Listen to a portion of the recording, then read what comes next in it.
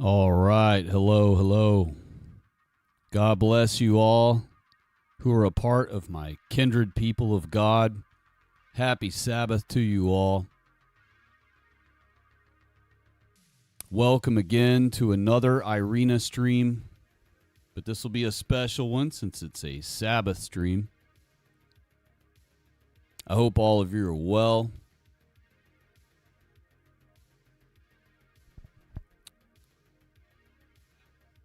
All right. Just having to set some things up here real quick.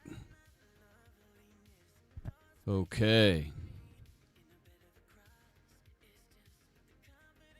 All right. Got everything about where we need it.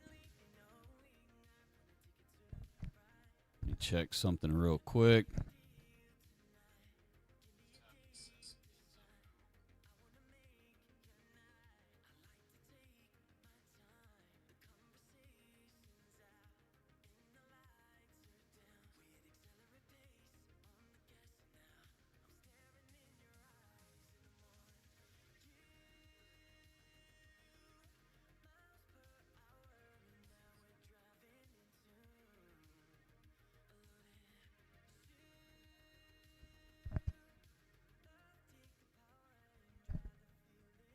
All right. Sorry for the stall there. I'm just checking some things over. Okay. So, happy Sabbath to all of my kindred people. I hope all of you have a wonderful Sabbath, not only tonight on this stream, but all day tomorrow. I'm trying to stress the memory of Iryna rather than Charlie Kirk, because it is clear to me that Charlie Kirk's assassination, whether it's real or a hoax, was ordered by the Jays to completely drown out and dissolve the anger against blacks for not only Iryna's murder, but for all the other recent murders of our white people. I am going to cover some things about Charlie Kirk's alleged assassination tonight that I did not touch on the other night, because new things have popped up and new revelations have popped up, and I'm not even 100% updated on the most recent propaganda that is being pushed. I have seen that they have been showing on the news some young white kid and saying that he is actually the shooter, not that boomer, as people call him, older guy that they originally showed. I am aware of the fact that they claim that there was a decoy that said, "It was me, arrest me," but that's a new scheme that the left has been doing now, even since back in Trump's first term. People who knew that they were in the clear if they were to truly be arrested and charged with the crime would end up being freed because they actually didn't do it, and they knew they didn't do it, so they would jump in front of someone who did do it. They would jump in front of the police's way and to slow the police down while they'd be in pursuit on foot or whatever of a person in, say, a riot or whatever that the left was holding at the time. And they would say, it was me, just arrest me. I was the one who did it. I threw the bike locker. I, whatever, threw the Molotov cocktail. It was me. And they know that eventually they'll be exonerated, that the charges will be dropped, that the case will be dismissed. So they're not worried about being arrested in that moment because they know they're truly innocent of whatever it was. And so they only do it as a tactic to slow the cops down so in hopes that the actual criminal who did commit the crime gets away. And it's not a new technique. They think that, a lot of baby truthers would think that this is a new technique that's only being used on the Charlie Kirk assassination situation, but it in fact is not new. It has been around. And so it's not as unique as some of the baby truthers are trying to make it sound. And so I do know those updates, but I don't know the name of the kid they're showing, and I don't know what propaganda they're trying to say about him, other than I did read in a comment on someone else's video very recently, like a couple of hours ago, that claimed that the propaganda machine is claiming, like the MSM and whoever, is claiming that it was a groyper, that it was actually one of the Nick Fuentes followers. And I listen to Nick Fuentes. I actually agree with 90%, I would say. 85 maybe, I'll say. 85% of what Nick says, I agree with wholeheartedly 100%. But that 15% that I don't agree with him on, to me, is critical stuff. But not critical enough where I wouldn't be joined with him in the battle against the Jays and against the blacks and against all the other non-whites who are ruining our country. So,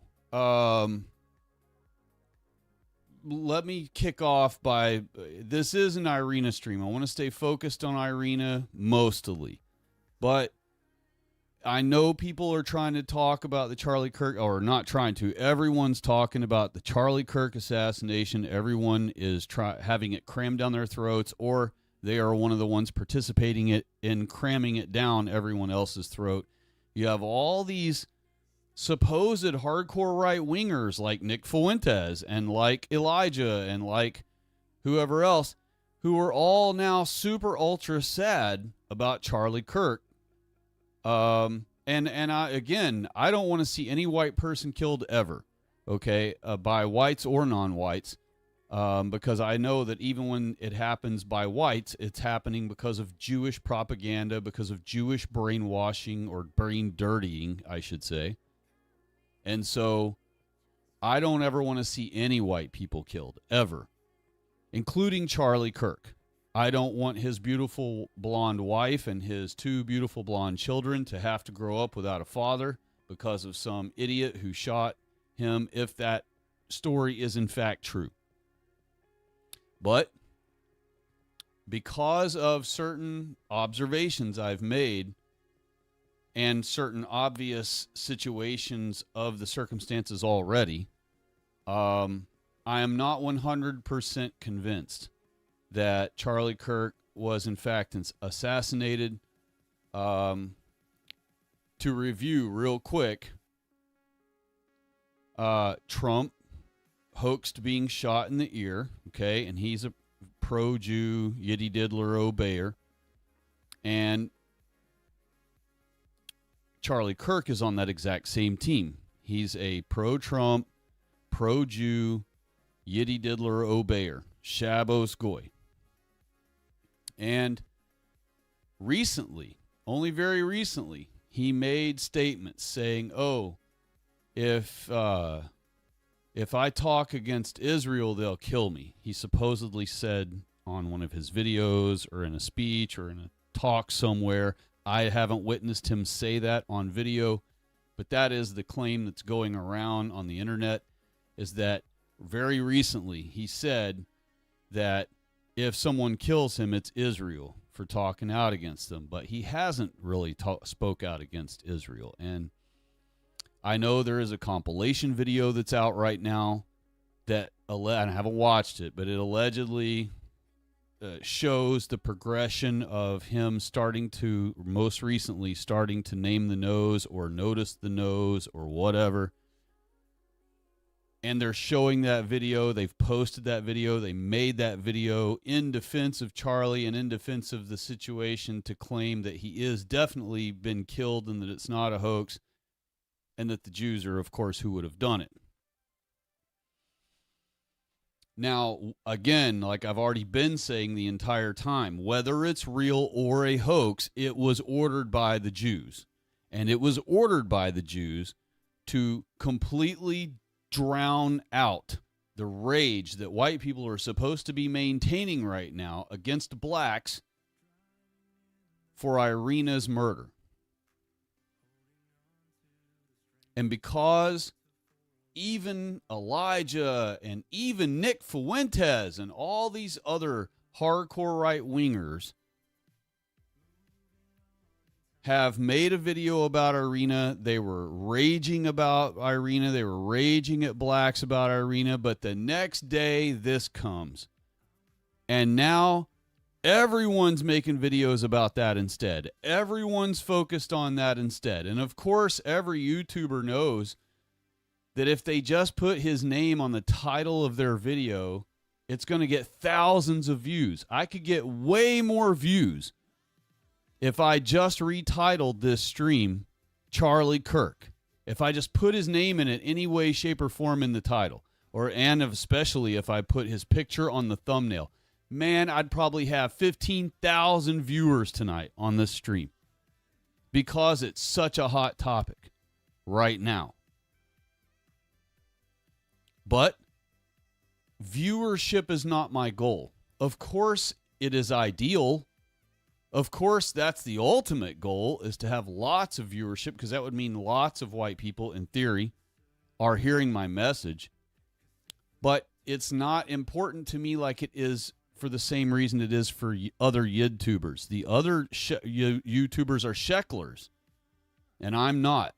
And they're worried about getting as many views as possible per video every time so that they can make money. I am not.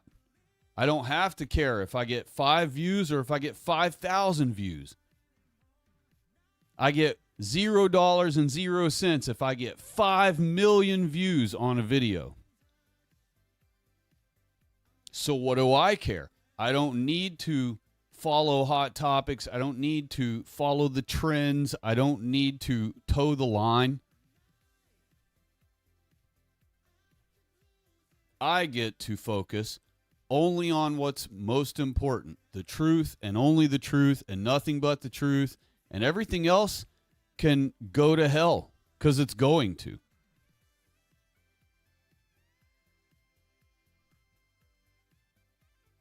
Now let me give you some other pieces of this Charlie Kirk thing that make me skeptical still, whether or not it was a Jewish hoax. Not only did he just recently say that Israel would kill him, or if he ends up being killed, Israel did it. That's the Jews telling him to tell you, giving you notice, right? If he's in on it because it's not really going to happen and it's just going to be a staged event, a hoax, and that they're going to really recharacter him and move him and his family to some Eastern European country to live out the rest of his life with a huge fat wallet. Whether that's the case or not is irrelevant. It was designed to drown out the rage against blacks for Iryna's murder. And that's all it's for. It's not for any other reason. That's all it's for. This front row seat to the murder of one of our innocent white girls needed to be drowned out. And the only way the Jews could think to do it immediately was the very next day have that hoax pulled. And the thing is, it was already planned. It was already planned. They were going to do this the next time they needed it. In other words, they already had this ace in their back pocket ready to play when the blacks finally ever, and probably they had it set up for that just for when the blacks ever push us too far. And sure enough, right as they figured, around the time they figured, a black pushed us too far by murdering Iryna right there, front row view, video camera for everyone to see in the world. And white people were starting to wake the fuck up for a moment, pardon my French on Sabbath, about blacks. And if the Jews had not had Charlie Kirk allegedly assassinated yesterday, the news had just started having to run articles to stay up with us in the private media, in the online world, Legacy media, MSM and all that has to eventually follow along with the stories that we're pushing.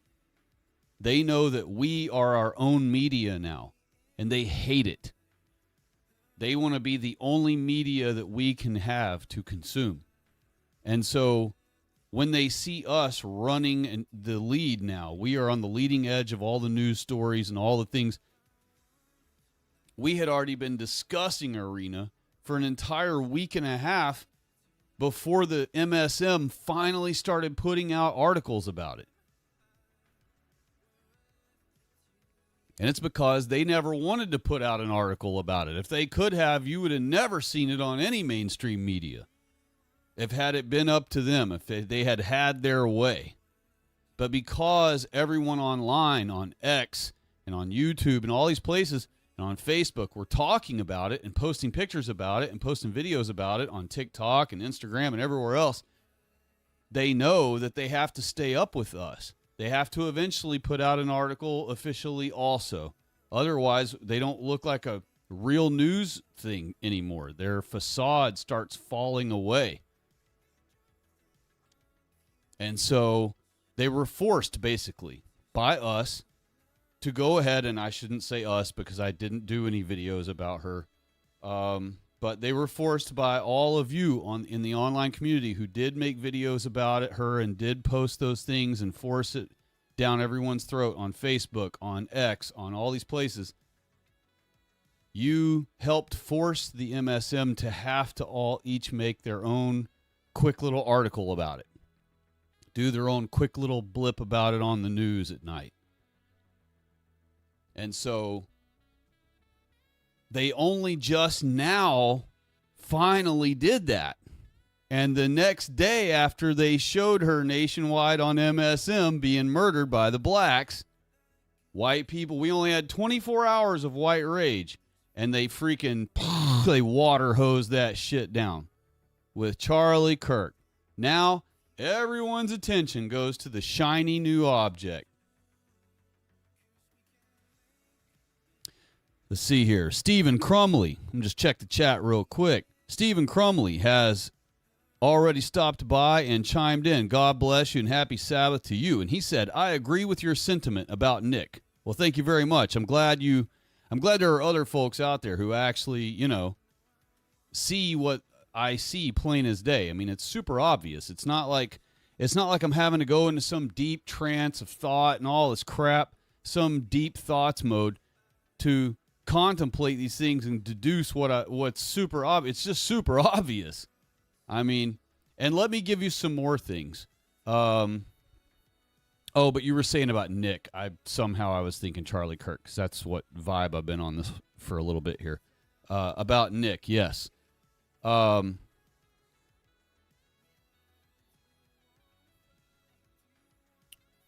Okay. Other things about Charlie I find suspicious. I watched the very first news interview about people who were in the crowd watching it all go down. It was 2 teenage girls and their mom and another older lady. So maybe it was 2 teen girls and both of their moms. I don't know. But I'm pretty sure it looked more like one of them was one of them's mom, and then the other one was just a friend that went with the teenage girl, who's also a teenage girl, and then this other lady just seemed like she was not related to any of them. But in any case, 2 teenage girls, 2 grown women. They were interviewed. All of them kept cracking smiles. Not a single one of them shed a single tear. None of them were shaking. None of them were frightened. I always have to, as an old school truther from way back in YouTube's beginning, I have to default to no tears, our old school no tears campaign. That is the litmus test to let you know if something is true or fake. If someone has genuine grief, they will cry. And when you see these family members who supposedly just lost their child or their sister or their friend or whatever in one of these hoaxes that's an actual hoax, you will see that none of them can ever cry. They cannot cry, and they will end up smiling and even doing a giggle, like a little kind of a laugh during their interview, which is just supposedly moments after, or just a couple hours after, or just a day or less after this horrific tragedy, this horrific murder has occurred to their loved one. And so all these hoaxes along the way we've been able to deduce were hoaxes based on the no tears litmus test. And it was so accurate and it was so functional for us that we use it still to this day. Any old school truther from way back before Flat Earth and all that, I'm talking way back, like the beginning of YouTube when YouTube began, it started off being exposing Freemasonry and exposing that legal is not law, and that actually legalism is the opposition to God's law, which is true law. And all of that started way back, and also chemtrails and 9/11 and all these things that we were discussing back then. It all started before YouTube. And then when YouTube came along, someone made the first video about truthing stuff, and we were all blown away with it. It became the new thing from then on. But way back, just a few years after YouTube had been online, so like 2011, 2010, something like that, YouTube was only a handful of years old. We started covering the hoaxes. We started covering the NASA hoaxes, and we didn't know the Earth was flat yet. We didn't know all of that. Those revelations didn't come till later. But we were starting to figure out that NASA was full of shit, and we were starting to expose the hoaxes of NASA and of nuclear weapons and EMPs. Those are a hoax, in case you aren't aware of that. Don't ever worry about EMPs existing or being detonated, if you will, over your country or overhead. You don't have to worry about having an old 70s car that doesn't have any computer or electronics in it to run it, because there's no such thing as an EMP. I'll get into that on a later date, and I can explain it all out very quick and easy. Maybe we'll do it later tonight in the stream.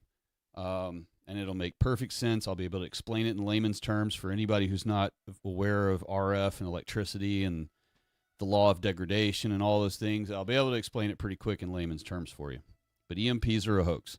And we started covering all these things back then, back when YouTube was very young. It was less than 10 years old. And by the time YouTube was, say, 6 or 7 or whatever years old it was, when we started the No Tears campaign, that's what exploded our capability of being able to determine whether things were hoaxes or not, without having to go through millions of hours of study, of research, of the whereabouts and happenings and whatnots and particulars and nuances and every little micro story involved in each thing, right? So when the Boston Marathon came along, we already at that point knew to look for no tears. And not only that, it helped amplify our ability to decipher what hoaxes looked like, because there's always a cohort wrangler wearing a funny hat of some sort, some sort of notable, strange hat that the rest of the population around in the event would never be wearing, an out of place hat, if you will, and they usually would also be donning an American flag on their clothing, like they'll be wearing their whole shirt will be a giant American flag or something like that. And that's what the cohort wrangler always looks like. There is always one at every staged hoax. Every mass killing hoax or any assassination attempt hoax or any of those things, there is a cohort wrangler. There was one at Trump's being shot in his ear hoax. There was a cohort wrangler there. I posted it in my community posts. If you want to scroll all the way back through my community posts to that date, you will see just a day or two after Trump's ear was allegedly shot, you'll see my post in the community posts where I show the cohort wrangler. And at the Boston Marathon, there was a cohort wrangler. At the gay club shooting in Florida, there was a cohort wrangler. Every single time. American flag on their clothing, big as heck, usually the size of the entire shirt, and a funny hat that's out of place. In the Boston Marathon, it was a dude wearing a cowboy hat, which is out of place. No one else in Boston, Massachusetts is wearing a cowboy hat. In the gay club shooting hoax, they had some dude wearing a beret. He had on some weird beret-looking hat, and his whole entire shirt was a giant United States flag. At Trump's rally, there was a guy wearing a funny-looking hat, kind of like a beret. It might have been a beret, but I think it was something else. And actually, you know what? I misspoke. It was not a beret at the gay club in Florida shooting hoax. The guy was wearing some kind of like cool guy hat, like when you're dappered up for a night out at the cigar bar or whatever, and you got the cool guy hat from the, say, 40s or whatever it was. He had on some kind of style like that of design hat, like an old school design hat. But in any case, that's the uniform of the cohort wrangler for the hoax. And the cohort wrangler's job is to look after the cast members who are pretending to be victims of being shot or being hit by a car or being stabbed or being whatever, injured in some way. Their job is to look after those cast members who are performance artists acting like they've been injured and stuff. And really, they'll be given a certain amount of people that they look after, and the rest of the cast members kind of function on their own. But if anything goes wrong, or if a cast member gets confused during the hyper-realistic event, all they have to do is find the cohort wrangler, and they can lean on him for their acting direction. He will know what to guide them. He'll either know to guide them out of view of everyone because they're too confused to keep their part up, or he'll know to guide them into some other behavior, some other thing. Come sit over here on the curb with these people and just cry over here, and that's maybe all that character needed to know, and now they can just sit down and do what he said. He basically is just like the director that's working with them live during the event. And so, wouldn't you know, Charlie Kirk's event had a cohort wrangler. I did not get to go look that up and see it yet, but someone in the chat the other night mentioned it, that there, I do remember who it was. And it'll come to me in a moment. Darn it, it's right on the tip of my tongue. But anyhow, you know who you are, and he pointed it out last night that, or the other night when we had the stream the other night, he pointed out that he saw a cohort wrangler and thought about me right away, he remembered that I had told people to be on the lookout for a cohort wrangler during any alleged assassination or mass shooting event or any of these things. And so he did see one and reported that to me. And so I look forward to going through the footage eventually. It's just right now I'm so angry that everyone's drowned out Iryna with the Charlie Kirk thing that I just don't want to look at anything of his. I don't want to see his name. I don't want to see his face. I don't want to look at any of the footage. I'm so frustrated that they're using that, and it's working perfectly because every right-winger, including Nick Fuentes of all people and all these others who rail against him, he literally just posted a video a day before Charlie's assassination. He had a whole video, not a whole video, but a whole segment of one of his rants where he railed against Charlie for working for our enemy, for misleading millions of our freaking, what are supposed to be our right-wing army. And instead, they're all third-world Jew-cucked because of Charlie. So because of my frustration of all of that, I haven't even wanted to look at 1 second of footage about his alleged assassination because I'm just too over hearing about him, and I'm angry at all of the hardcore right-wingers for steering their attention off Iryna. Every video that every one of these popular YouTubers do every day should be about Iryna for the next however long. And if it's not about Iryna, it should be about the other pretty blonde lady who was jogging, who was slaughtered, or a white child that was slaughtered somewhere. There was a little boy that was ran over by a car. Guaranteed it was by a nog, but they haven't caught the driver yet. So we're still waiting to hear. But I have screenshots of him, and he's scarred all over. He's scabbed up all over because he was hit by someone driving a car while he was in his neighborhood on his bicycle. Little white boy, little toddler. He can barely talk. He's probably 5 years old, riding a little miniature toddler bicycle, and probably a nog, hit him with their car, probably intentionally. And so they haven't found the driver yet, allegedly, but I'm sure when they do, if it's a nog, they're going to try to hide it from us. And we'll have to force the issue online like we always do. And then a whole week and a half later, the MSM will finally do a quick little article about it on each of their news stations, because they got to keep up with us. Otherwise, we're totally drowning them out with the real news. They have to give off some semblance of still covering all of the real news, because after all, if an older person who believes nothing but the news hears about it on social media, on their Facebook page and on their Instagram of their daughters and on the whatever, and then they go, man, how come none of the major channels we watch on TV have even mentioned this poor girl? They might start having an epiphany that, wow, we're not even getting the real hardcore news when we watch TV. We're getting better news, more real news, more news at all on social media.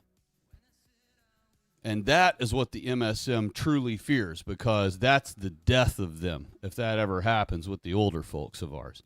So, legacy media knows that they only have so long. MSM only has so long before the new generations after us, like Alpha and Gen Z and all that. When they become older folks, they're not going to be watching TV at all. And so that means by the time the Gen Z and Alpha generations become old folks, they won't even, the MSM will be it'll be a thing of the past. And I called it legacy media earlier because that's what they call themselves. Really what we ought to be calling it is dinosaur media. That shit's dinosaur. And dinosaurs are not real. They do not exist. Dinosaurs are Jewish fiction. I'm just using the term. You know what I mean? So, another thing about Charlie Kirk. Now, I've already pointed out 3 different weird things that he said just recently, that if he's killed, Israel did it. All right. And that would make most baby truthers say, oh, well, that proves it probably really is true. Why would he go telling people that when he was always shilling for them, unless he thought that they might kill him? But you don't understand, if someone who says something like that in an argument back to me doesn't understand that Jews give you notice of what they're doing. They tell you what they're doing right to your face. They either do it through that manner right there, or through comedy. They'll tell a joke one day on SNL, and they expect you to understand that they were actually giving you notice of truth, and that you should have been smart enough to understand that even though they presented it to you as a joke during a comedy show, that it was actually them giving you notice straight in your face. Like when George Carlin told all those white people that paid crazy money to sit during his show while he offends Christianity and shames white people and talks shit about white people, and his whole skit is anti-white. And they paid all this money to come there as naive suckers and laugh at their own selves without realizing it, as they think that they're laughing at Mr. Funny George Carlin. And then when George Carlin bent down and told all those naive white suckers, it's a big club and you ain't in it. He didn't say we ain't in it. George Carlin's in the big club that he just told all those naive sucker white people that paid him $1 million to come watch him, you ain't in it. And they think just because he calls them these billionaire cocksuckers, as he calls them, or whatever, they think, oh, he's on our side. No, he's not. He's just not a billionaire. So he don't mind calling the billionaires cocksuckers, but he doesn't care about millionaires being bad because he's one of them. You don't have to be a billionaire to be in the Jewish club. But a lot of people in the Jewish club are millionaires. And George Carlin's one of them in the club. So he wasn't telling white people at the time, look, you and I are not in it.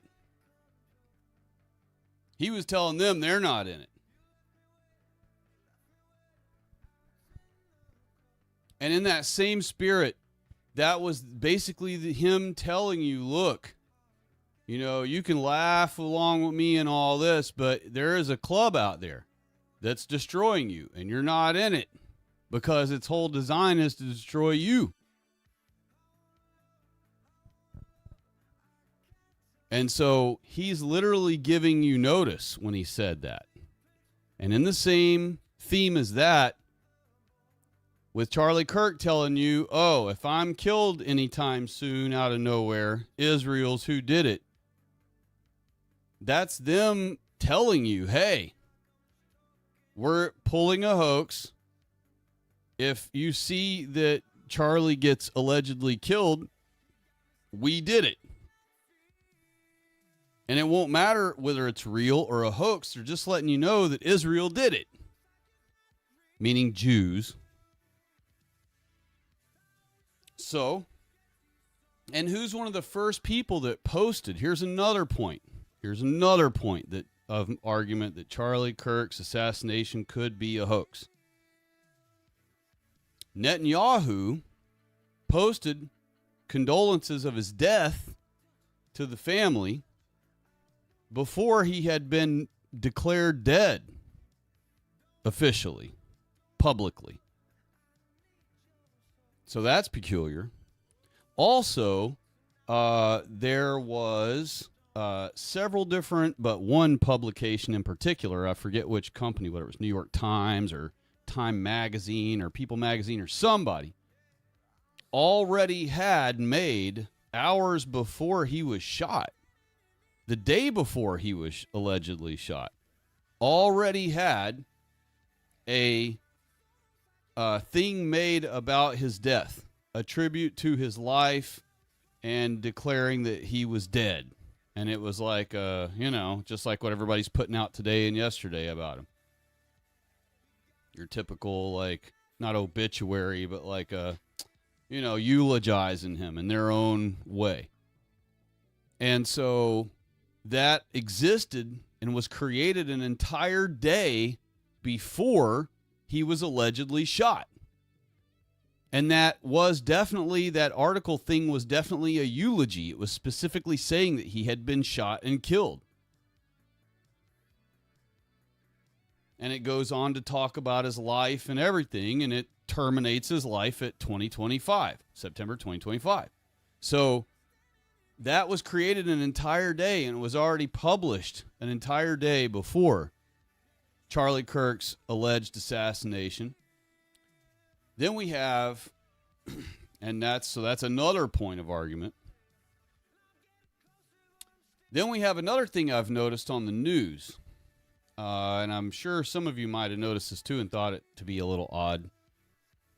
Everywhere that Charlie was supposedly moved around, and you saw it mentioned on the news, they kept calling it Charlie's casket.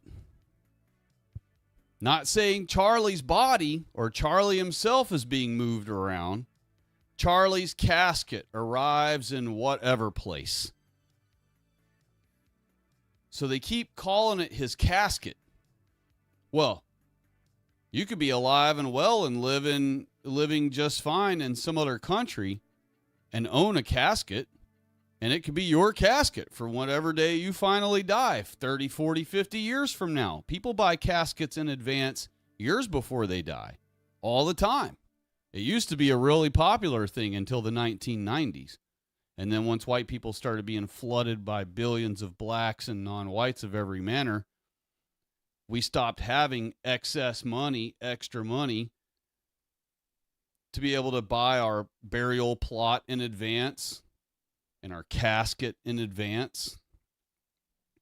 And as crazy as it sounds to you younger folks, by the time you were 40 or 50 years old, you would have already bought your own burial plot that you decided by your choosing where you wanted to be buried. You would already own it, the exact spot in the cemetery where you want to lie. You would own that spot already by the time you're 40 or 50 years old. And by the time you were 50 or so, you'd be out looking at caskets.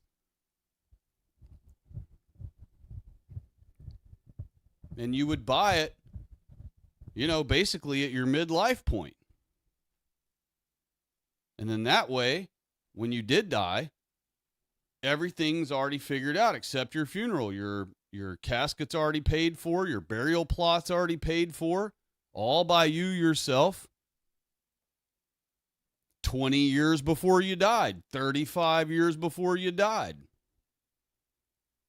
And no one would steal it from you back then. There was no way for it to be swindled out of you after decades of you buying it earlier in advance.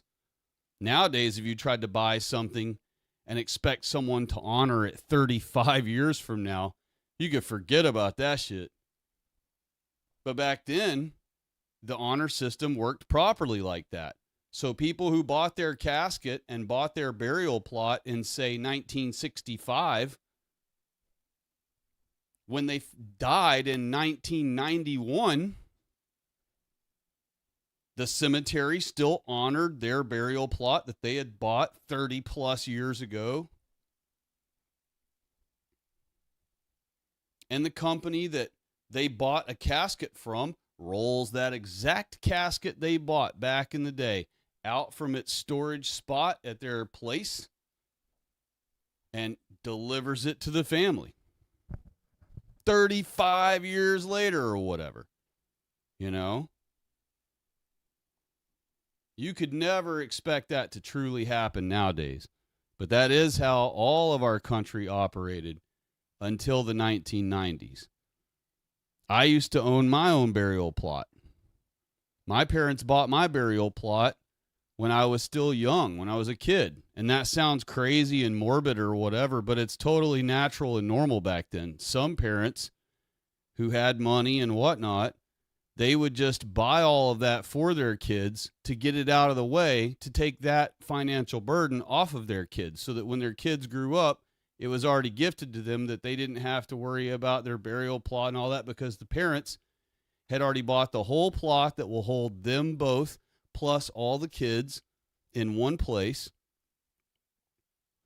And then all the kids would have to do is later on when they grow up, they can buy their own casket, And so my burial plot had already been purchased. I ended up selling mine. But that was only not because I didn't want to be buried in that spot, but because I moved far away from that area. And when I die, I don't expect people to spend the gajillions of dollars and go through all the frustrating situation it would be to try to travel my dead body all the way back to where my burial plot was. So I sold mine years ago, knowing that I wouldn't be able to expect anyone to go through the burden of getting my body moved all the way across country. And so now I don't own a burial plot anymore. But at some point, I should go buy one again. All of you should too.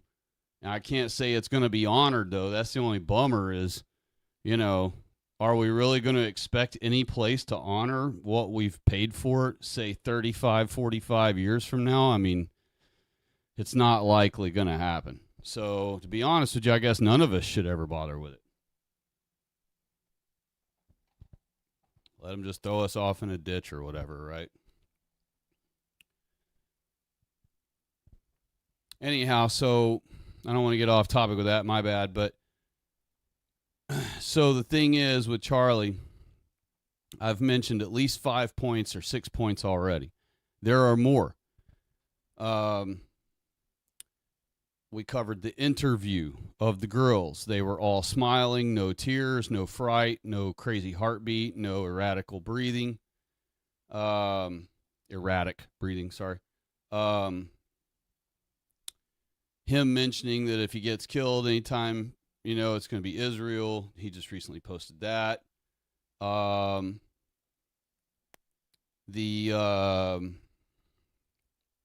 I'm having a brain fart now about all the other stuff, but we've went through the points, and there's been about 5 or 6 so far. But I could go through more, but let me go back to the casket thing for a moment. Let me just re-stress that. You don't really ever see, I don't recall ever seeing any news channels call whoever has died who's famous their casket being moved around. Okay, when it's supposedly a particular character, a particular figure in the casket dead, they would say it's him being moved around or his body moved around or whatever. But in this case, they just keep saying Charlie's casket. Charlie's casket arrives in whatever state. Charlie's casket flown to such and such place. It's just Charlie's casket. And I find that to be yet another oddity about the story. Oh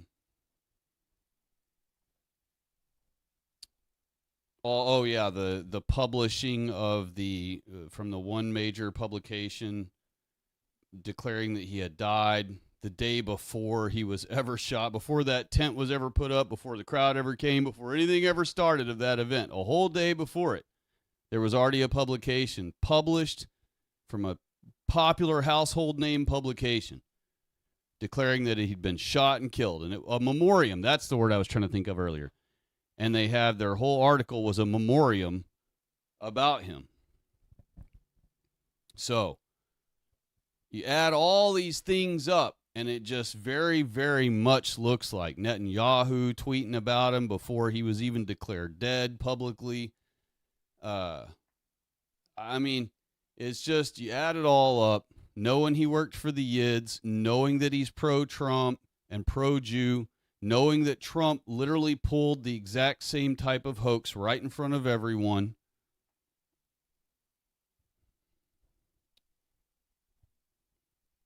Charlie's movement, he was starting to lose arguments.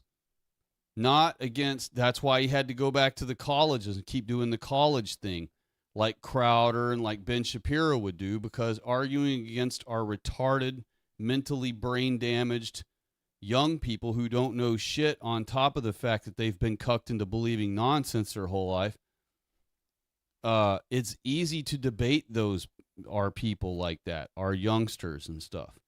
That's very easy to do. Anyone with an IQ over 120 could easily defeat any of them in a debate about practically anything.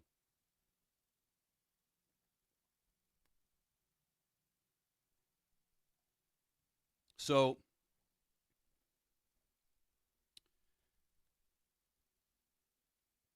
Charlie, though, was afraid to debate Nick. He was afraid to debate any proper right-winger because he knew that the whole point of the debate was going to end up circling around and centering on Jewish control of our government. And because he literally is a shill for the Yids, he wouldn't do it. And he just tried all the stupid usual excuses. I don't want to give those a-holes a platform. I don't want them to get to use my fame and my platform to promote themselves. the way it is right now, my viewers don't know who that is. So I don't even want to say the person's name because I don't want my viewers to be able to hear other people's opinions. Remember, he's the guy that supposedly is all about other people's opinions being able to be spoken. That's his whole gag is, hey, I'm on your campus knowing that you have a certain speech and you don't like what I have to say, but I want you to learn as a college student that I should be able to say whatever I want, even if it disagrees with what you like to say. So he was being a hypocrite by not only refusing to debate any hardcore right-winger, he by default was showing his true colors there. But then on top of all of that, to make it absolutely worse, without him even realizing it probably, without him realizing he's making himself an absolute hypocrite to his own movement, to the whole premise of his existence as a political figure, Mr. Free Speech and everyone ought to be able to have their own opinion, doesn't want his viewers, doesn't want his fans to even know Nick Fuentes' name. So they wouldn't even say, he won't even say Nick Fuentes' name. So that his viewers who trust in him and follow him thinking his entire gag and the entire premise of his entire political existence is that everyone's opinion ought to be able to be freely spoken, whether it disagrees with you, whether you don't like it or not, doesn't want his viewers to hear Nick's opinion. While he cried and pissed and moaned every day about censorship, he openly, by his own admission, was saying that he's not going to platform other descendant right-wingers' names or their opinions or their speech by having a debate with them. Does he not see the hypocrisy? Does he not see the irony? That's as thick as motor oil. That's as thick as a T-bone steak.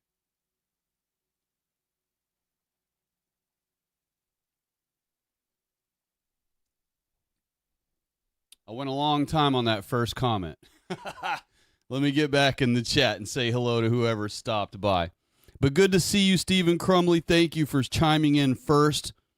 Ricky chimed in right after him. I apologize if you are not around anymore for taking so long to get to any of you. My apologies for the delay. Ricky said 6-7. I don't know what that's about. Feel free to let me know in the chat if you hear this. John Connor, 1984, is here. Hello, God bless you, and happy Sabbath to you. And also, God bless you, Ricky, and happy Sabbath to you.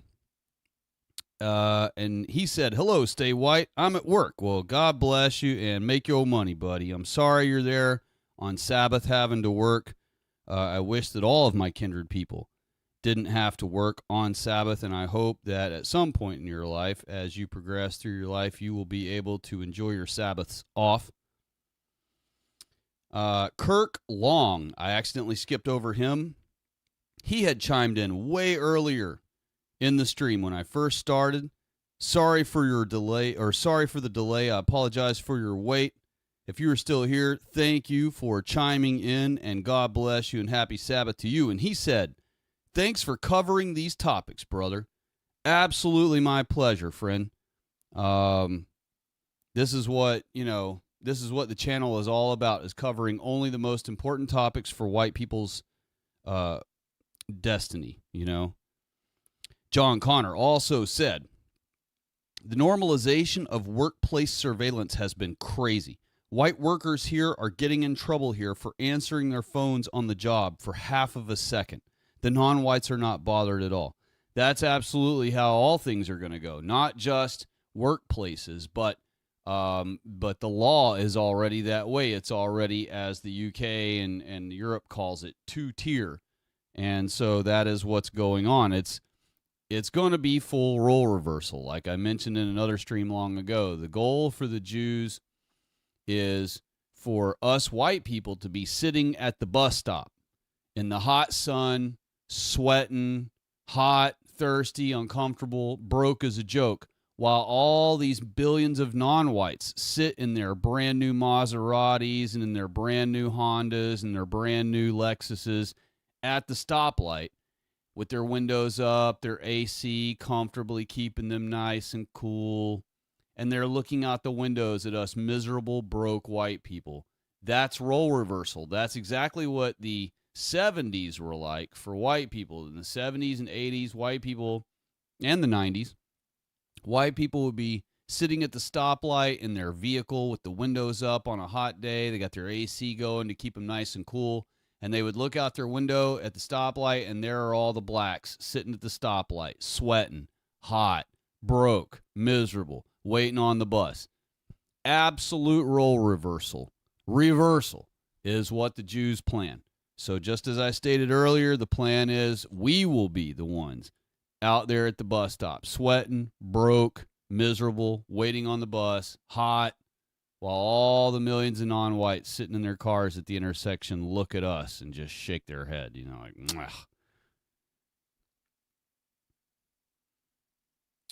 let's see here. John Connor also said, mind you, I currently work a historically white civil service job. Hey, that's cool.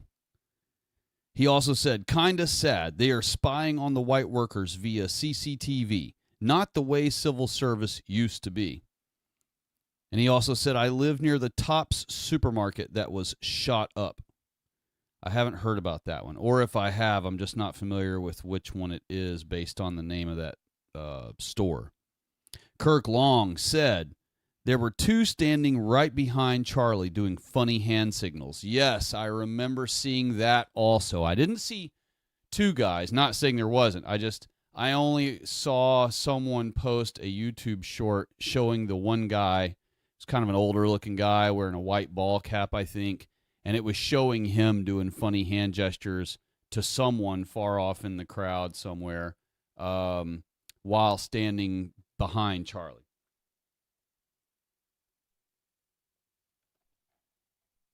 I didn't know about the number two guy doing it, that there was a second guy also doing that. But that's interesting to know. Thank you for pointing out there was a second guy. I didn't know that. And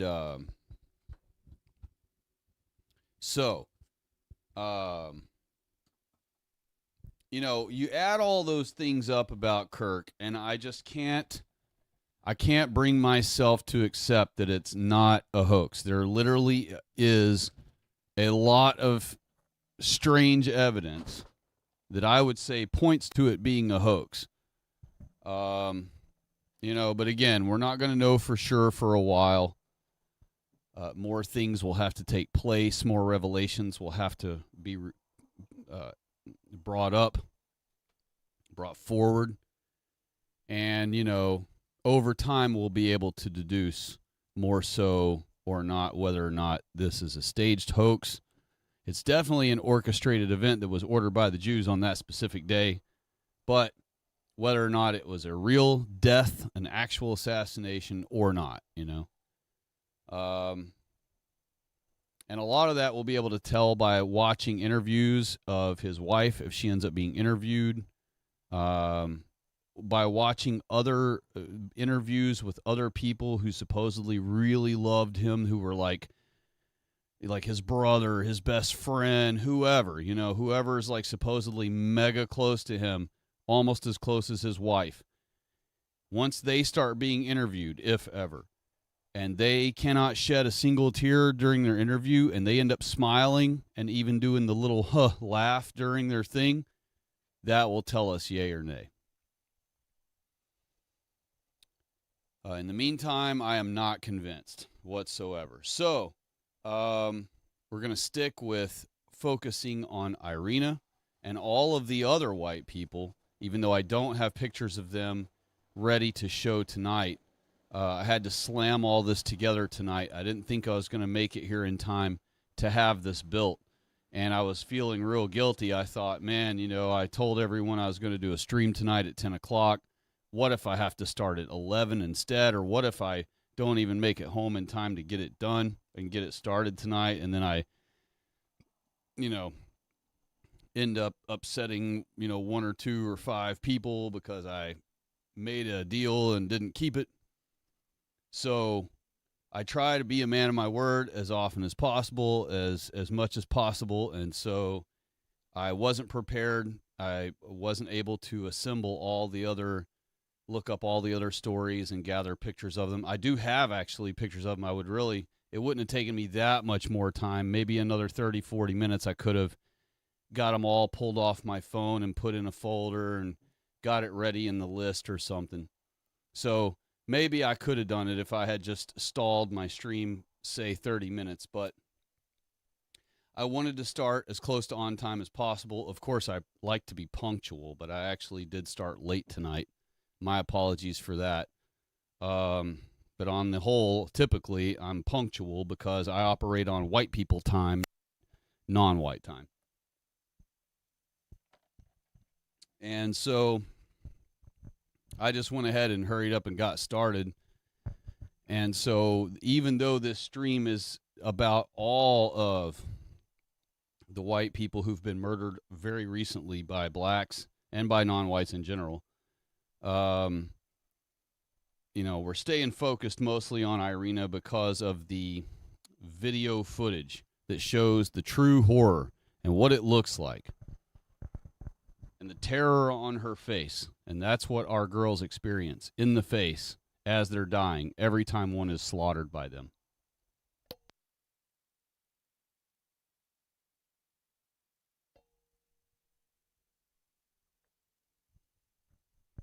I don't know why I haven't mentioned this before, and I know most of you already probably do this, but for any of you who don't get to watch the stream, or get to watch, that's a bad way to say it.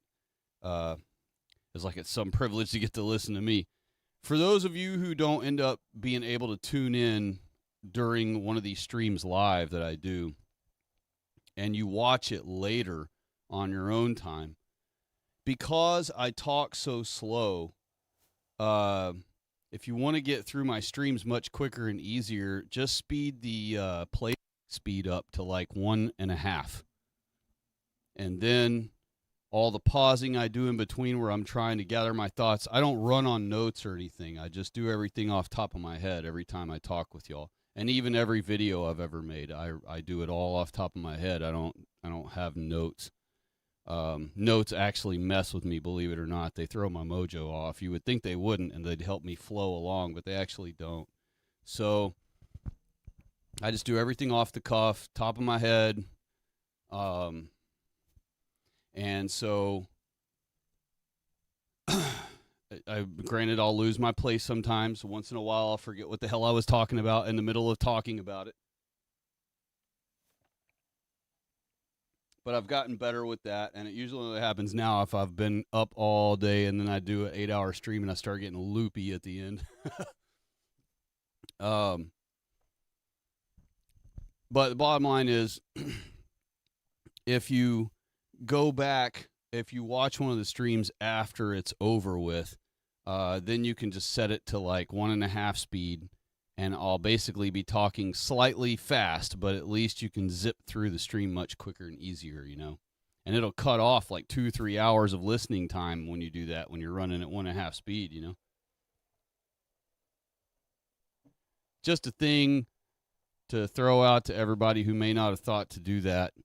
It'll help you get through one of my streams much quicker and easier when you listen to them after the fact. And, a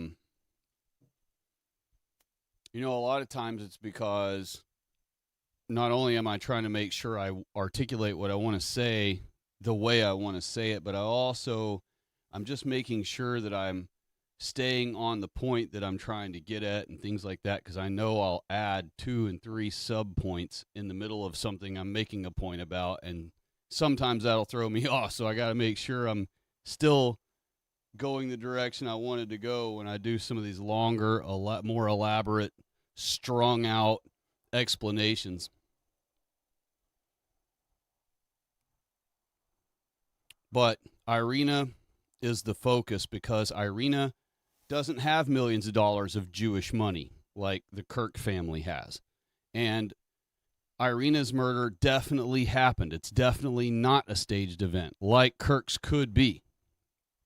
And 90% of hardcore right-wingers have completely abandoned Iryna and all the rage we were developing with, even with our normie white people, using Iryna's death, using the footage of Iryna's murder with this Charlie Kirk stuff. So I'm angry about it. I'm actually almost as furious about Iryna's murder as I am about Charlie Kirk's assassination, alleged assassination, being the primary focus for all the YouTubers now. That pisses me off beyond words.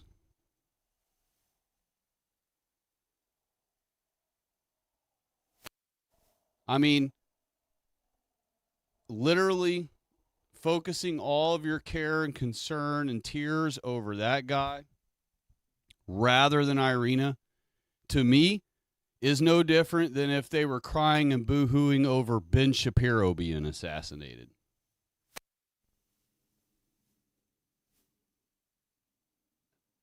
He's not that much different. They're both YouTubers, both getting their money from the Yiddy Diddlers.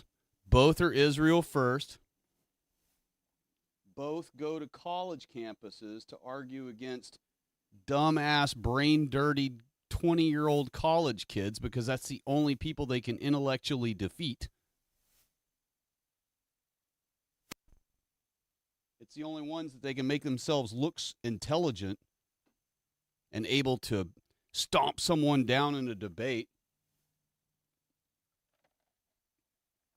Debating the lowest hanging fruit in the world, a retarded leftist cucked white person in college is literally the dumbest person in the whole world.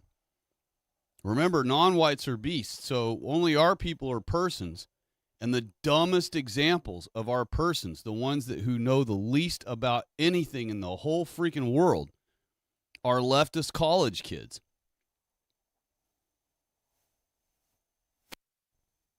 So you're talking about a guy who purposely, deliberately only debated the dumbest people alive on the face of the earth in order to make himself look like his position is smart and intelligent and it ought to be followed by others. When really, he was only just, his arguments were milk toast. They were lukewarm at best. What did Jesus Christ say about lukewarm? He said, anyone who's lukewarm, he's going to spit out of his mouth and say, I never knew you. You have to be on fire for Jesus Christ, and not like these conservative Christians that go to church are, where they believe in him. Man, they're on fire for believing in him. But when he crafts a deadly whip and says, okay, everybody, we're going in the synagogue to drive out the freaking invaders. Let's go. All of a sudden, they're like, whoa, whoa, whoa, hold up, Lord. Let's not do, we don't condone any violence. You hear it from all the right-wingers. I just heard on Fleckus Talks tonight, they did a video today. Their typical expected Friday videos. Scheduled, I should say, video that they do every Friday. On their video, Richard Ratboy says, he's literally like, I don't remember the quote, so I can't say the quote. I can't say it anywhere remotely close to verbatim. I'm just going to have to do some kind of paraphrase of what he said. But basically, the subject matter was talking about Charlie Kirk being shot and our reaction, right? And he literally got done saying, but don't do anything. He even says it this way. That's almost a verbatim quote. He says, but don't do anything. We're going to keep talking about it, and we can't do anything, right? Don't do anything about it, he said, And in the very next sentence, they were ragging on the very next sentence. I'm not talking about later in the segment or 5 minutes later or 30 seconds later. In the very next sentence, they ragged on people for not doing anything. I feel like grabbing that clip and making a YouTube short of it and then narrating on top of it, pausing and narrating on top of it to show if we never do anything about anything, then nothing's ever going to be done about anything. And if we don't condone violence like they condone on us over and over and over again, they support when violence happens to us. They support that Charlie Kirk got killed. They celebrated that Iryna was murdered. They put up GoFundMes for the guy who murdered Iryna. They celebrated when Austin Metcalf was murdered. They celebrate when every white person is murdered, and it makes public news because we online forced the MSM to finally admit it. The niggers all celebrate. All the black websites explode with celebration. Another white bitch dead. Yeah. Everybody saw the leprechaun say yeah.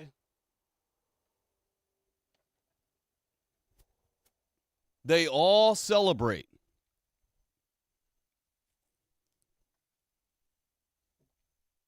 What do us white people do? What does the right wing do? What do these supposed right wingers say? When one of our people finally has enough and goes out and killdozers an area, they say, we don't condone that. We disavow that. We don't condone any violence. Why do they say that? Because they're YouTube shecklers trying to make money. And if they don't declare that disclaimer, and if they don't declare the disclaimer, not all blacks, not all Jews, if they don't make those retarded disclaimers, they can lose shekels. And they know this.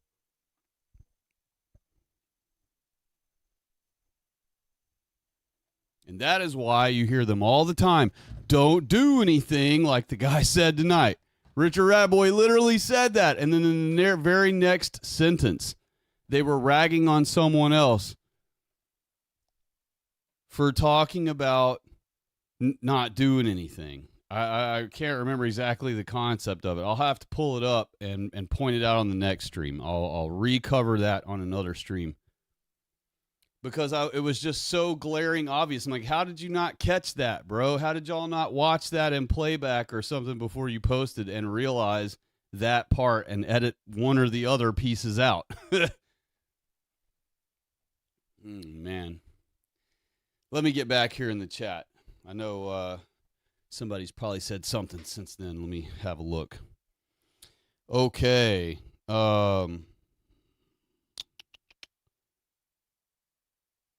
Kirk, long. Oh, okay. I'm sorry. I already read Kirk's last comment. John Connor said, look up the Tops incident. I will. I'll have to look that up. I don't have things set up to do that at the moment, but I will post stream.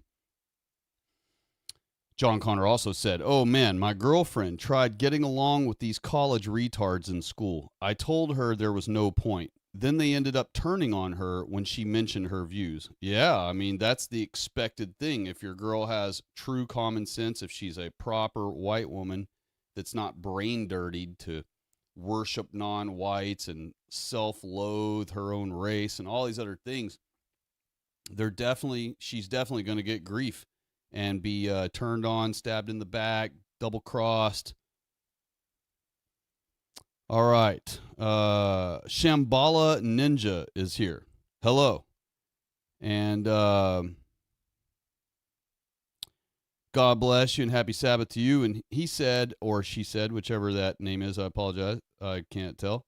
I just saw his wife make some comments on Live Now, Fox News YouTube channel. Okay. Did you see her cry at all? Did you see her distraught? Was she smiling? Did she manage to do one laugh somewhere in the interview?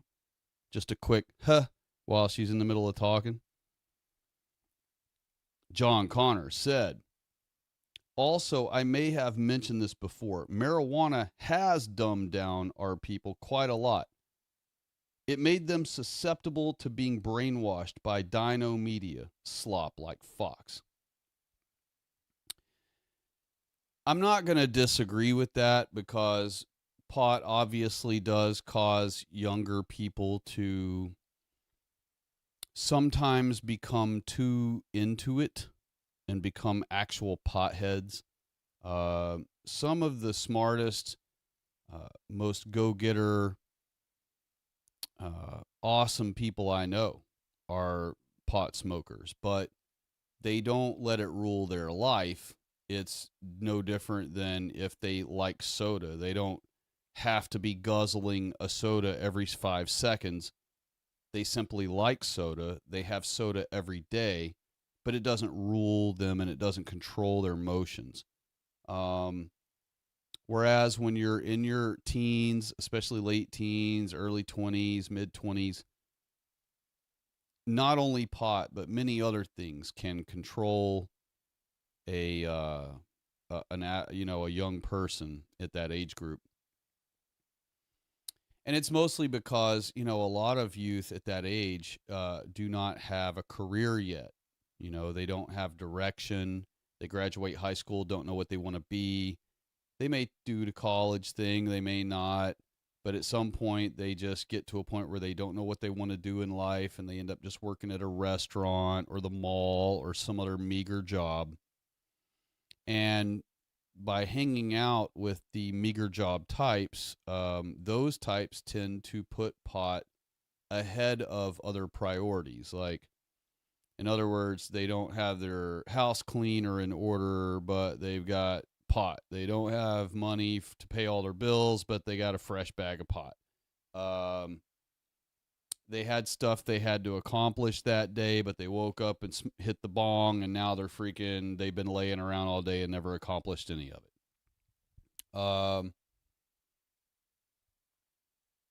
So I agree with you.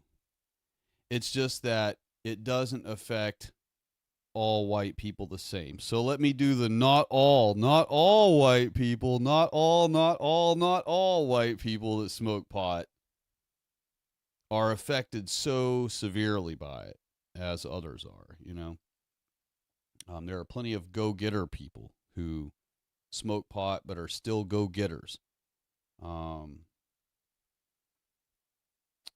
Annan has stopped by again. I remember you visited last stream and participated with us in the chat. Happy Sabbath to you. And he said, happy Sabbath, brothers, to all of us. God bless you, Annan. Thank you for your visit again.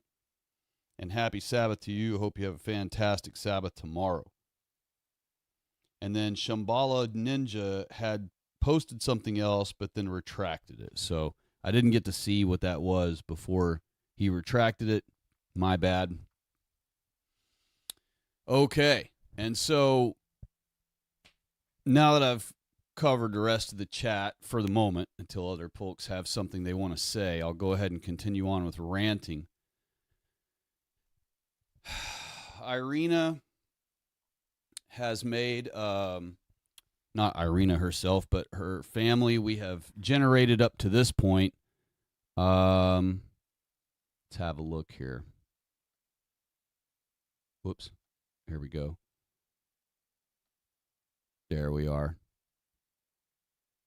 So far, Iryna has made, let me not say it that way. I keep saying it the wrong way. So far, Iryna's family has received or will receive up to this point $387,900. Thank you again to everyone who has given her a donation. So far, she has had 6.7 thousand donations, and I know that there are so many more people than 6.7 thousand people. There are way more than 6,700 people who would happily give to this poor girl's family. And so I hope that all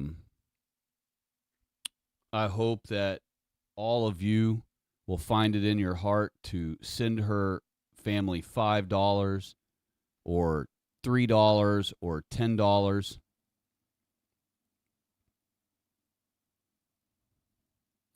They are definitely going to need it. They are in, they are not wealthy people, perhaps. And not only that, this is a show of love. This is not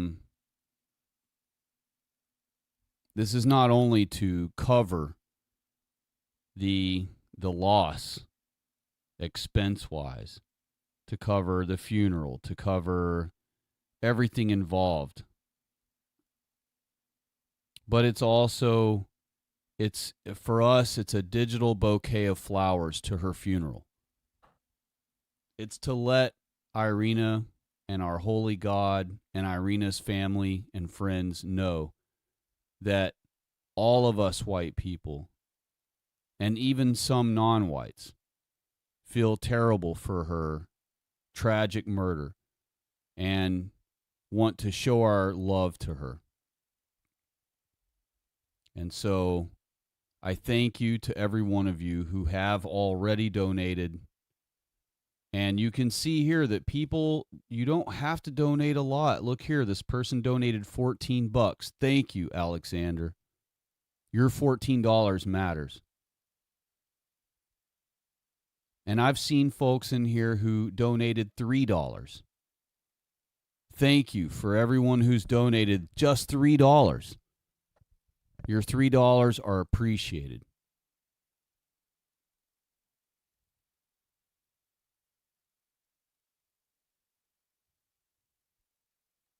Let's read this one here from Andreas. Lots of horrors and bad things happening in the world right now, but nothing has made an impact on me as seeing what happened to you. That is the rage against blacks that white people need to be having right now. This video, these still pictures we keep seeing, should be haunting us day and night until we get rid of this problem.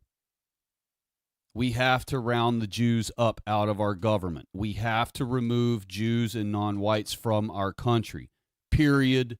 Dot. There is no other solution. There is no, we have to peacefully separate. Okay? I love Jared Taylor. He's a great man. I'm grateful for all the courage he's had through the years and the perseverance he's had all through the years to stand up for white people and our interests. And he has been in the belly of the beast. He has sat in the lion's den, drank bottled water from a room full of blacks who kept offering him bottles of water. They even joked about whether or not they had poisoned the water. And the man opened them and drank them.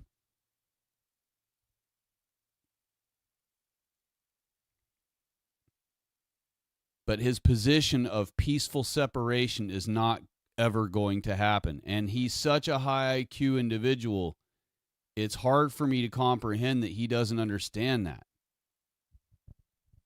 How could anyone be as intelligent as Jared Taylor and not comprehend that non-whites are not going to leave our country peacefully? How can Richard Ratboy and Fleckas see the behavior of the non-whites in our country and think that not condoning violence and disavowing anyone ever doing anything about it is the proper solution.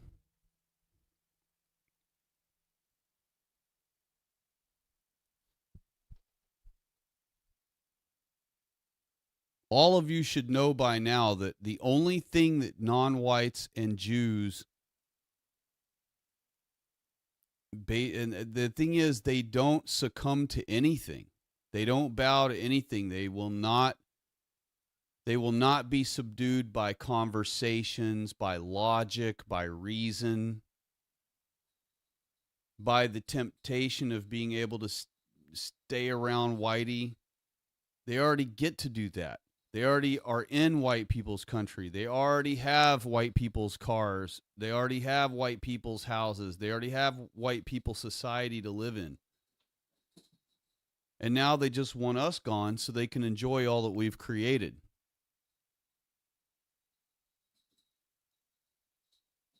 And the only thing that they will succumb to is violence. There is no other thing. The only thing Jews and non-whites know is force. And they don't even bow to that. Look how much trouble every mess of cops has trying to put one black in the back of their cop car, be it a female or a male. Sometimes to get one black boon put in the back of a police car takes 4 or 5 or 7 cops, grown white men, cops, strong, able-bodied,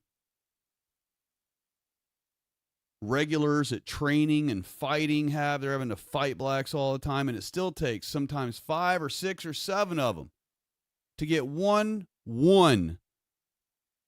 random boon who's never been through any military training, never worked out a day in her life. She's a huge fat EBT slob that we've overfed her entire life.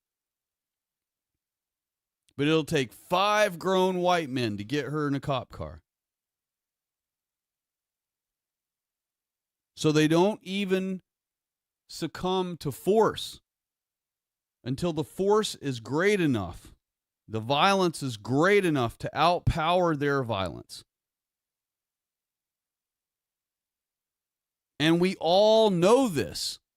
We watch millions of hours of cop body cam footage proving this with a 100% accuracy rate because it's reality that you're watching every time unfolding.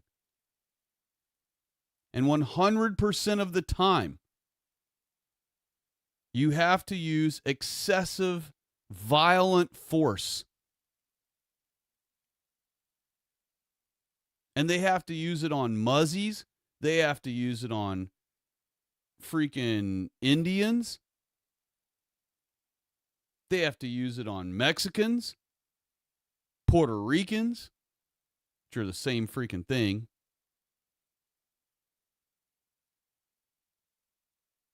And they definitely always have to use it on the blacks.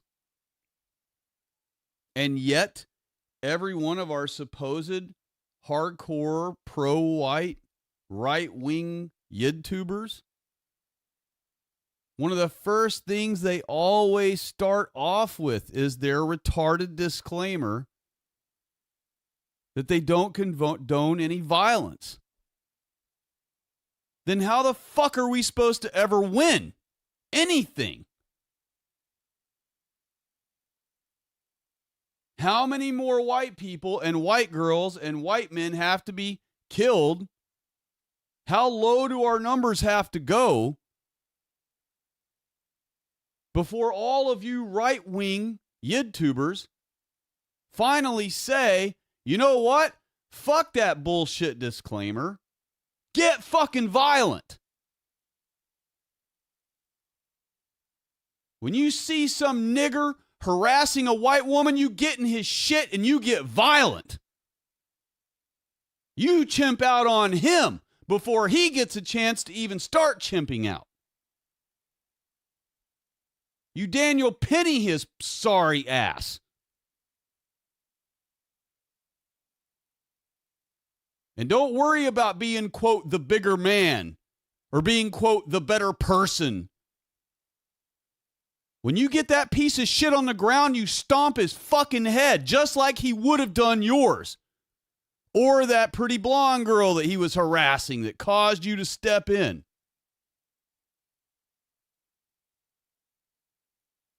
Because rest assured, if that nigger gets you down and gets you knocked out, your skull's getting pounded. Your skull's getting curb stomped till you die. Violence. And you think you're going to, let's have a conversation. Let's have a proper debate. Let's have a formal debate. Let's have a... What? You're not going to any of that and win against them. You're going to have to be violent. Violence. You're not only going to need to be condoning it so that all of our other white people uncuck themselves, but you're also going to have to exercise it your very self. You standing in line at Food for Less and some nigger starts flipping out on the fucking register lady, you knock that fucking fat twat out. Bow! Punch her right in the face. Hard as you can. You see some worthless nigger harassing little white children? You walk over there and you don't say one word, hey, what do you think you're doing, and start raking it a conversation. You walk over there and you smash that fucking piece of shit nigger in the face. You don't say one word. Don't say one word. You walk up and as soon as you were in arm's reach, you cave that nigger's nose in. Violence!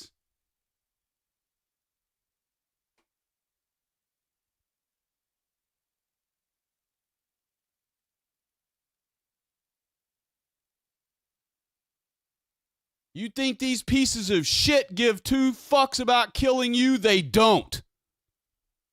That girl right there is fucking dead. And she didn't do shit to anyone. And all those worthless niggers on that fucking train car celebrated her death.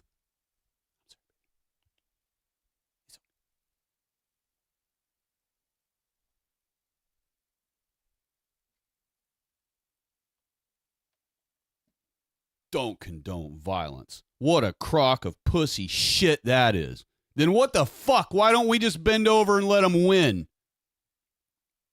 Why don't you just pack your girls up and put a bow around their neck and mail them to the hood?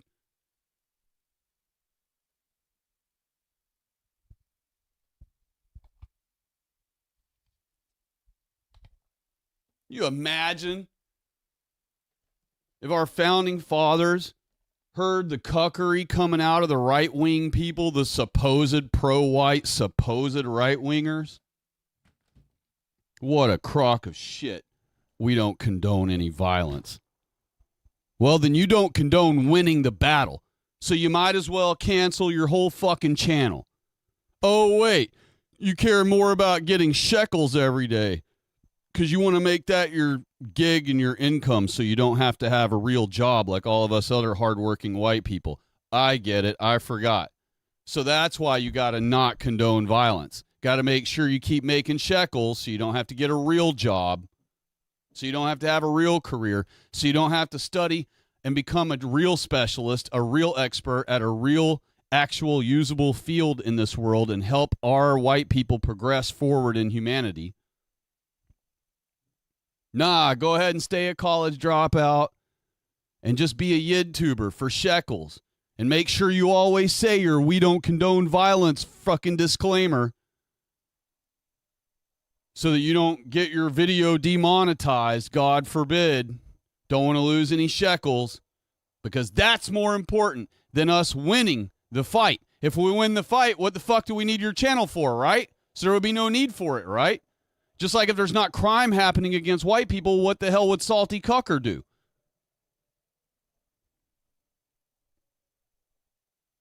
They don't make money unless we're being attacked. Now they got something to make 50,000 views off of. So they don't want a solution to the problem. They want the problem to continue until they're old and dead. That way, they never, through their whole life, had to have a real job, never had to learn a real career, never had to become a true, genuine professional specialist at any particular thing that matters in the world.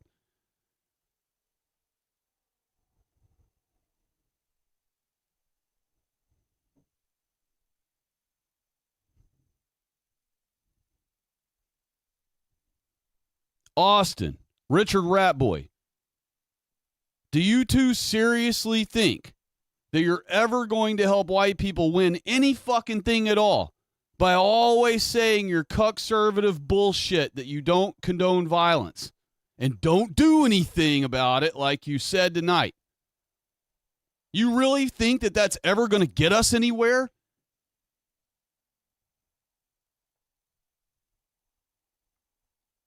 Don't do anything about it. The fuck kind of message is that? Yes, let's all just boo hiss every time we lose more and more white people all the time and never do anything about it. Never get violent. What a stupid message that is. What a loser message that is. That's a losing message.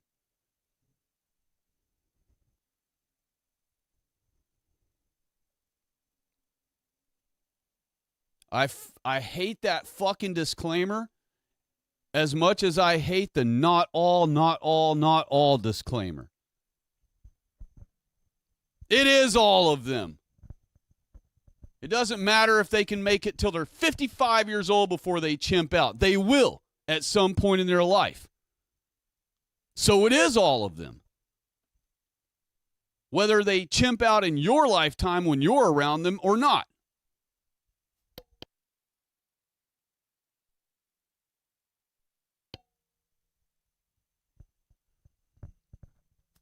And you got to understand, folks, that the reason the not all disclaimer is such garbage is because it keeps white people duped into thinking that there must be so many good ones.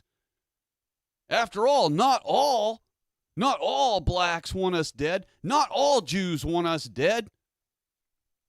So that means anytime they interact with blacks or Jews, they're going to default every fucking time, pardon my French all night tonight,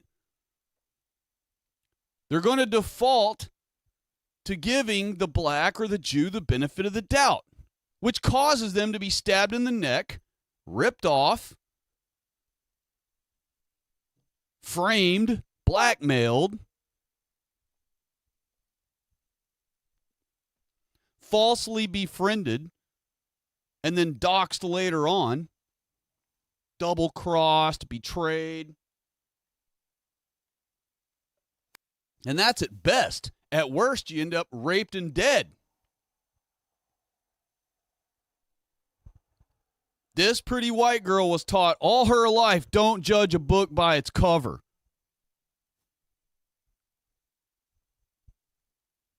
And I'm here to tell you that God color-coded things that are dangerous to us, which debunks that whole concept. Why the fuck shouldn't you judge something by its cover? When you see some retarded, brain-dirtied cuck leftist of our people with their blue hair and their giant fucking glasses and their huge hula hoops in their ears, their giant holes in their ears trying to look like they're African Zulus, you don't judge that by its cover? You can't look at that and go, okay, that person's fucking mentally damaged. That person's fully Jew-cucked. Yes, you can. And right-wingers all along have had no problem identifying those idiots by their cover. You see them making fun of it on every conservative Sheckler channel in the comments section, ragging on the lefties and how they look, their purple hair, their nose ring, their face tats, their whatever. Out of shape, fat, lumpy, whatever bodies. All the things that are the cover. But then when it comes to Jews and blacks, the most deadly, dangerous creatures alive on this earth to us, These conservatives are like, oh, don't judge a book by its cover. Not all, not all, not all. Fuck that. When 99% of something wants you dead, you don't give the whole 100% of that thing that you ever interact with the benefit of the doubt.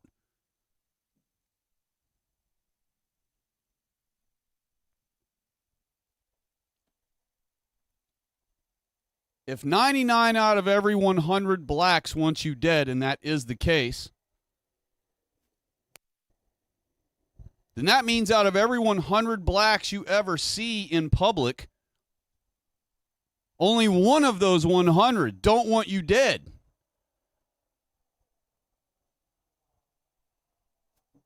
And guess how you determine whether or not one of them is black? By simply looking at them. Are they black? Boom, there's your answer. God color-coded plants and flowers and vegetables and spiders and snakes to let us know what's poisonous and what isn't, what's dangerous to us and what isn't. And white people have no problem pointing out to other white people, ooh, don't mess with that plant. Don't ever try to eat that plant. See when they're purple? See the color purple on the leaves there? Yeah, that's God's way to let you know. And see purple on those leaves, you can't eat those. That's poisonous. You see purple on that, or you see green on that right there, or if that's red or if that's yellow or whatever, that lets you know it's poisonous. Don't eat it. And I'm just making up a general statement. I'm not meaning that everything that's yellow or red or green is poisonous. I'm saying certain things, if they turn green, become poisonous to us. Certain things that turn black become poisonous to us. Certain things that turn white become poisonous to us. Certain things that turn red become poisonous to us. Some things don't have to turn a color. They just are the color, always, and they're poisonous to us. And that applies with snakes and spiders and all these other things. Why don't conservatives apply it to upright bipeds?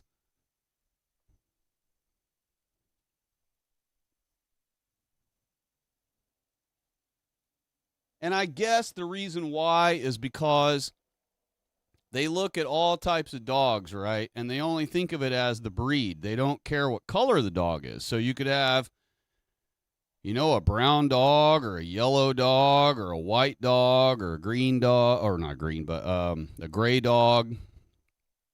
And regardless of the color of the hair on them, the color of the hair on them doesn't determine what that breed of dog behaves like. Only the breed of the dog itself is what determines what that type of dog's mannerisms most likely will be. Dobermans and pit bulls are known to turn on their owners or the children of their owners. But not all of them do. So when you walk down a road and you see 3 pit bulls walking, are you going to be like, oh, not all pit bulls fucking attack people, so let me just trust all 3 of these pit bulls? No. Not all black bears will attack people. Sometimes when you see a black bear, but all black bears will. But sometimes when you see a black bear in the wild, it has just finished eating, so it's not hungry. And if you run across a black bear when it's not hungry, when it's full, not just not hungry, but when it's full, and it's tired and it just wants to find somewhere to rest, and it bumps into you somehow in the wild, you might survive that time. But just because not every bear, every time you interact with a black bear, would attack you, doesn't mean that you simply trust bears and that you walk around them and that anytime you see one, you relax around it and don't worry and don't go into evasive action to escape it. It never means that. Just because once in a blue moon a black bear, because not all every time bears would attack you.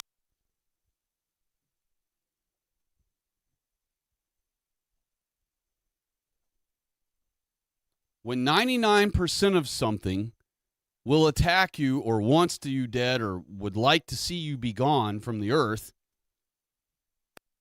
you don't trust that species of thing. I mean, it can't get more simple than that.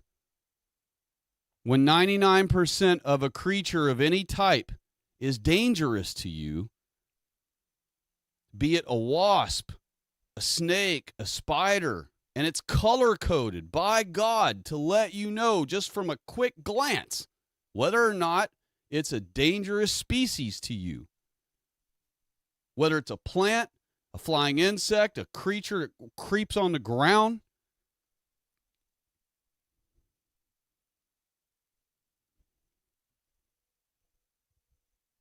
God color-coded the non-whites so that we could take one look and be able to tell, whoa, danger.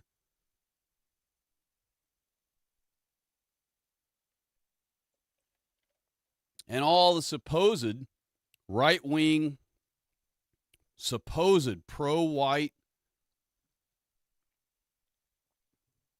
people on our side still to this day also blast that other retarded disclaimer that it's not about skin color. But it is about skin color. You're literally insulting. By saying that, you're insulting God's handiwork. God literally color-coded everything that's dangerous to us, so that just on an instant glance, you would be able to know if you're in danger. And then you're going to turn around and say God didn't color code them, or God's color coding of the thing of the upright bipeds doesn't mean anything. It's not about God's color coding. Well, I'm here to tell you, yes, it is. Because even though it's not technically, specifically about skin color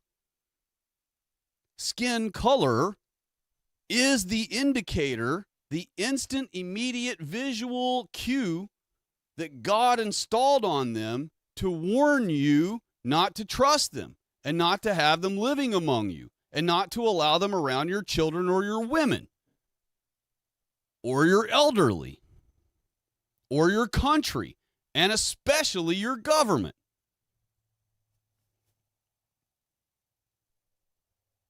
So conservatives that ever listen into this, it is about skin color.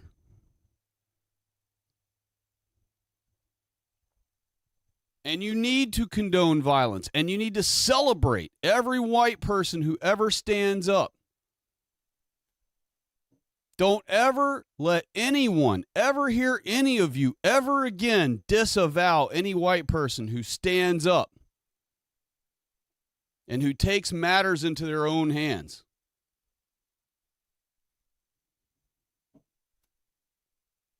Killdozer took matters into his own hands just for his own personal situation.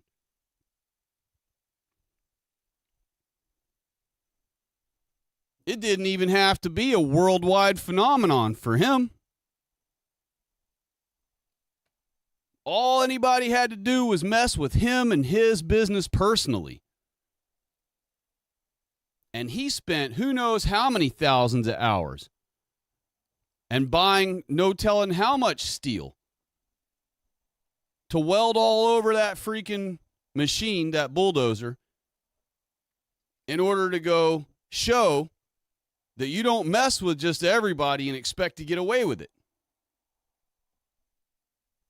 Now, he misdirected his way of going about it. What he should have done is he should have rounded up the exact people who were causing the offense to him. Whatever judge, whatever DA, whatever sheriff, they're just people. At the end of the day, they have to get in a car and drive to their house and live at their house. Unsecured, without an army of freaking military to guard them, like our president or whoever at the time would have. They don't have Secret Service at their houses. Why are judges not doxxed all the time? Where are you at, 4chan?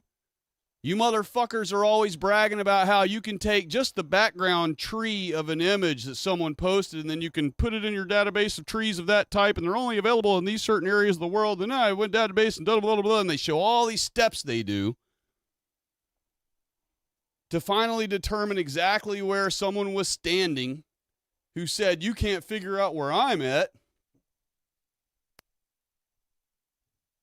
And they can supposedly hack into the government websites and hack into people's Facebook and hack into people's X accounts, hack into people's personal computers at home. And you pussy-ass motherfuckers can't use your supposed amazing internet prowess and your hacking ability, your hacking skills, to dox all the judges who have released all these worthless niggers? You can't give us a simple list of all the judges who release all the violent blacks back into our community? Where's the fucking judge list, bro? 4chan, Q-turders, where's the fucking list of judges' houses? Where's the list of judges' fucking addresses? Where is it at? You super hacking badasses. Where is it at?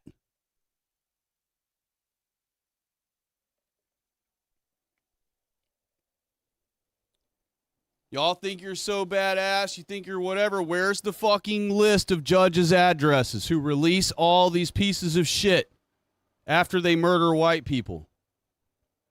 Where's the list? We want to see the list. Fuck the Epstein list. I want the freaking judge addresses list. Where is it at, 4chan?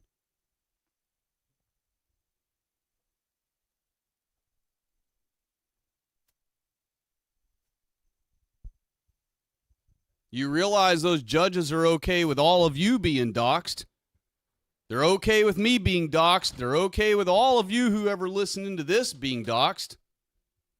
They're okay with every single white person who's ever a dissident to the anti-white, to the white people erasure narrative to be doxxed. So what's up, 4chan? Why don't you do something actually useful? Instead of hacking someone's X account and putting gay pictures on it. Let's get a list of all the politicians' addresses. Nice, organized list of everyone who's in politics, voting against white people's interests day and night, every day and every night. Obeying the Jews every day and every night, forwarding every day one step closer to our erasure. Where's that list, 4chan? You fucking dinks.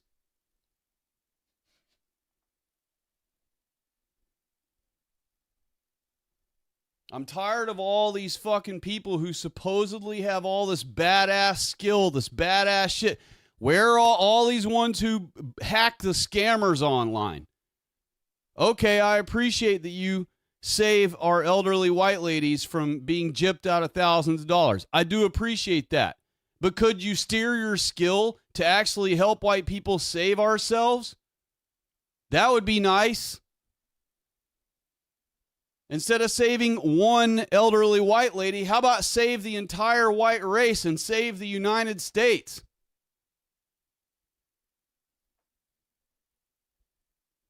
Every judge should be fearing for their life. Every politician should be afraid to step outside. And instead, all of them are roaming carefree with millions of dollars in the bank. Our politicians are allowing niggers to be judges who've never even studied one day of law school. And regardless if they were the smartest, most memorized of case law attorney that ever existed, they're black. They're not supposed to be in our government. ruling over and judging white people.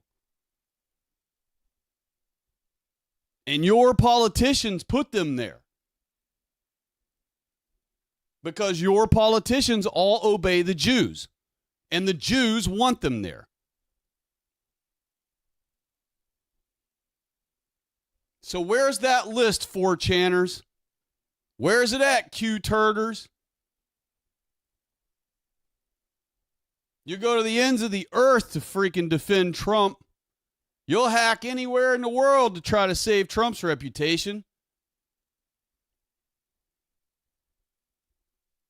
And you'll do backflips to try to make sure that Charlie Kirk isn't, none of his morning websites or anything are hacked.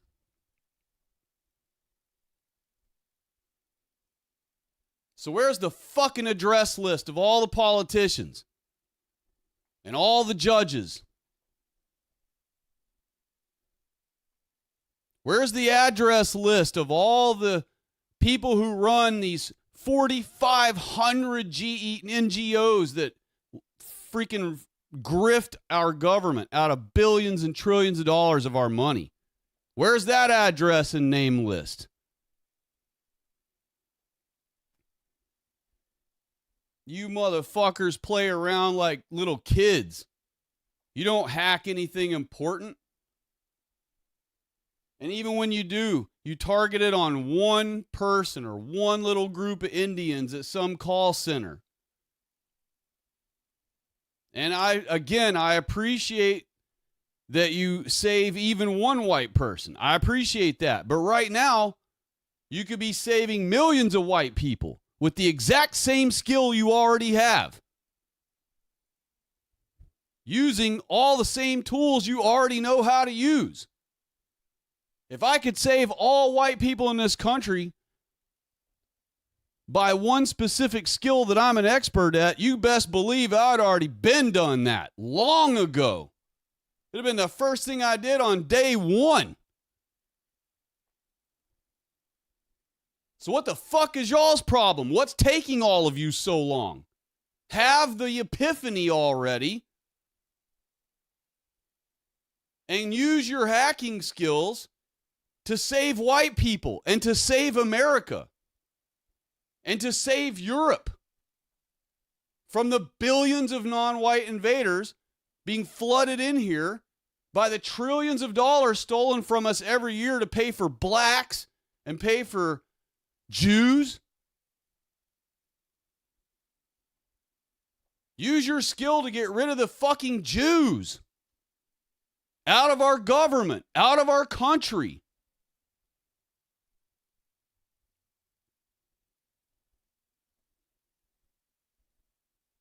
You can't hack all these blacks. Why don't you motherfuckers get together and do a mass hack on the EBT system and just empty all the niggers' fucking accounts? Just empty them. Zeros.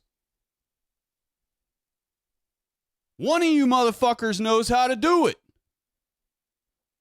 So do it already.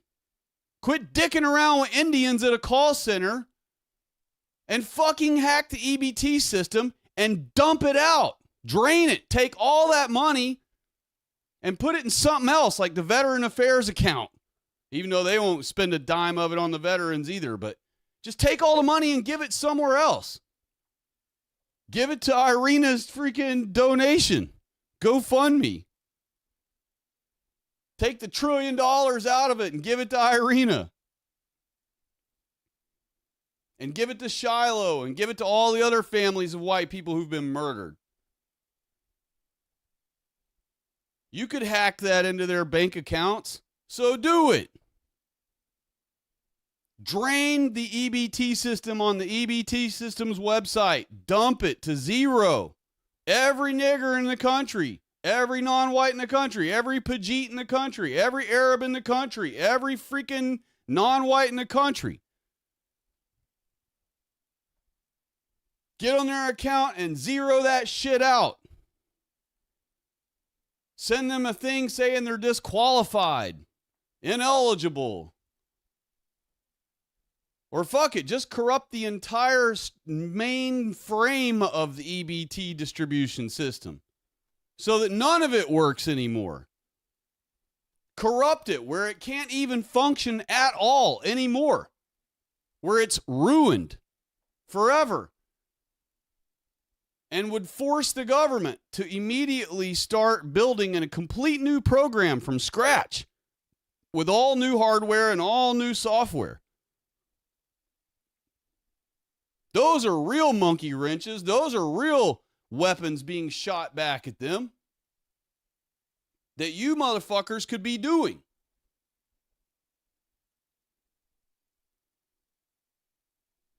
And instead, you do stupid little challenges like figure out where someone is at a picture somewhere in the world. I used this street sign and that background, that building in the background, and the trees available and that were in the background, and I figured out blah, blah, blah, blah, blah, and all the steps y'all talk about, showing off how you figured it all out. Do that shit to get rid of EBT. Why don't you hack the Jews' bank accounts? Not the whole bank where white people are fucked, but just the Jewish bank accounts. Why don't you get into any one of the banks and get in there and every last name that has Witz or Berg or Stein or any of that shit that's Jewish and take all their fucking money out of their account. Send it somewhere else. Or just delete it. Just turn it all to zeros. Y'all aren't causing any chaos against our enemy at all. You're not causing anything against them. They're just running amok against white people, doing everything they want to white people, and all of you hackers are white people. Someday you're all going to be dead. You think just because you're a hacker that they're not going to just show up one day and take you out like they're going to do every white person? You can't hack your way out of guns in your face. So use your hacking ability right now while it's still viable, while it's still possible for you to do. Y'all should have already been taken as soon as y'all knew how to hack anything. You should have already been in Jewish bank accounts emptying them. You should have already been on the EBT mainframe, deleting it, corrupting it, ruining it. You should already be sending out mass viruses to non-whites' phone accounts, to their phones, to corrupt all their cell phones. There's so much you could already be doing. And if I was a hacker, if I had the skills that y'all have already spent years learning, I would do so. I would have already done so the moment I had the opportunity, years ago. How long are you motherfuckers going to wait? Till there's only 5 white people left in the world?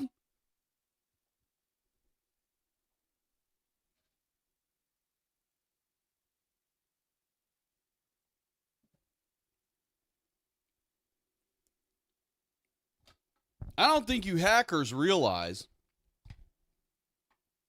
even though a lot of you do think you're high and mighty awesome because you're hackers, y'all still don't realize, even with all of your big-headedness you do have, that y'all are like a new force that non-whites can't compete with. Non-whites are not hackers. It's one of the last things white people have over the non-whites. Just like we have airplanes and helicopters and the non-whites don't. Hacking is one of the last things we have. And you could say, oh, Asians know how to hack. Asians have airplanes. We're not talking about Asians here. We're talking about niggers and we're talking about Jews. And Jews have never designed an airplane, never designed a helicopter. Every single thing that flies, we give them. There is no such thing as Israeli intelligence. That's an oxymoron. Jews are not intelligent. They're freaking dumbasses. But they're tribal. And they're liars and deceivers and blackmailers and con artists and murderers. So because they play by all of those less rules than we do, by being murderers and con artists and liars and deceivers and blackmailers, they operate with far fewer rules than we do, while we're both at war with each other. We play by 150 extra rules that they don't. And somehow we're expecting ourselves to win against them.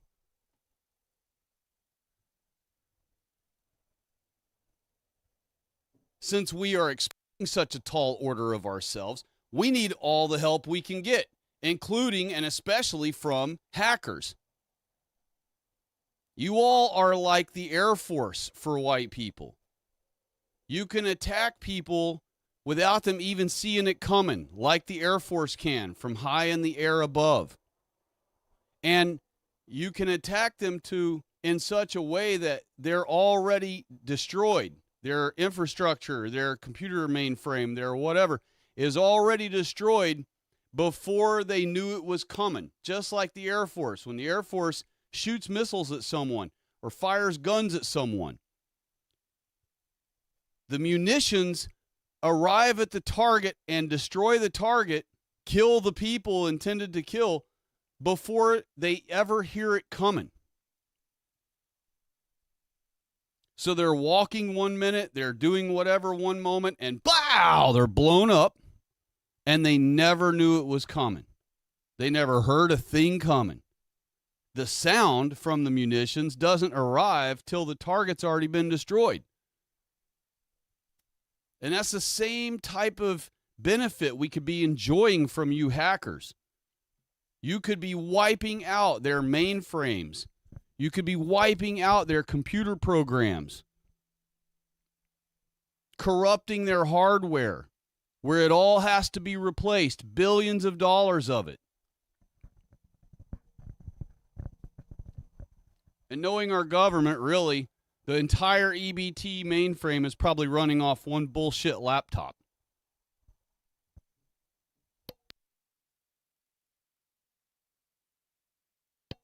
And it probably even has a password like ABC123. It wouldn't be shit for you all to do these things, and they would help white people vastly. And it would be a massive blow to the Jews, to the Jew-esque government.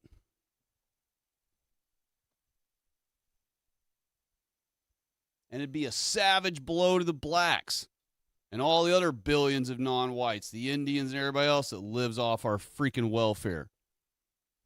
Wipe that shit out already.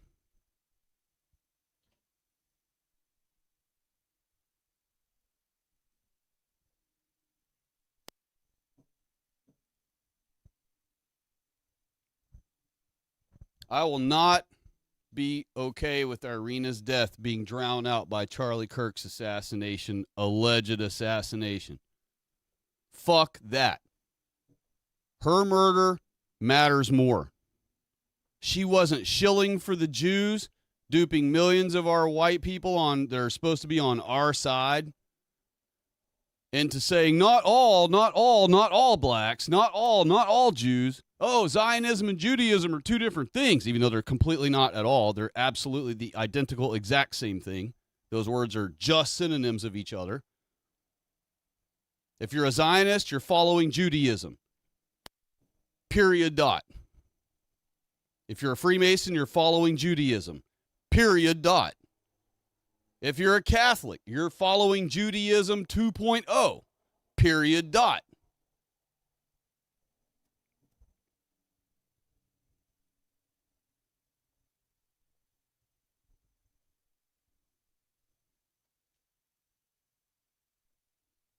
We need to stop with this not all garbage. We don't have to give a fuck about the 0.0000001% of the, quote, imaginary good ones. We don't have time, nor do we have the knowledge to decipher and sift through them all and determine Where is the needle in the haystack of this race that's cool with us, that doesn't want us dead, that doesn't relish every time we're slaughtered?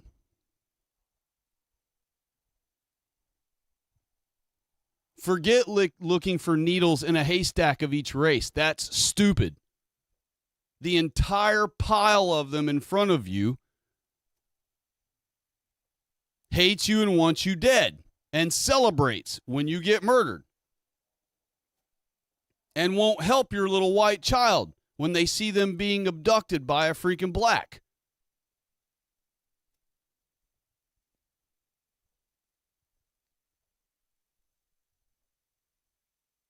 Who won't help your white daughter after she's stabbed in the neck by a worthless nigger.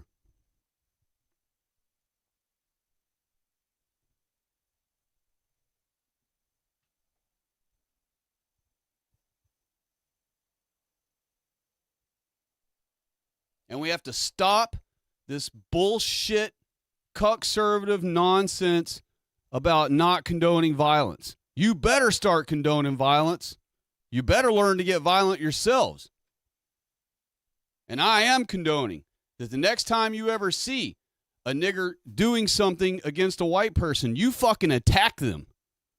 You don't walk over there and try to get between them and go, hey, calm down, or push them away. No, you come from behind them while they're already in the middle of attacking the white person or threatening the white person, and you blindside their ass just like they do us. When they want to attack a white person, they attack them from behind when when they don't know it's coming.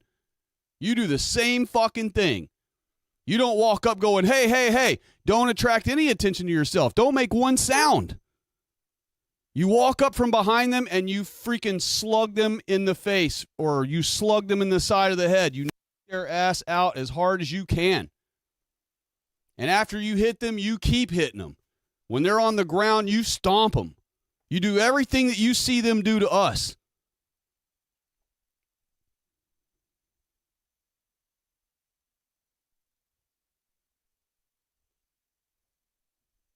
And for any of you white people out there who at some point in your older years become terminally ill with something, first of all, don't believe the hospital that you're terminally ill. They're probably lying to you 100% to try to get you to do chemo, which will kill you in just 2 years' time.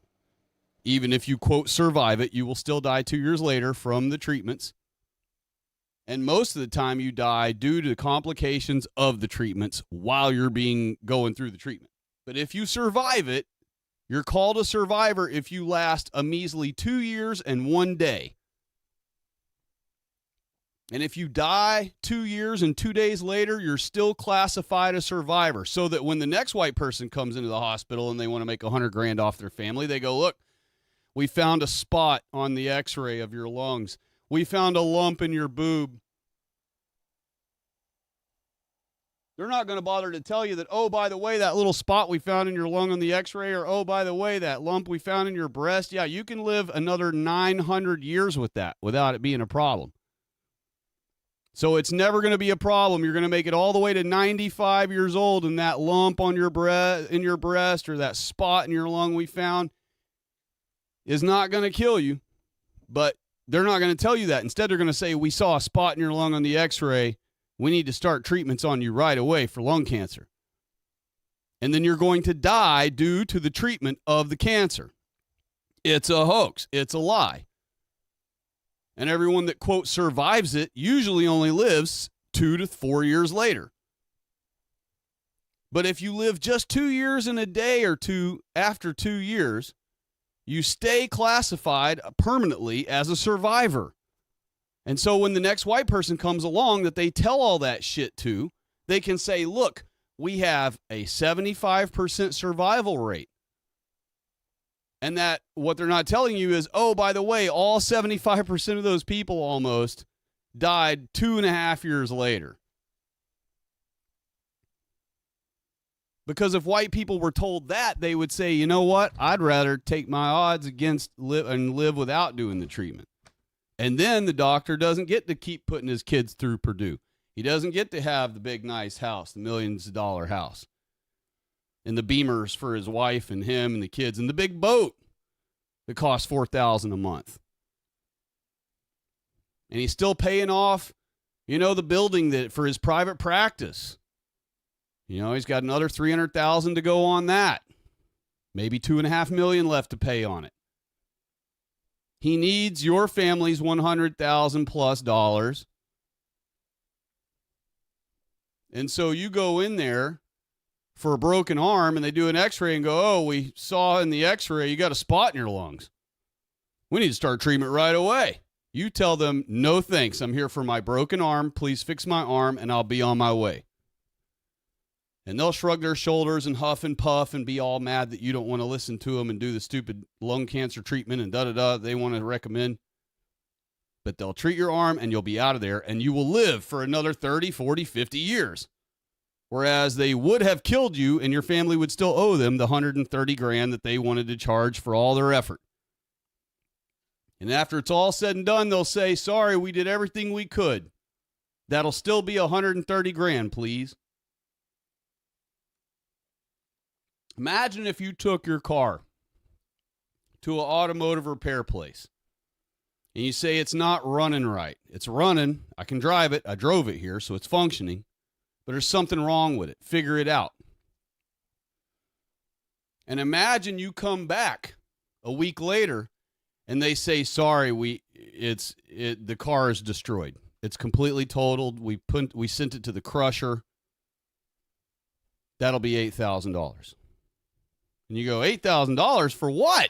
What do you mean you ruined my car? What do you mean my car is gone and destroyed? Well, look, we did everything we could. But you still owe us for all the labor. We put the parts in it. The parts cost money. We have to pass the cost on to you. We can't pay for them. You got to pay for them. They're your parts. So, we bought the parts. We got to pass it on to you. We did the labor. So you owe us for the labor. And after all said and done, it just didn't work out. We did the best we could. But you still owe us all the money.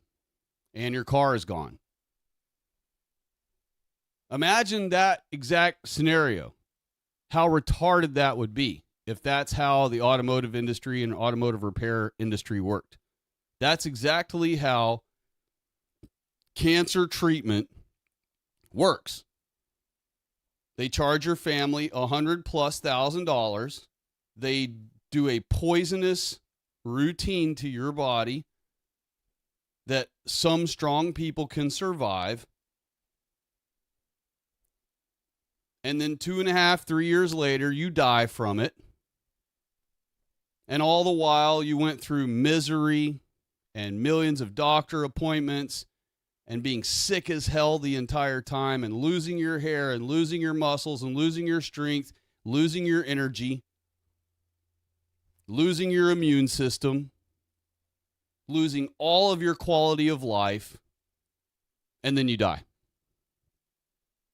But you're a survivor, and you're in the survivor category, and you're in the survivor statistics for when they pitch it to the next person, the next white victim. And you notice they only push that crap on white people. They don't try to put blacks through all kinds of treatments. You don't see all these blacks go into lung cancer treatment. They smoke their whole life. They don't go to lung cancer treatment. No hospital spooks them about lung cancer or what's the other big one? Breast cancer. You don't see blacks everywhere chopping their tits off saying, yeah, I had to cut my boobies off. They told me they found a lump in my breasts. No, all you see are white girls walking around with their tits cut off because they were told they found a lump. They found a spot. It's usually not even a lump, it's a spot. And all the while, they don't bother to tell you, oh, by the way, you could live your entire life, 35, 40 more years of life with this spot we see. And oh, another bit of information that we're never going to tell you is that spot can just go away on its own, and often does. And that lump in your breast, yeah, you can just eat certain herbs, and you can change your diet to such and such and so, and through nutrition, Your body will eat that lump away. Your immune system will destroy it and break it down and dissolve it into the body in a non-poisonous to you fashion.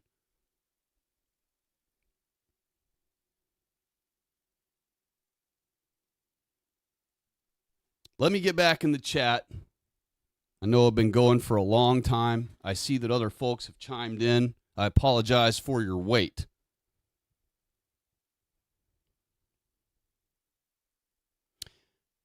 Shambhala Ninja said, she smiled near the beginning of her comments and she cried, but no tears. Yeah, see, there you go. Smiling, no tears. From the wife who just watched her husband supposedly be assassinated. I find it all very odd. Vlad, the kebabber, is here. Hello, God bless you and happy Sabbath to you. And he said, my position is don't do anything in retaliation yet until we get more people on our side. Well, I agree with that.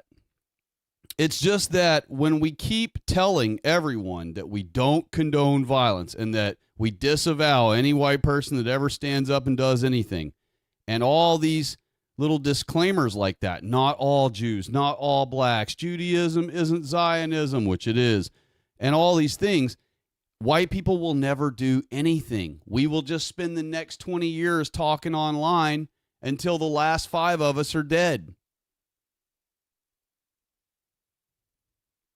And that's the problem I have with it. You know what I mean?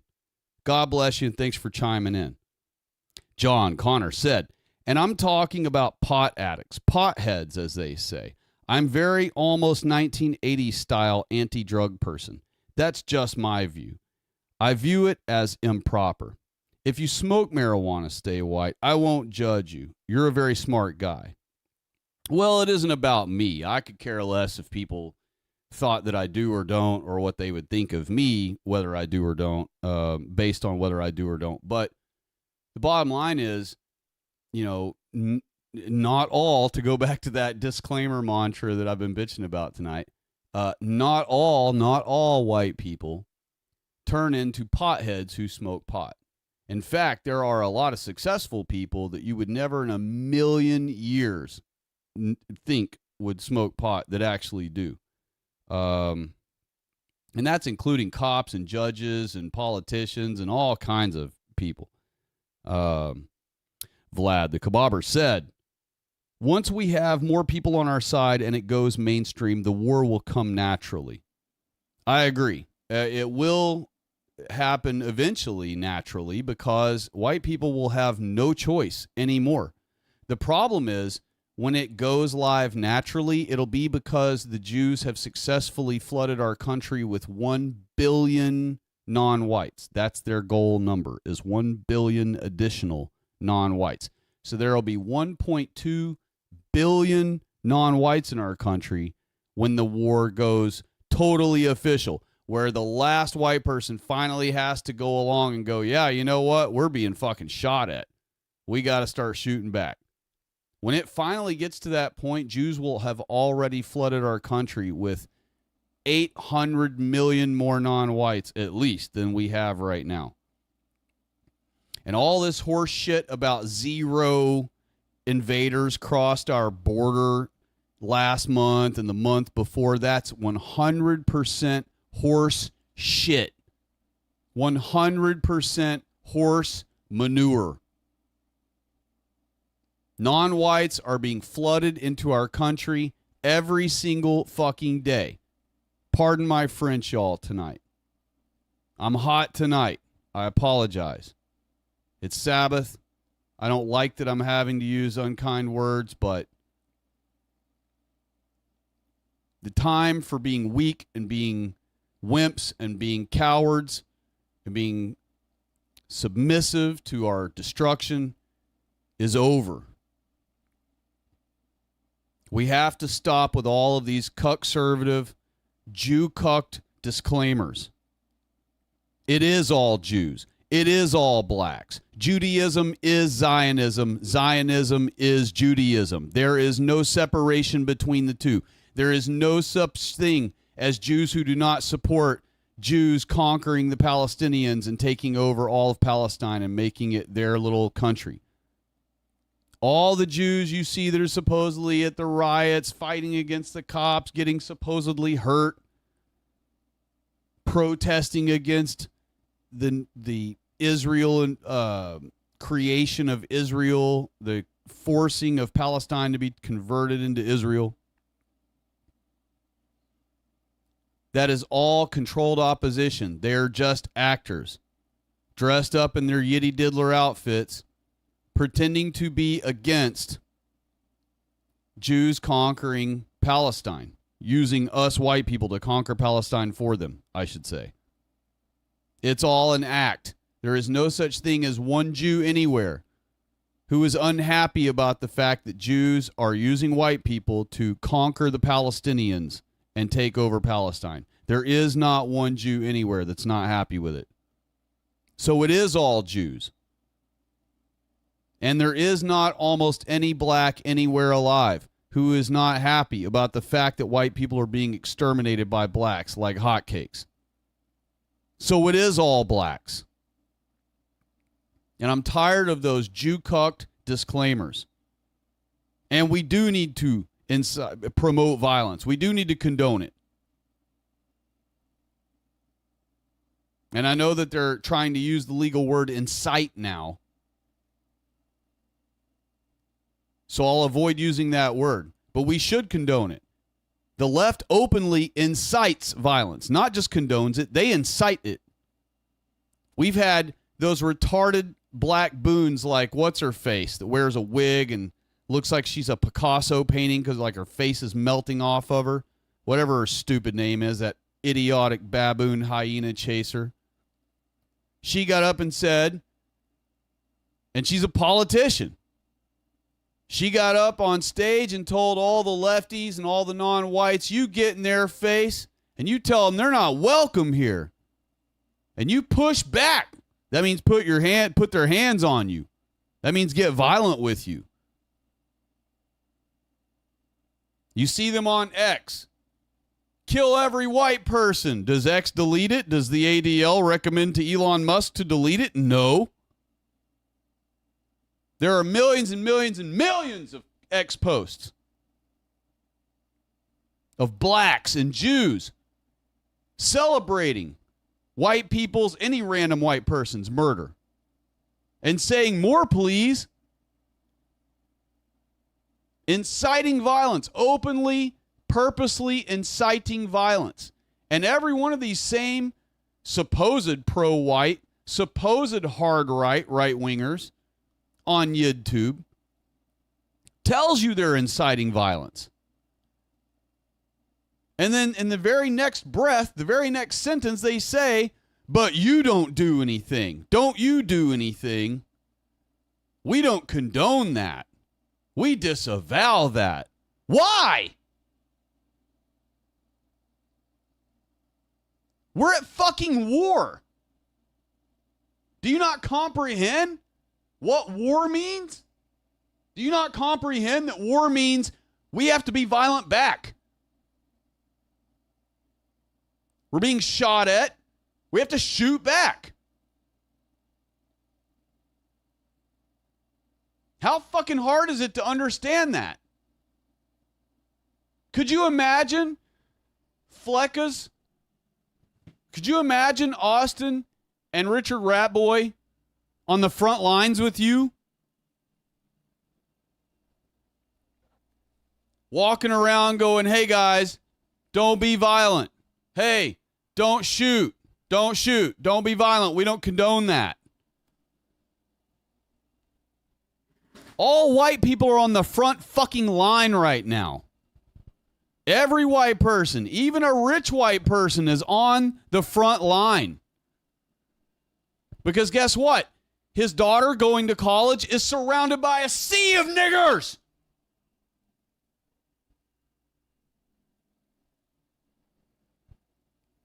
We're already at war and we're already all on the front line. And we don't need people like Austin and Richard Ratboy walking around going, don't do anything, guys. Don't do anything. Don't shoot. Don't shoot, guys. We don't condone fighting back. No, we're going to just keep tuning into our podcast so because every week we'll have more and more white people murders and more urban decay and more doom and gloom that we can show you so that we can get paid.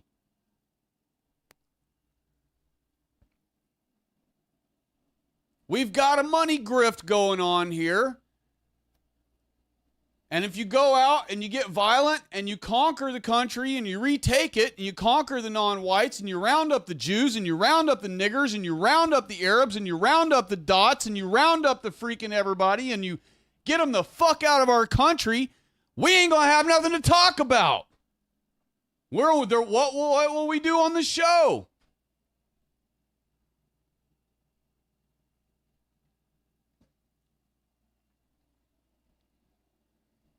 They can't even conjure up a proper uplifting gold example. Uplifting gold is always the last 30 seconds of the hour-long show. And there's so almost no uplifting gold for white people at all. There's almost no white pill at all. So that segment is microscopic compared to the rest. And then when you do watch it, it's them showing a nigger doing something. Or a fucking Asian doing something. Oh, look, this Asian knows how to sing cowboy music like a white cowboy. Huh, that's neat. Well, that's a fucking Asian. That's not a white pill. That's not white people winning anything. The other day they had some nigger that did something that wasn't nigger-esque. And they're like, wow, look, it's uplifting gold. No, it's not. Uplifting gold would be watching him and his tribe of his upright bipeds that he was born from be loaded on a barge and shipped off to Easter Island. That's uplifting gold.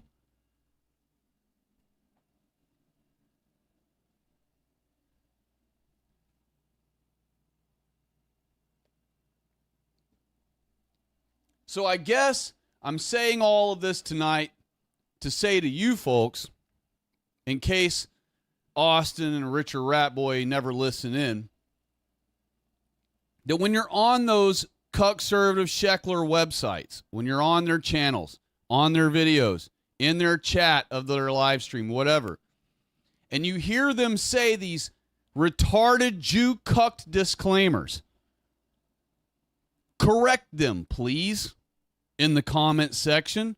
Correct them in the chat, please, on their live streams.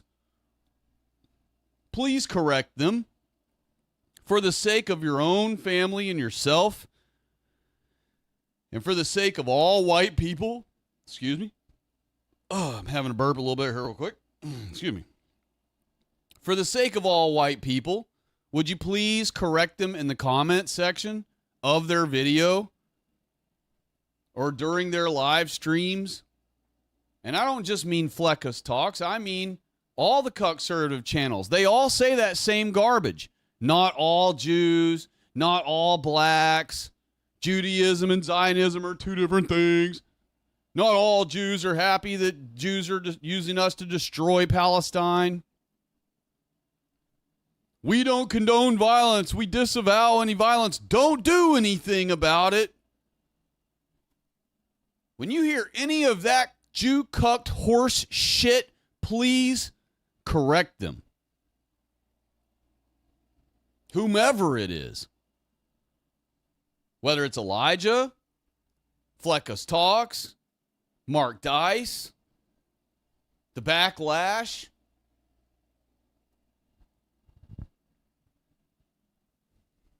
Right Side Broadcast,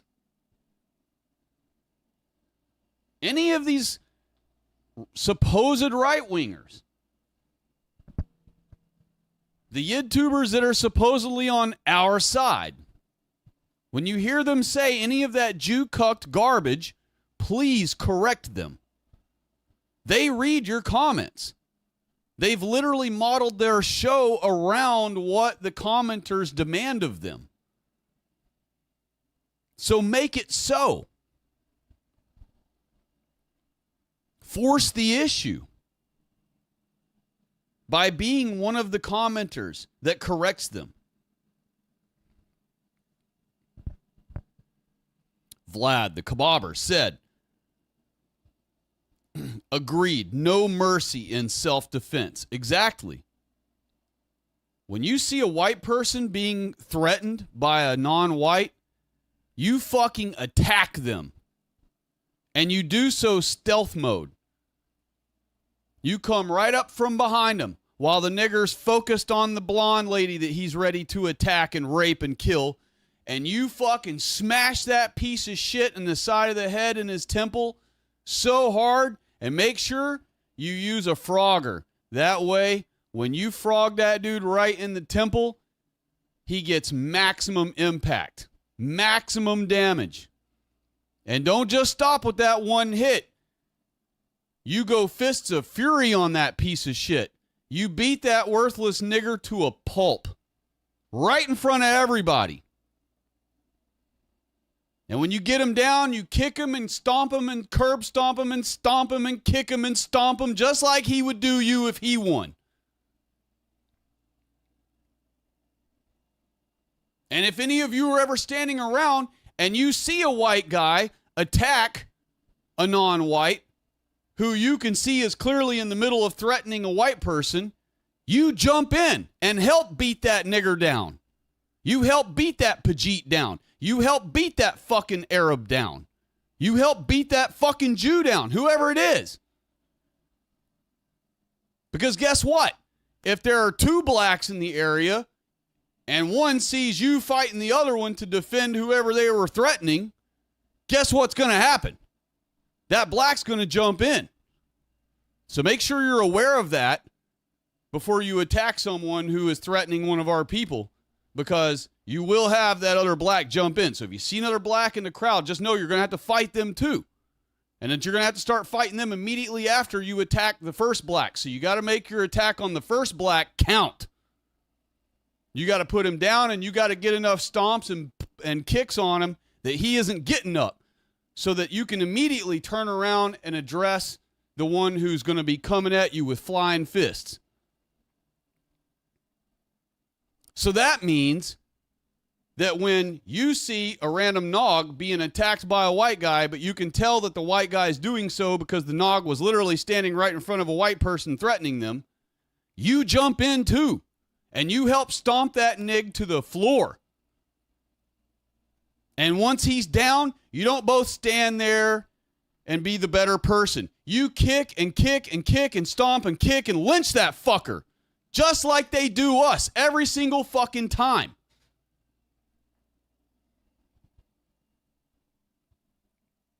Fuck all this not condoning violence bullshit. That gets us nowhere. And I'm tired of hearing it out of all of our supposed pro-white channels on YouTube. I'm tired of it. I'm tired of these motherfuckers with their pussy-ass, Jew-cucked, we're never going to do anything disclaimers. We're never going to do anything to the Jews if we keep saying not all Jews. We're never going to do anything about the blacks if we keep saying not all blacks.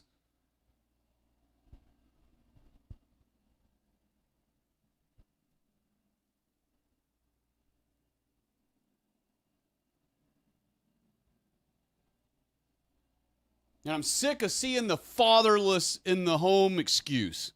That's a cuck-servative excuse for black behavior. It's not because they don't have a father in the home. Carmelo Anthony had a father in the home. Fathers in a black's home simply teach blacks to commit crimes even younger. Having a father in the home is not and has never been the solution for blacks. Read the diary of the freaking Moorish captains of the boats from the transatlantic slave trade. They literally said that all the blacks had no idea who their fathers were. It's a natural behavior in Africa. They don't know who their fathers are in Africa. So what the fuck makes you think that if they have a father in the home in America, that they're going to behave any different than they ever do. Blacks behave the same worldwide, regardless of their circumstances.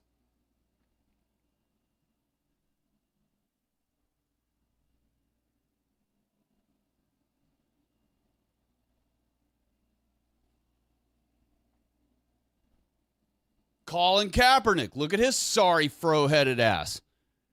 Raised by a caring, loving white family, betrays them the minute he becomes an adult, and trash talks all white people, including them, the rest of his adult life. Makes a career out of it. Makes himself famous for doing so. They're just lucky he didn't murder any of them. They got the best case scenario out of him. The worst case would have been he raped one of the young girls that he was supposed to be the stepbrother of. He probably did anyway, if they had white daughters.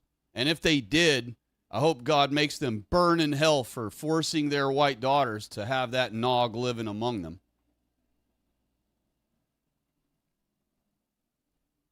But instead, they got the best case scenario. The best case scenario was he didn't murder any of them yet.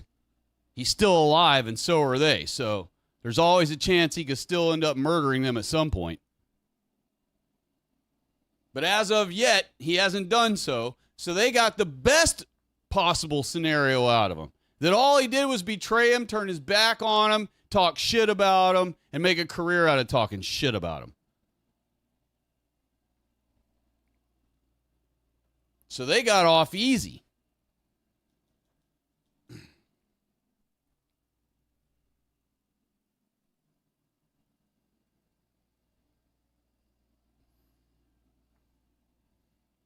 Let me look in the chat here and see what's going on. John Connor said, his sister is dating a black. Don't know if I mentioned that. Oh, her sister is dating a black. Don't know if I mentioned that.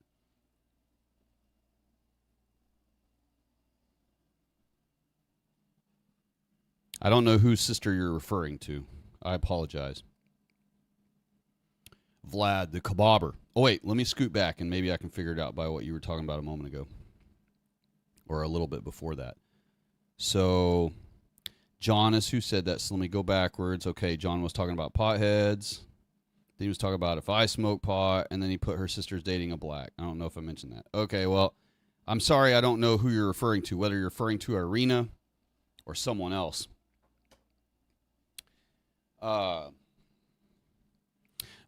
the Kebabber, said, the Trump cucks are really angry over Kirk, but they should have been angry when they read that statistic that shows whites are 50%. John Connor said, do you think Trump was 100% without a doubt blackmailed at the Mossad Island? There are many Mossad blackmail sites, I know. Well, the bottom line is he wasn't necessarily blackmailed. He was just a willing participant in the Epstein Boogaloo. He likes young girls. Epstein likes young girls. The problem, and the million-dollar question, I should say, is how young did he like them? How young was he enjoying them? Because we have multiple women who say that when they were 12 to 14 years old, they were taken to these places in France and taken to Donald Trump's beauty pageants and all these other things, and that they were fondled by Trump, and that some of them report that they saw other girls go in rooms, to go screw Trump. So, but who knows? They could also be, liars, but I doubt it. There are more pictures of Jew and Epstein together. I don't know who started this meme, but it's true. There are more pictures of Trump and Epstein together than you would have with your own family members. Let's say you have 30 pictures with your family members total. Well, Trump's got more pictures with Epstein than that. So, and new pictures of them are popping up all the time. And they're not AI. They're not Photoshop. They're actual pictures that people have just digitized and turned into the internet to show, yeah, look, I got a picture of them together at a party one time and da-da-da. And there are a lot of photos of them. Everywhere they went, there was paparazzi. And that was to wow the girls into being attracted to them, even though they were older, uglier guys. It was to show off that they were powerful and famous. And that would dupe our white girls into sleeping with them, you know? And so because of all that paparazzi they would always have around, there are shit tons of pictures of them at all manner of different parties together. And so, is he blackmailed? Absolutely. But I think he was a willing participant of it. I don't think he was tricked into it. He loved being a participant in all that stuff, and he's by default blackmailed because of it. And he didn't think it would ever come back to haunt him because he figured, hey, I'm on the Jews' side. They're on my side. The Jews are the ones who would ever decide to use that against me, but they're not gonna because I'm on their side. So I'm good to go. And I do not think they're betraying him now. Everything is orchestrated. It should be obvious to everyone by now that Trump is literally not double-crossing them. He's obeying their every step. And he has all along the way. So Trump gives off no indication at all that he's ever going to suddenly be on our side and double-cross the system and drain the swamp and get rid of the Jews. He literally is the most pro-Jew president we've ever had, and he even brags about it himself. And he's not playing 55D chess. He's playing 5D chess, 5 dreidel chess. He's got all of us thinking he's on our side. You don't have me thinking that, but he's got all the conservatives thinking he's on our side when he's done nothing on our side. You know, when you when you point that out to a conservative, they go, yeah, right. We've had 0 people enter the country through the borders the last 3 months. That's what I voted for. That's all I really care about. Well, guess what? It's all bullshit. And millions of non-whites have come into our country since these last 3 months. They don't come in through borders. They fly them in by the jumbo jet full.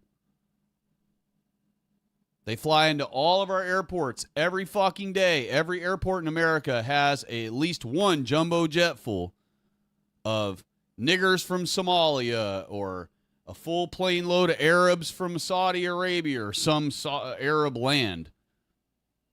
The whole jumbo jet full from fucking Guatemala shows up here. A whole jumbo jet full lands at another airport full of Puerto Ricans. Another jumbo jet full lands every day in some other airport full of Brazilians, full of El Salvadorians. Another one lands somewhere else in our country full of Asians. Another one lands somewhere full of Pajeets. 5 more land every day full of Pajeets. Fuck, you should see Texas. Dallas and Irving, Texas are literally India 2.0.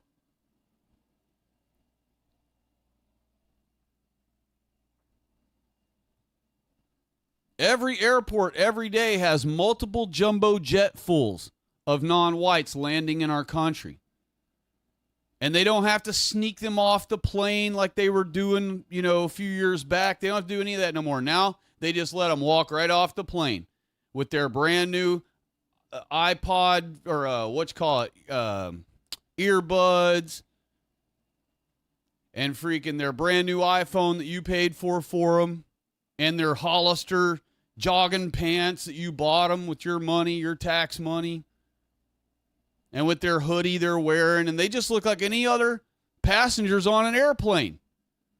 They're just landing from Seattle or Minneapolis or wherever, so it says, but really, they're flying in from some other country. And all the white people sitting in the terminal waiting to get on that plane to fly to some local city in our country. All they're paying attention to is that once the plane lands, they don't care where it's coming from. They just know that once it lands, all they're worried about is where it's headed, where it's taking them. So it's no big deal at all for the airports to say, oh, this flight's landing now from Atlanta. We'll be departing for Phoenix, Arizona here in 45 minutes. They don't question it. And then when the plane lands and it's just non-whites after non-whites after non-whites pouring off, white people don't pay any attention to it because, after all, it's not about skin color. They don't want to be called the scary R word, so they put their head down and don't pay any attention. And they don't even have the wherewithal to notice, hey, every single upright biped that has stepped off of this plane is a non-white. And funny enough, they're all the same, too. They're all Indians, or they're all niggers, or they're all whatever. And so only that small group of white people that are sitting at the terminal where that plane unloads at that exact moment, at that exact airport, with that exact plane load of freaking invaders, sees that they showed up in our country. And they're not Border Patrol. They're just white people trying to fly to Phoenix. And they're just waiting on the plane to deboard and waiting on their shit to be loaded on it and waiting on their turn to be called to board it so that they can fly to Phoenix, Arizona. And all of those non-whites, as they pour off of that plane, right in front of those few white people that see them come off the plane, they each already know where they're going. They don't have to be herded together. They don't have some U.S. diplomat representative guiding them with a flag, like, okay, everybody, here's the flag. Just see the flag up above. Okay, just follow me.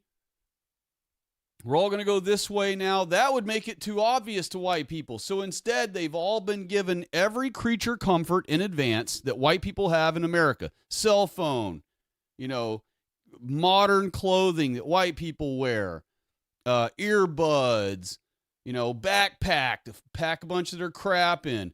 And so they, on the outside, on the outer shell, they look like, and they're decorated up like normal white people that live in America. And then when you see their face and hands, you can see, okay, they're clearly non-whites, but they're already so Americanized looking. They have Americanized looking clothing on. They have the new iPhone. They have the earbuds. No white people seeing them pouring off the plane assume that they're fresh off the plane from some third world shithole country. And that right then, as they're all walking off the plane nonchalant, they've all been taught, and they're all taught in advance by the Jews in their country that go there and convince them to come here, that when they get off the plane, they're supposed to look nonchalant, act like they've done it a million times. Don't be walking around, looking around like, wow, I'm in America now, or none of that. When you get off the plane, you just look bored and focused on whatever's on your phone and just walk to the destination we gave you to go to, or get an Uber there or whatever, and we'll make sure the white people pay for that too with their tax money, and just get yourself to the destination we've given you. All you have to do is give it the address right here that we've written and give, or typed on your phone. Show them that address. They'll know where to take you. And so when you get off the plane, don't be looking around and acting like you're amazed and flabbergasted by how cool everything is. And don't be jumping up and down and acting like you're all excited that you've made it to America. Don't get off the plane and kiss the floor and start thanking your God in your alien language. Instead, get off the plane and act like any other American white person would. Just be looking at your phone and thumbing on your phone as you walk out of the plane and walk through the terminal and walk out of the airport to the Uber section.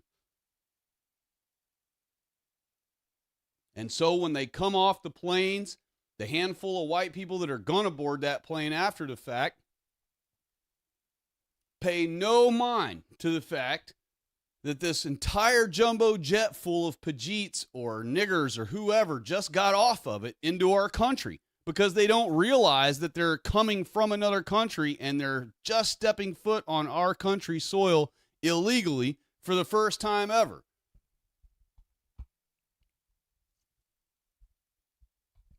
So all these conservatives that think Trump's ran off all the invaders and all that, and that there is no invasion happening right now, are stupid. They're being duped. They're fools. Let me get over here to the chat again. Apologize for your wait, y'all. Vlad also said, Trump cucks are angry for the wrong reasons. I'm going to pray they wake the fuck up very soon and start becoming pro-white. Agreed. They really need to, for sure. Let's see here. John Connor was talking about his girlfriend's sister. Okay. Copy that. Vlad, the kebabber, said, "It's all politics, brother. Think about the Amish. They don't even know who Kirk is, and they're prospering." Exactly. Well, and we all know why the Amish are prospering. It's because they're tribed up. Okay? There is no black Amish guy. There is no black dudes walking around there going, "We was Amish. We was the first Amish. We started this Amish shit." They won't allow it. They know better. They're not retarded. They haven't been Jew-cucked by, don't judge a book by its cover, and not all Jews and not all blacks. No, they know. That, like, I forget, some cuck one day in the chat told me, let's not get into purity spiraling, and whatever. There's no such thing as purity spiral. There's no such thing as that. That concept means that purity is a negative thing, that it's a black hole, that it's a whirlpool, a spiral, blah, down into some nothingness or whatever. No, purity is exactly what we're supposed to be. And purity is the reason the Amish aren't destroyed, and the reason they're prospering.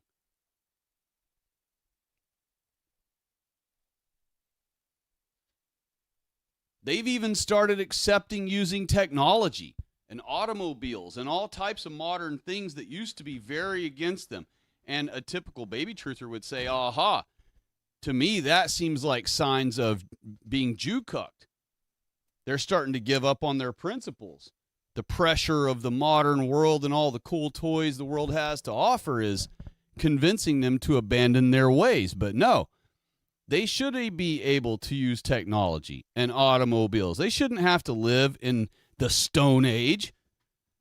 God put us on this earth to conquer it and rule over everything that's in it.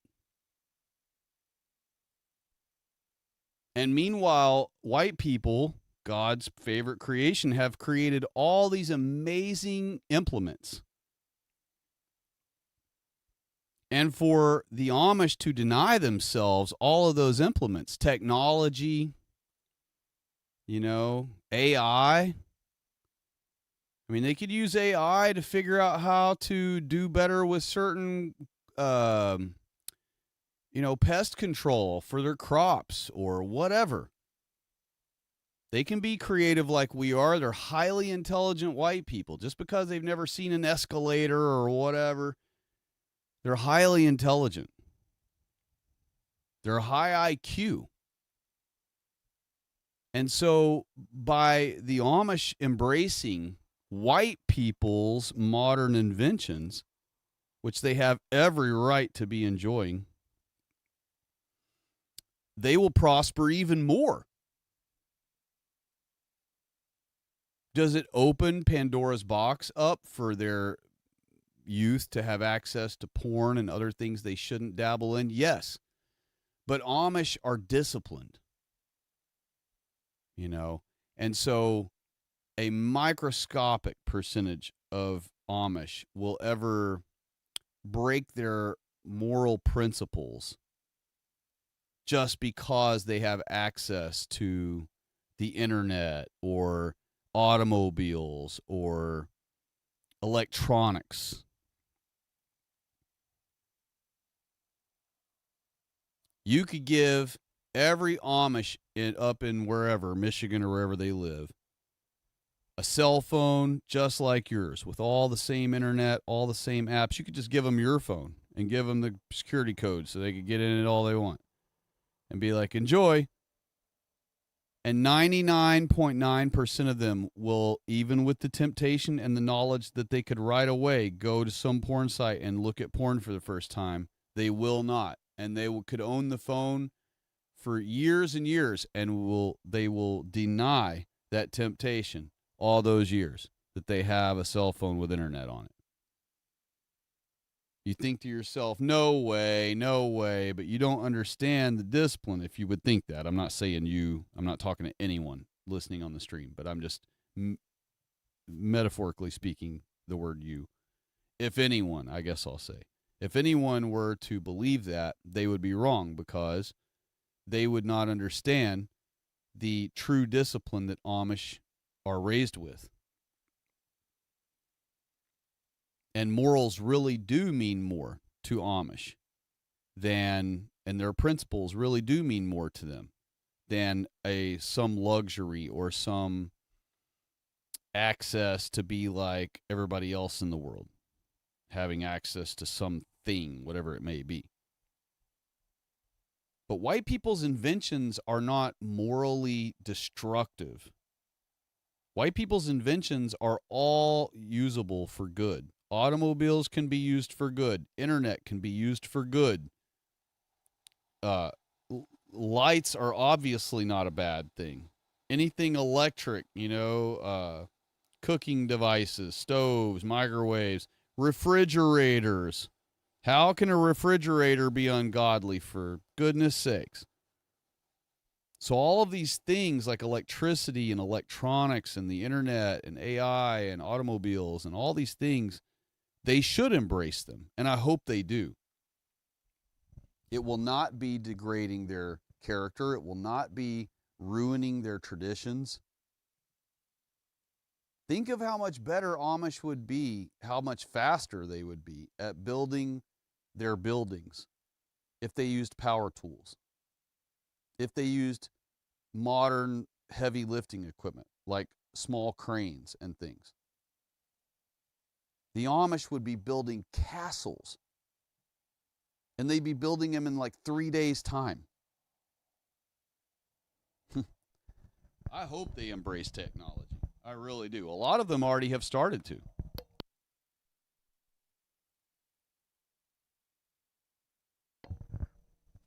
All right, let's see where I'm at in the chat here.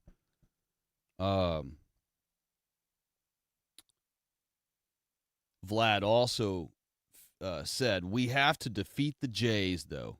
And that was a follow-up to him saying, it's all politics, brother. Think about the Amish. They don't even know who Kirk is, and they're prospering. And then he finished with, we have to defeat the Jays, though. Very true. And then he kept going, actually. He continued and said, for that reason, I will keep fighting, because I know even the Amish will be in danger if the Jays get their way. Yeah, and you remember, the Amish have already been under threat by the Jays. The Amish have already been told that they can no longer refuse vaccines,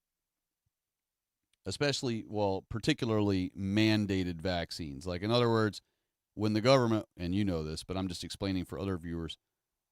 In other words, there will come a day where the Jews demand through our government that we all have to take another vaccine that they make up to poison us with. And when they do that, they're going to insist that the Amish must take it too, and that there is no religious exemption for them. That's already signed, sealed, delivered. They've already passed that bill, I'm pretty sure. I know they were trying to pass it. I'm pretty sure it passed. And that happened, 2 years ago or something? So, they've already been under threat by the Jews. And remember, the Jews have been toying with them all along. The Jews tried to ban their milk. I think they already did ban their milk. I don't think they can sell their milk anymore to grocery stores and whatever. And that's part of what pasteurization was all about. They used pasteurization and mandated it, and then that forced all the Amish and a lot of other local farmers to not be able to no longer be allowed to sell their milk to strangers of the public. They could still sell it to their close friends or whoever won't snitch on them, but they wouldn't be able to publicly sell it to the public. And so that's what pasteurization was all about. It was basically just a way for the Jews to force poor farmers to not be able to comply with that situation. And a lot of farmers disagreed with pasteurization morally and whatnot. So you combine it all, and that worked like a perfect tool for big Jew-obeying business corporations who want to do dairy to obey. And the little farmer either refused on moral grounds or because he couldn't physically have the machinery to do it and couldn't outsource that before he sold his milk to a major retailer or even to the public for that matter. So, they forced a lot of white farmers to close up shop years ago or to shift their farming from dairy to something else. Remember the attacks they had on the dairy farmers and beef farmers about cow farts? As ridiculous and, ab initio is laughable. When you first hear of that, the first time any of you ever heard about liberals complaining about, or Jews, I should say, complaining about cow farts, I know y'all must have, at first, initial, right when you first read it or heard it for the first time, you had to have cracked up laughing for if only just for a split second before you went ahead and kept reading with a straight face, knowing that they were serious. Because it's that ridiculous of a thing.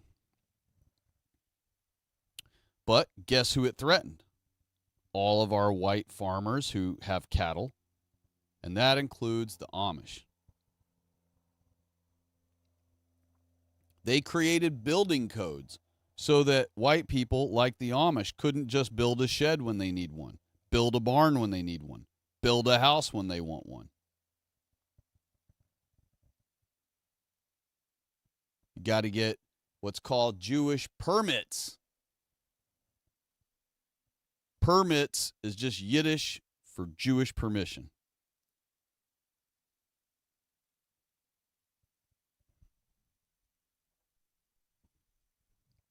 Let's see here.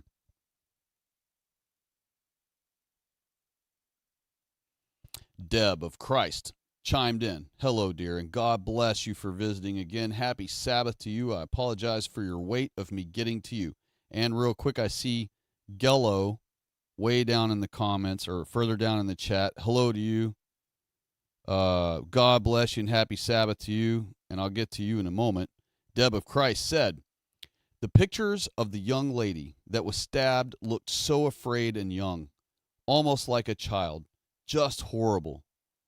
Yes, and I want these images to haunt all of us for the rest of our lives. I want this to be a motivation for us to stay in the fight, to stay angry, to not accept defeat. And, I struggle with it too. I get frustrated with our people to the point where I just want to throw in the towel. I've already said everything that needs to be said. Everything that needs to be said has already been said on this channel. Every new stream I do, every new video I ever make will only be me either talking about new symptoms that pop up, new stories, which are just symptoms of Zog, or it'll be me reiterating with maybe a new approach or maybe just repetition of a long known threat, a long known problem, or a long known solution.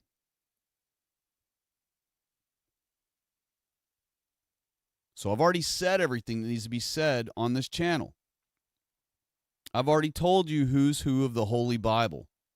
I've already explained it in detail, every which way from Sabbath.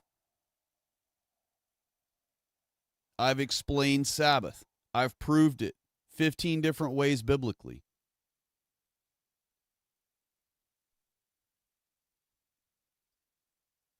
I've explained to everyone that the unclean beasts loaded on Noah's ark, spared on Noah's ark, are the non-whites, and that 0 non-whites come from Noah's family. That all 3 of his sons restarted the white race. That white people are Adam and Eve's descendants. That Adam and Eve only produced white babies like all white couples can only produce. I've shown you proof after proof after proof that Jews are not Israelites. that they descend from Esau and his 2 Canaanite mongrel wives, and that only white people are Israel, distinguished apart from all the world's black-haired, brown-skinned, non-blushing beasts with our 12 different hair and eye color combinations, one representing each tribe of Israel. I've already explained to you that the non-whites are lactose intolerant and that Jews and blacks are the most lactose intolerant. And that God regularly and repeatedly and often enticed our people and gave our people to look, a thing to look forward to of a land flowing with milk and honey, which would be useless to the world's non-whites, especially Jews. I've already explained that Jews are who bought and brought blacks and owned blacks in America using white men's names that they made up, with the plan in the future, which is now, of freeing the blacks and then blaming white people on being the ones who owned blacks and lying to the blacks and teaching the blacks that we are who owned them. Therefore, they should have all their rage and envy and revenge carried out on us. And that was their plan all along and why they brought blacks here. I've explained on this channel already that blacks did not build our country, or anywhere else for that matter. That they only even picked a measly 2% of the nation's cotton, meaning white people picked 98% of the cotton all during black slavery in America. And that cotton itself was only 3% of our gross national product, all through the entirety of black slavery in America. I've already debunked that Asians built our railroads. I've already debunked that blacks built our railroads. I've already debunked all the black inventions. I've already debunked their wee-wuzzing on this channel. I've already exposed the hypocrisy and the lies of Jews on this channel. I've already exposed and spoke about over and over again that Jews are who control our government and have since 1913.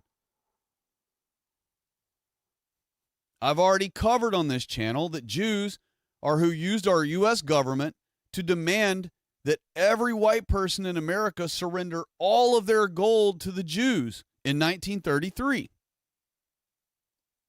And that the official story was that we were all having to surrender it to the U.S. government for the war effort, but the Jews owned the Fed privately. And they had already insisted and convinced our traitorous white politicians back then to agree to sign over all of our gold to the Fed,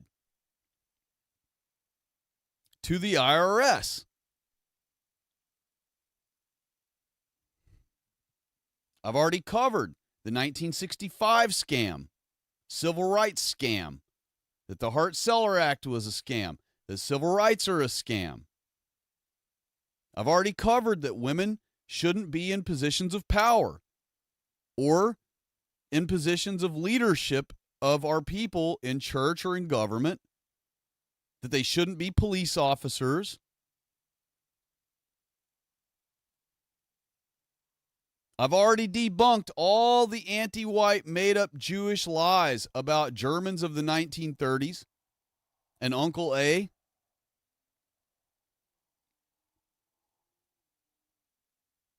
I've already explained on this channel multiple times what the cucked Christian problem is in our country.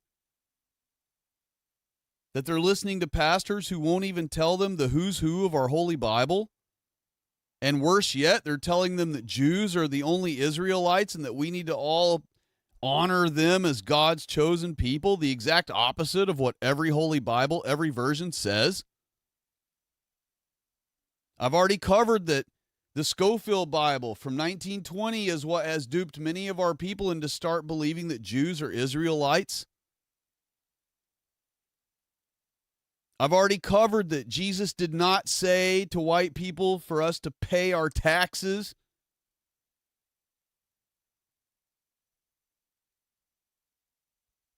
Because so many of our Christian cucks are duped into believing that Jesus said, render unto Caesar what's Caesar's, when that's not what he was saying at all, and that's not what he meant at all. I've already covered on this channel that legalism is the exact opposite and the satanic Jewish Jewry opposition of law. So anything that's legal is not lawful. Most things that are legal are not lawful, not everything. Being safe when you're out driving in town is legal, and that's also lawful. But many things that are legal are against God's law. And that's by Jewish design. Legalism is Jewry. It's Talmudism. And I mean that very literally, because the Talmud is a book of many opinions of many different Jews, rabbis, if you will. And that's exactly what we call our law nowadays. We don't go by the statutes and ordinances and codes. All of those are also legalism. But we don't even go by those. We go by case law, which is what? Opinions of judges, which is what? Opinions of Jew obeyers, opinions of sellout traitors, opinions of Freemasons who obey Jewry, which is what Freemasonry is.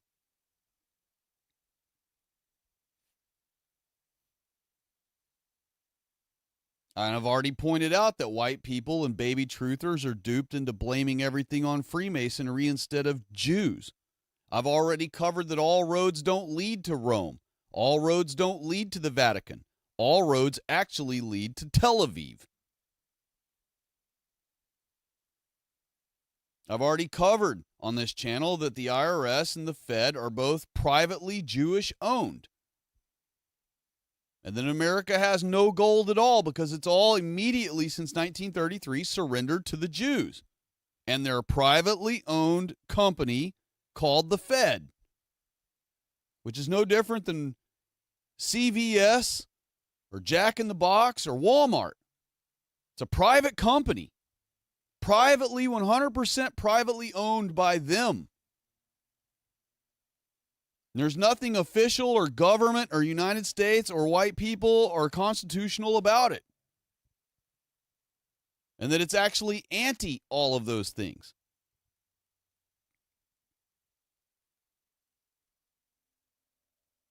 I mean, what hasn't been said on this channel already? I've covered it all. Everything that matters has been covered on this channel already.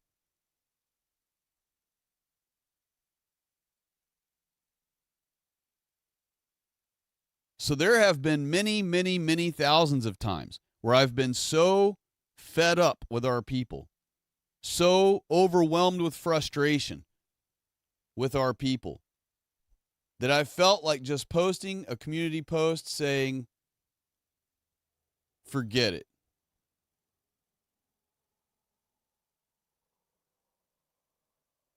We tried.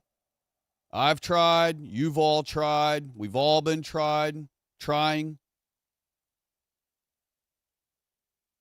And our people love the idea of their destruction. They love the idea of their replacement. They cheer it on. They're going to cheer on their favorite niggers chasing the ball, their favorite sport, all the way until we're all beheaded. All the way until all of our women are strapped to rape carousels in the middle of town squares all across our country. for the non-whites of any kind to just walk up and have their way with them all they wish. Remember when criminals in our past, in like the 1600s, whenever we'd have a criminal, we'd put them in, I forget what it's called now. We'd put them in like a gurney. I don't remember what it's called. Maybe it's called a gurney. We'd put them in a thing that they would have to stay standing up on their feet. And it was two big pieces of wood that would be clamped together. But they open up apart. And it has 3 holes. 2 smaller holes for the man's wrists to go through. And a slightly bigger hole for his neck. And we'd put him in that, and then we'd clamp it down. And they would have to stand in public square, or somewhere in public, a random sidewalk, or wherever it was they were put. And they would be trapped there, stuck, standing with their head in that hole and their hands in that hole. And they'd have to stay there for however long, days, weeks, months, I don't know. And they couldn't do anything to anyone. Their feet would usually be shackled, usually probably to the post as well, so that they couldn't kick at people or anything that are behind them. And there they were. Well, our women are going to be on rape carousels, tied up a similar fashion, all the way around in a circle, bent over the carousel, strapped down to it, where they're all bent over doggy style, with their pretty long curling iron flowing hair running down their backs, and their butts sticking out, bare skin, ready to go for any non-white to walk up and whoop his junk out and shove it right in for his pleasure. That's coming for our daughters. That's coming for our granddaughters and our great-granddaughters. If you fucking cucks don't snap out of your stupidity. And I'm not speaking to any of you, my regular viewers. Y'all know that y'all are not cucks. I'm speaking to any cuck-servative, Trump-tard, or Q-turd that might listen into this stream sometime. You better snap out of your cuckery.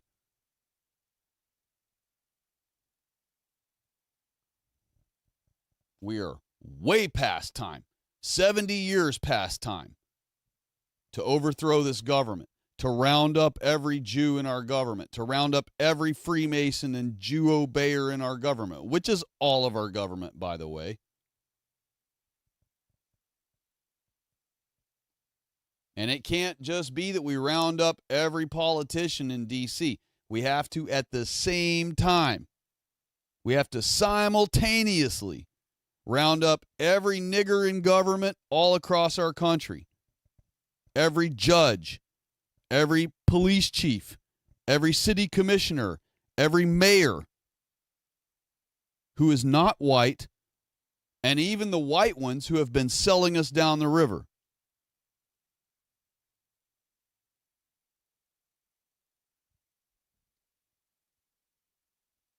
And it's a lot of people. You have 353 politicians, official politicians in D.C., but there's another 10,000 in D.C. that we have to round up along with them, that are their assistants, their bodyguards, their bid doers. And then we have another probably 300,000 non-whites and white sellouts all across our country who are the mayors, city commissioners, sheriffs, police chiefs, comptrollers, governors of our states. They have to all be rounded up. Every one of them. And it's a tall order. I get it. It's a tall order. I understand that. It's a seemingly mission impossible task. I totally comprehend that. And that is why I'm always telling us that we have to start keeping our holy God's Sabbath. If we don't, we will never have his mighty hand before us as a blessing, as a battering ram, as a force field as a weapon. We will never have it until we convince enough of our white people, as a nation, to start honoring God's Sabbath and keeping God's Sabbath every seventh day, every week again.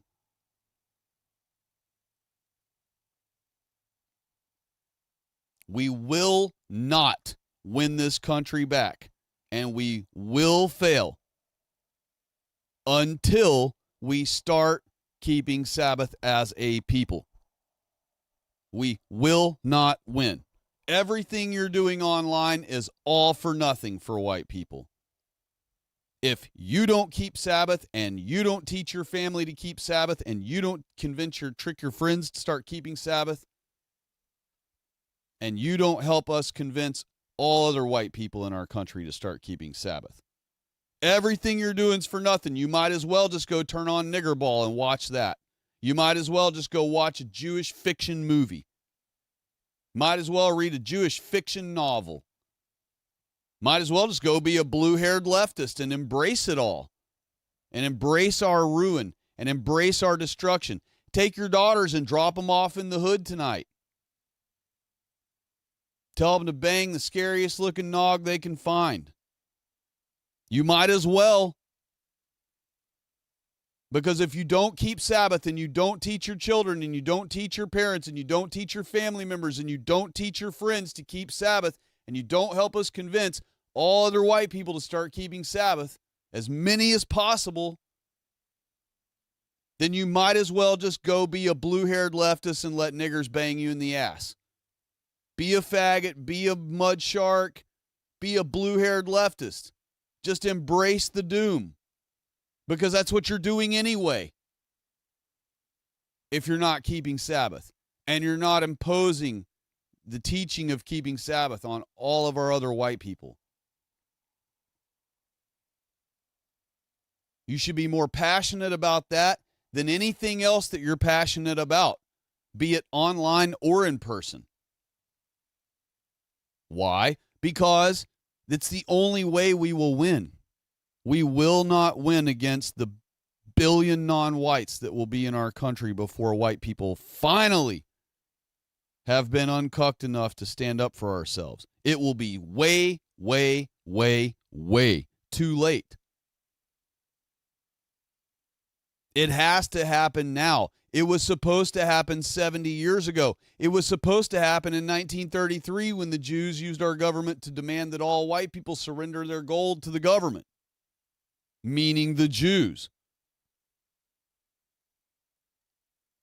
So really, we're 90 years past due.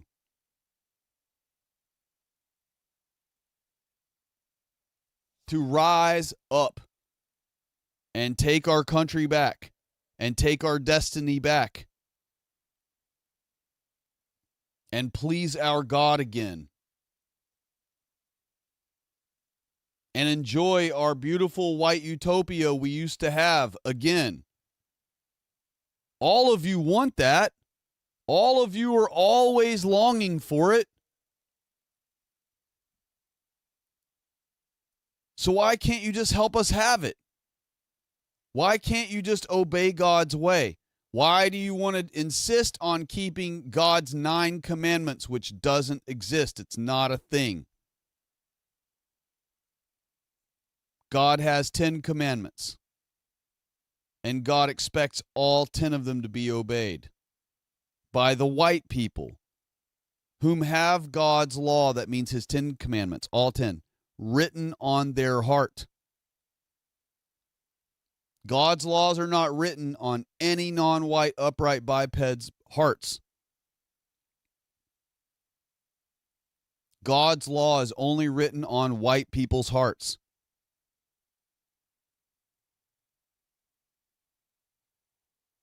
And his law begins with the 10 commandments. It's not his only 10 laws. He has more laws than that. Can't be a homosexual. Can't be a mud shark. He has more laws, but the first 10 are the beginning 10. And they are the foundation for the rest of them.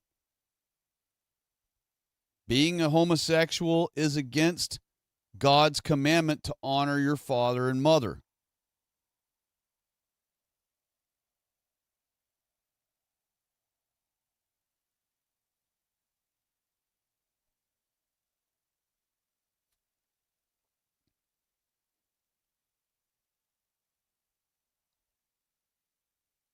We have to keep God's way. We have to do things God's way.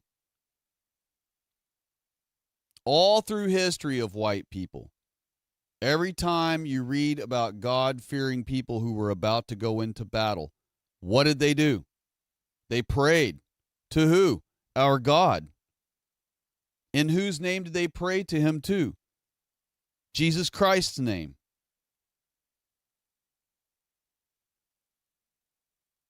And what did they ask God each time before battle? Should be obvious. They asked for his hand to guide them and to protect them, to be their force field and their battering ram and their axe. Why do you suppose all of our ancestors, all through recorded history, asked for God's blessing in battle? Should be obvious. And you might answer, so they could win. Yes, but there's a reason they're asking God for that blessing. Because they know that without God's blessing, they won't win. White people who have declined to ask for God's blessing have lost battles to non-whites before. How do you think we ended up being conquered by Muslims and being slaves by the millions to Muslims?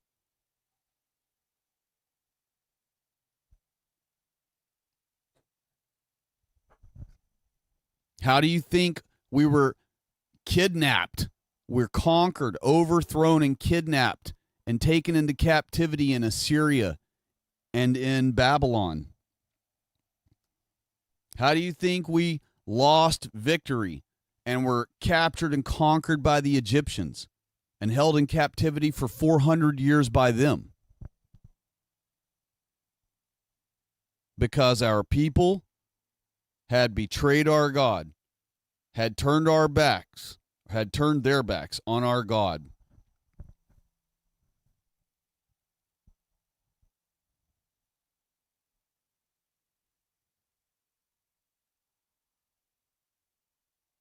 And they lost those battles because they thought that they were mighty enough on their own without obeying God's way, the way God wants us to do it.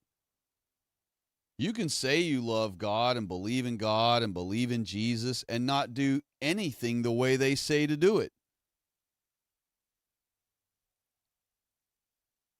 And therefore, you wouldn't truly be a follower of theirs. But you still have a mouth and you still have the capability to go around and tell everyone that you believe in Jesus and that you obey God. And in your mind, you could conjure up a way to make yourself believe that you are obeying God.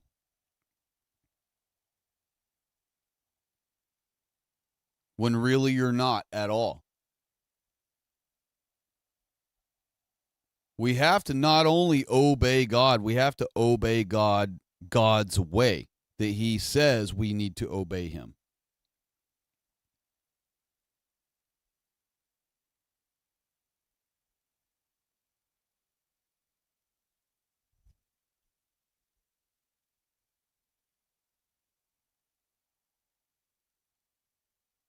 And I've had that struggle with people about Sabbath before. God picked a certain day, and he says, this is the day that I want you to worship me, that I want you to be grateful for me. I want you to be grateful for me all the time, obviously, but on this particular day every week, this is the day I'm asking you to make it known to me, to come visit me, to stop what you're doing, put down what you're up to, and come sit with me, come visit with me, come tell me you love me if you do, and come tell me you appreciate all I've done for you, if you do.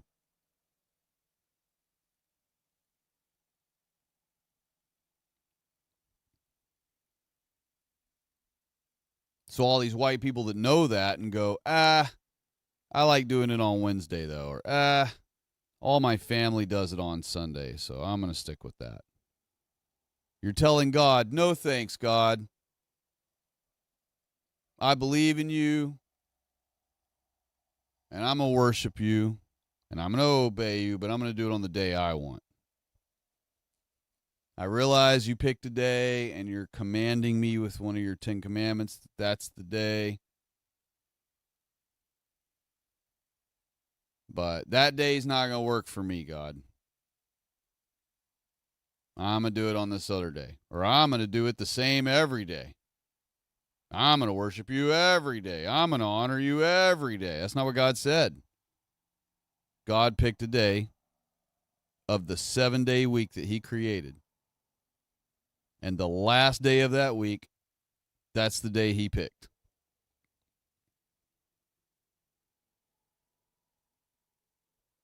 And I've already addressed on this channel before the cucks who say, who knows what day it really is. It may actually be Wednesday when we think it's Friday. I've already addressed that. That any cuck who ever comes up with that retarded argument could be told by Publishers Clearinghouse or the radio station in their town or whatever that they've won $1 million,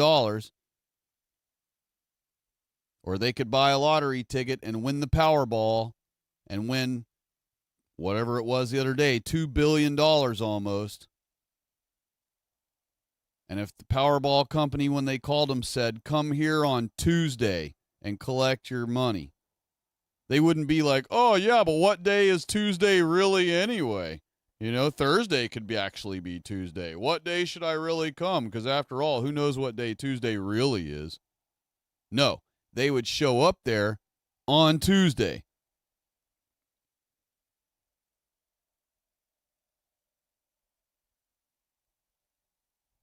There would be no mysterious question of who knows what day it really is.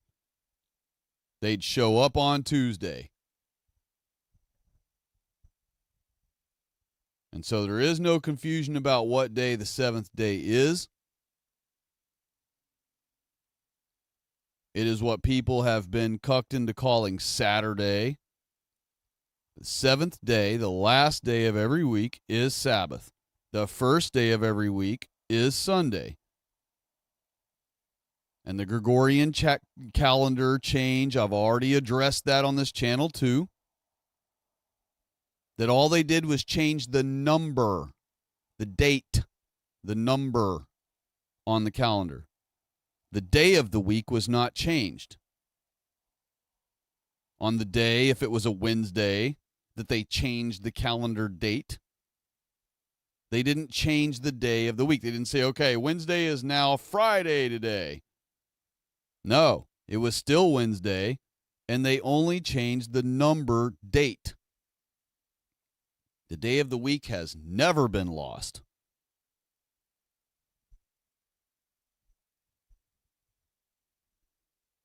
And just the fact that the Jews keep Sabbath every week on the 7th day should prove to you that that is the correct day, because Jews emulate or commandeer, I should say, all of our things.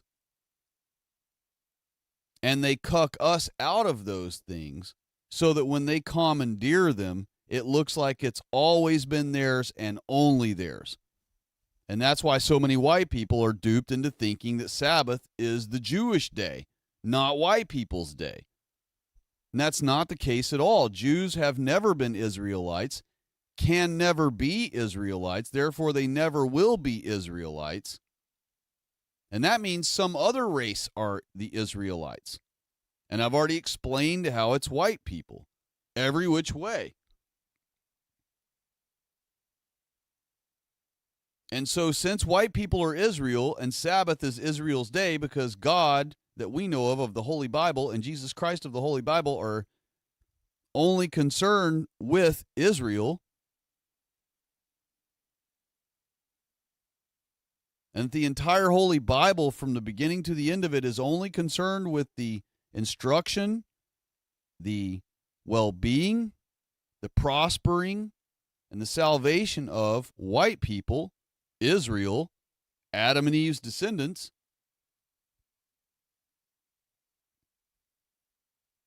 that we're not supposed to be, cucked by the Jews or any of their nonsense.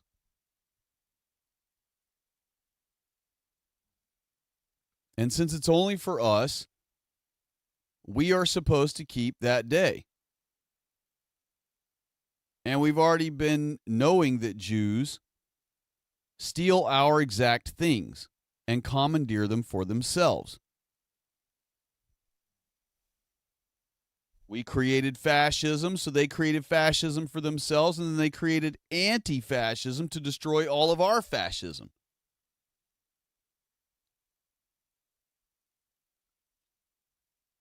White people used to be tribal, so they became tribal, knowing that was the only way they could survive. And then they duped and demanded white people into not being tribal anymore. So now tribalism is okay for them and not okay for us. All white people used to keep Sabbath. So the Jews started keeping Sabbath, commandeered it, and then duped white people into not keeping Sabbath by way of murder with the, quote, Christian crusades by the, quote, Catholic Church, end quote. But also by just flat out deception. Lies in their books, the Schofield Bible.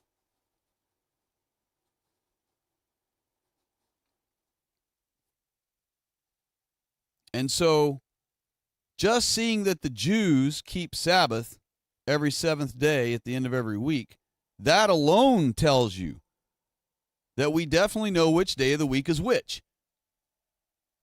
And every day that Jews are keeping Sabbath is actually your day that you're supposed to be keeping with our holy God and with our Lord and Savior Jesus Christ and with our Holy Ghost who protects you every single moment of every single day on behalf of Jesus Christ as his vicar.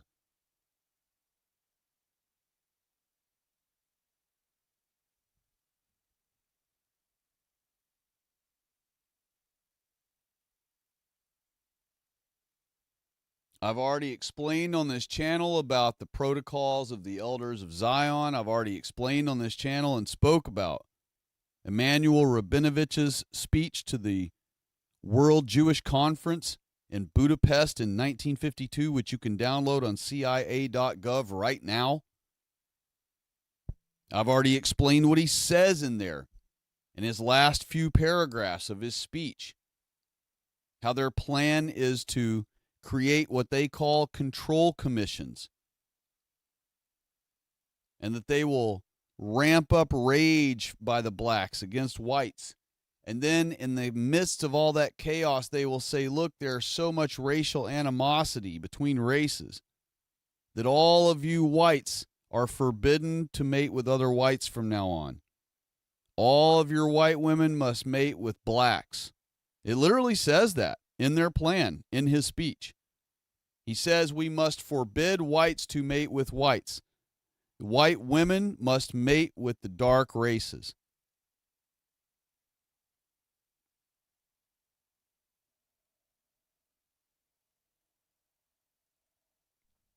And by that, they mean blacks. That's the primo humiliation ritual in the Jews' eyes. They don't care about our white women getting with Indians or Arabs. They want our white women with blacks because, in their opinion, blacks are the lowest upright biped form creature on the earth. And so they want whites fully and maximally humiliated and ruined racially, and our children be ruined and all those things, because of course children would be mongrels if you mate with a black. So maximum ruin of Christ's harvest is what they want. And they deem that blacks being with our women is maximum ruin of our women. Far more so than Pajites or Arabs or anything else they might ever mate with. And that it's maximum humiliation against white people. Far more than if they ever went out and mated with an Arab or a Pajite. And that's why you don't see them show in commercial after commercial, blonde girl, Asian guy, blonde girl, Arab guy, blonde girl, Indian guy. No. You only see blonde girl, black guy, blonde girl, black guy, blonde girl, black guy. It's always a black. Why? Because that is the Jewish thing. They want maximum humiliation, maximum ruin of Christ's harvest, and they deem, from their own opinions, that blacks are the thing to use to ruin us to the maximum. That they're the lowest, scuzziest thing that they could force our white women to be duped into mating with.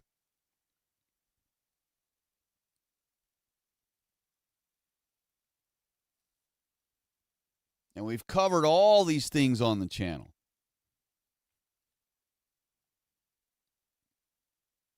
The very first video that I posted on this channel, other than a few like get her started ones, but the first main serious pro-white video I posted on the channel once I got it kind of up and going was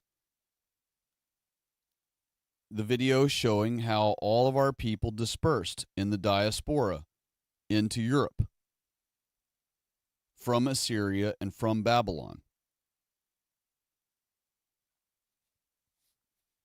I've already covered how blacks ruined Detroit by reposting a well-made video by some production company somewhere where they, back in the day, were still admitting truth. And I cropped out the important part of it and posted it.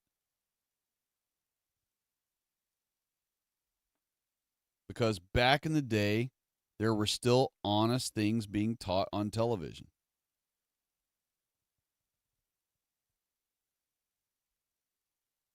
I've already covered how non-whites are envious of us. Deadly, deathly envious of us. I've already explained the Asians, that they come from Cain, and that they are not our arch enemy, because Cain's descendants are not our arch enemy. Canaan's descendants are our arch enemy, and Canaan's descendants are the Arabs and the Jews. But particularly Esau's seed are our arch enemy, and Esau's seed are exactly and specifically and only the Jews. I've already explained that the billions of non-whites in the world are the Jews' bioweapons of mass destruction that they use against us.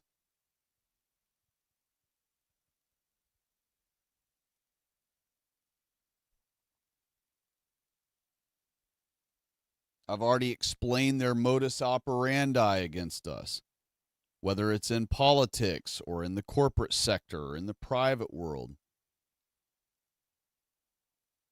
I've already shown how advertising and commercials dupe our girls by seeing nothing but blonde girl, black guy, blonde girl, black guy, blonde girl, black guy, blonde girl, black guy, everywhere they go. I'm the only channel who's ever exposed to you all and shown you all with proof after proof after proof after proof after proof after proof after proof in the community posts how Jews have been using our high schools to pit white girls with worthless boons as prom king and prom queen, and that they've been doing this now for 15, 20 years.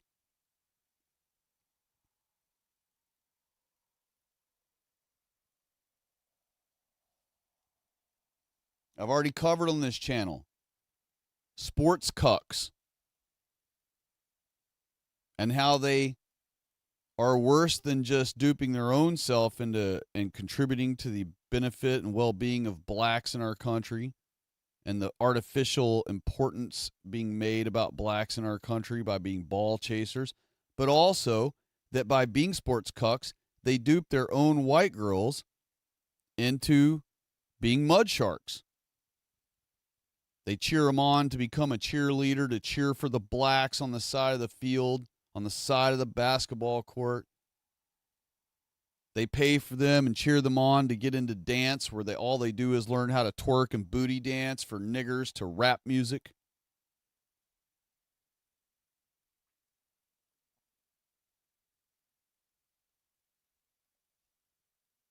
I mean, what hasn't been covered already on this channel?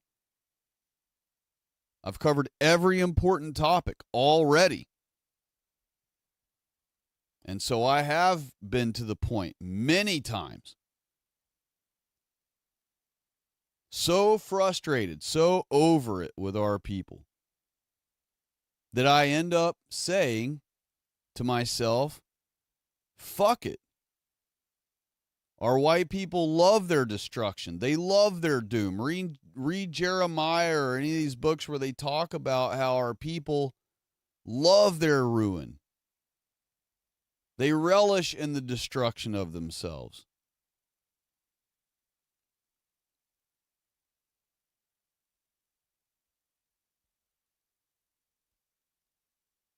And they rebuke any one of us who come along and tell them the truth and try to uncuck them.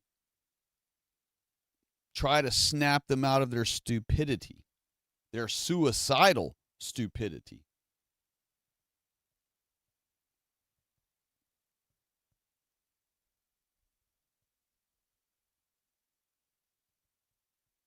And I'm sorely tempted with it now and then still. Every new massive cuck event, our people pull on themselves, you know?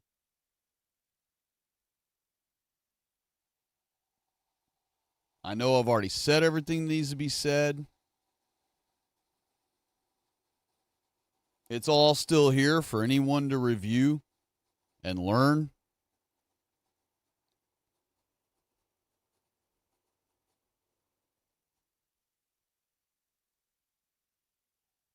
And knowing that it's all already here on this channel and there really isn't any more that needs to be said than I've already said on the channel, I'm very sorely tempted many times to just stop posting. What is there left that needs to be said on this channel? There isn't. But because I want fellowship with you all, and I want you all to have someone like me and someone like Jack, ultra based, no compromising whatsoever. You need to hear voices like ours. Listening to Elijah and Fleckus talks and all these other partially cucked still right-wingers are going to get you nowhere. They're not going to help you save your life. They're not going to help you uncuck our white people. It doesn't matter that they get hundreds of thousands of views and thousands of likes and millions of comments and billions of views. It doesn't matter when their shit is lukewarm. It just doesn't matter at all. One Jack stream is more valuable than every Fleckus talk. One Jack stream is more based and more useful for white people's well-being and betterment and destiny and prosperity in the future than all of these YouTube conservative shecklers combined. And that's not to say that every one of his streams is going to be a banger that covers all the important topics. He may even burn a whole stream on just talking about something in his personal life once in a while. But that's okay. We can give him that because all the rest of his streams he is covering what needs to be said.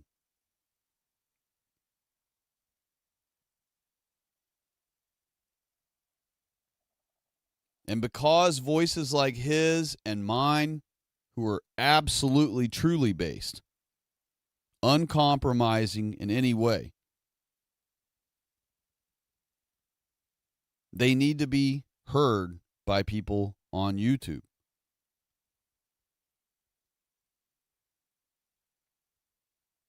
So I stay in it.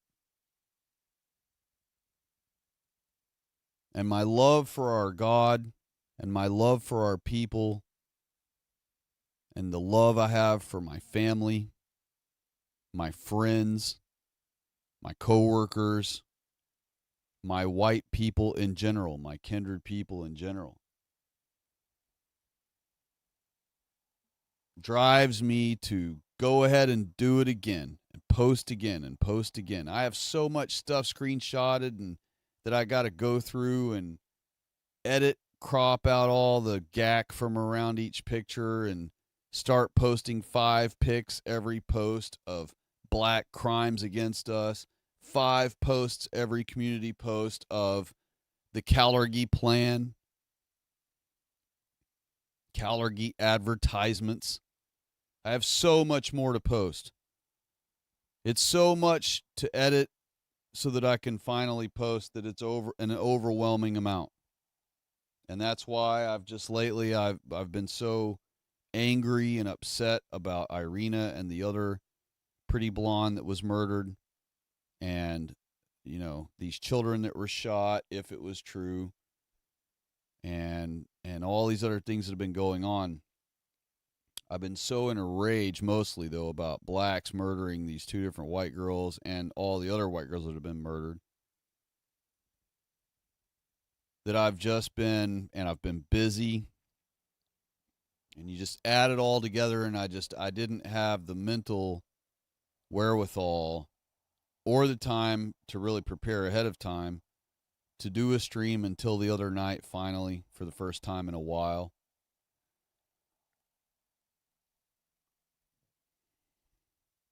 I've been saying all year that I was going to get back into making videos. I said that at the beginning of this year, and I still haven't done it yet. And what's funny is videos are easier to make than doing a live stream. Videos, you mess up a word, you misspeak, or you say something that sounds dumb, you can just edit it out until the entire video is just clean, bullet point cuts that make you sound sharp and well spoken and all those things. But I like doing my stuff completely raw, one take.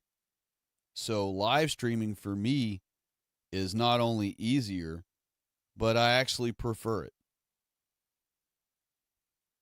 We also have more freedom of speech on YouTube during live streams, as you all probably well know, based on what you hear me say in the streams versus what I would ever be able to get away with saying in a regular video. So, I prefer this format right now. I also like the fact that I get to interact with you all in real time. I love that part of it. And so let me get back in the chat here. I apologize for going on for so long.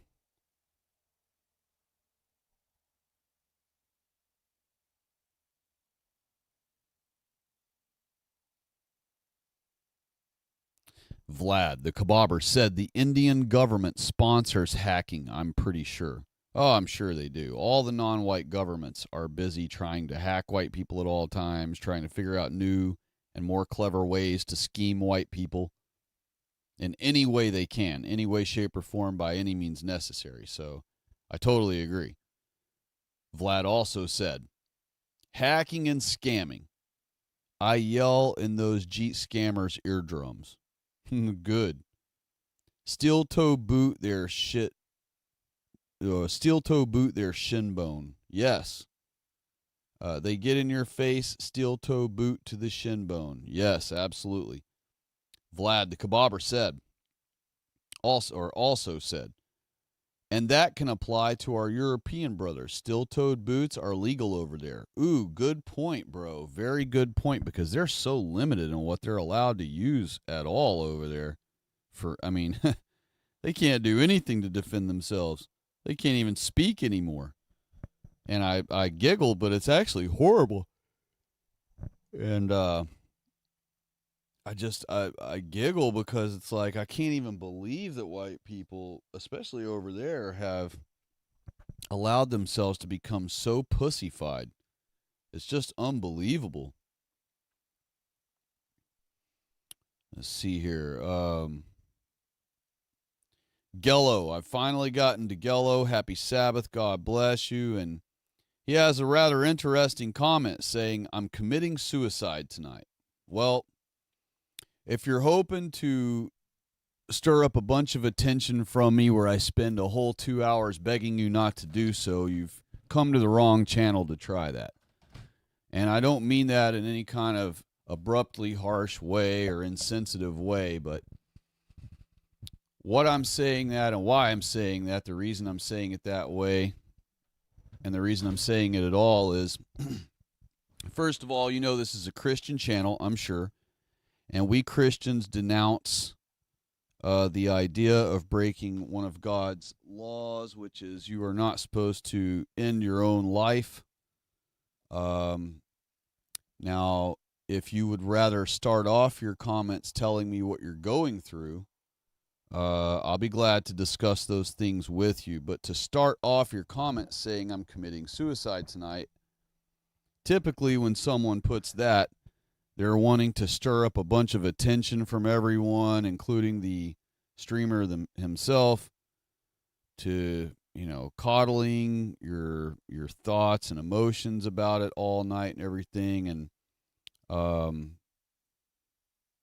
I encourage you to post on here tonight what has you driven to that point.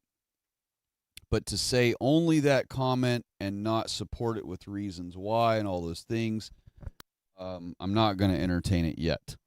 If you would like to truly discuss it and discuss your problems, we'll discuss those. And all I'm going to tell you is a simple don't do it. Don't do it. You know better. Don't do it. Whatever your problems have been, whatever your problems you've suffered with even in real time right now or in your past, there have been millions of our ancestors who suffered the exact same thing. You're going through intolerable pain. We have millions of our ancestors that lived thousands of years through life with no painkillers. You're going through an unbearable family situation. Millions of our white people ancestors have already lived the exact same situation, whether it's your brother's a fag, your parents raped you when you were a kid, all the things, anything terrible that could ever happen to you to make you want to kill yourself has already happened to thousands, yea, hundreds of thousands, perhaps millions of our white ancestors before you were born.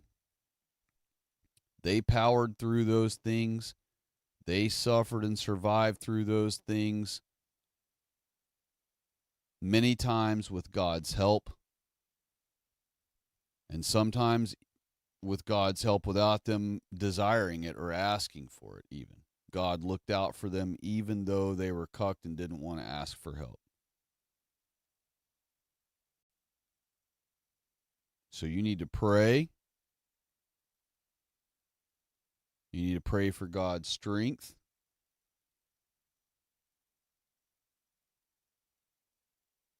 And you need to reassess how you're approaching life. If you are suffering from a terminal ailment,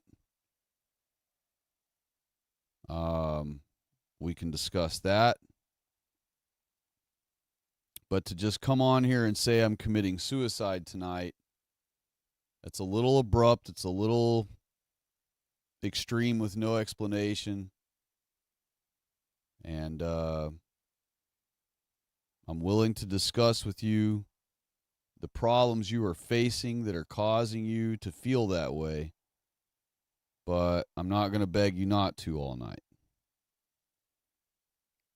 So you're going to have to man up or woman up, and you're going to have to explain your problem that's causing you to be driven to this point. And I will discuss that with you. And I will sympathize with you and have empathy for you. But you're going to have to at least include that with it, with your statement there. Vlad, the kebabber, said, and you can buy stylish steel-toed boots too, not the big clunky ones. I agree. That's a great idea. Round them up, he said. Yes, absolutely. Deb of Christ was concerned with what Gillo had said. Vlad the kebabber said, I've already corrected Fuentes for being too weak. Good. Thank you very much for that. And I hope he reads it, and I hope it stung his soul, and I hope your comments living rent-free in his head right now. And another massive, and this is a massive one, massive L that Nick Fuentes has going with him, going against him, is the whole mess and talk about Kanye being president and that he would vote for Kanye and that would be great that he's president.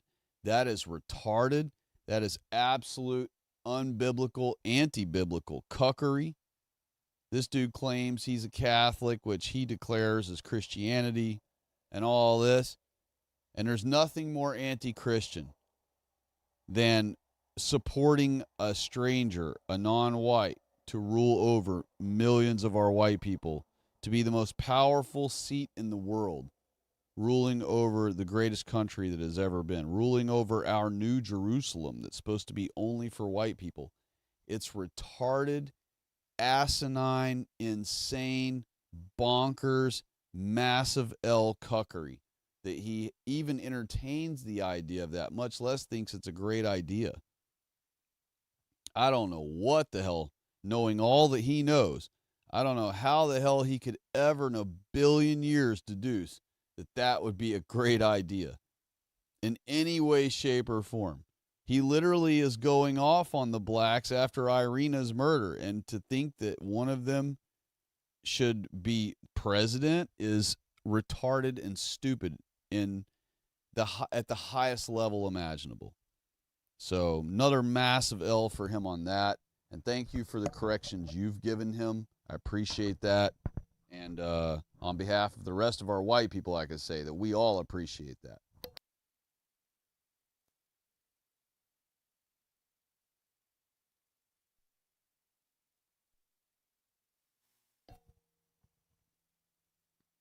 Vlad also said, Matt Walsh is more hardcore than Fuentes, believe it or not.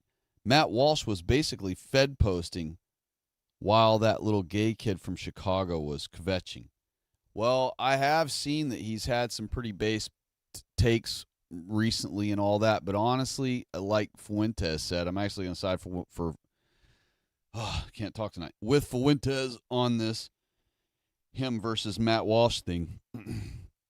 Matt Walsh is cosplaying, and he's following along with what his viewer base is saying in the comment section in order to keep his viewership going.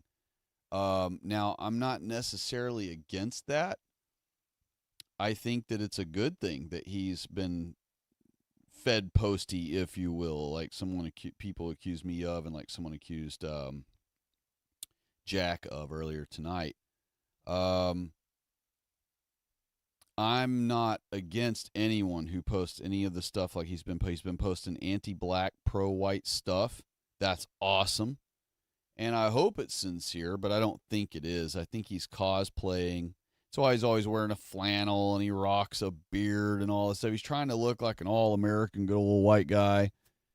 And really, he's got millions of dollars of Jewish money and has made his whole career off of obeying the Jews. and towing the line and not crossing the Jewish line, not bringing up the J question.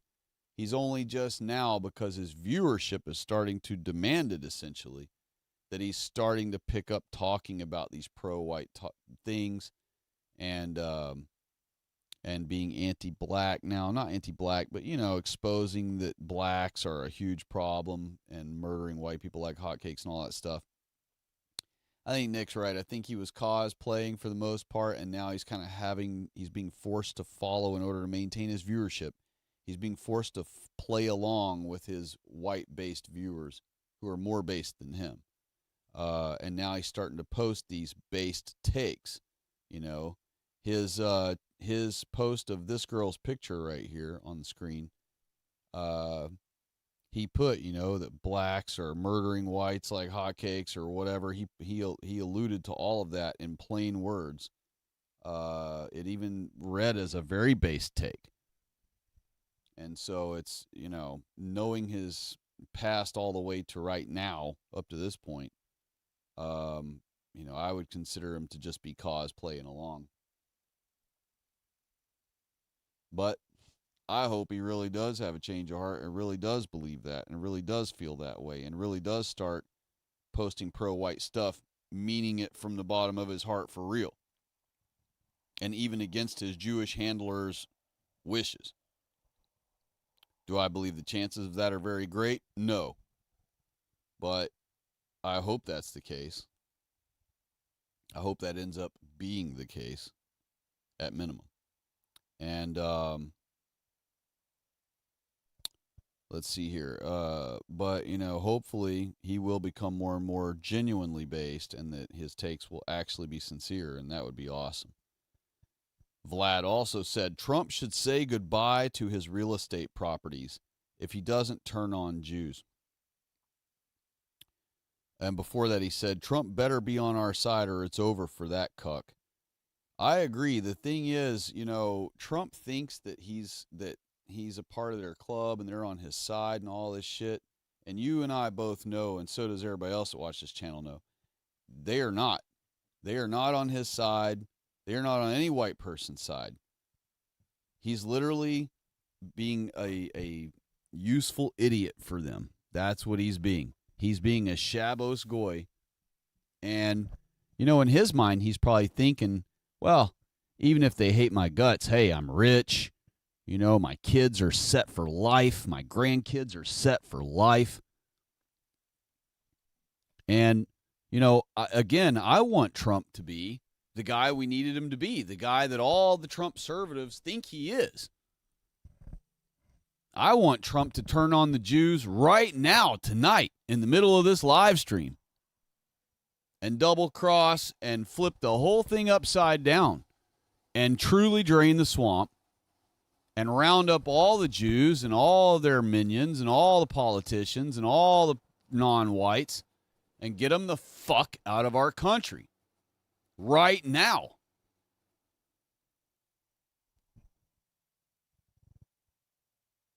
But at this point, it's just wishful thinking.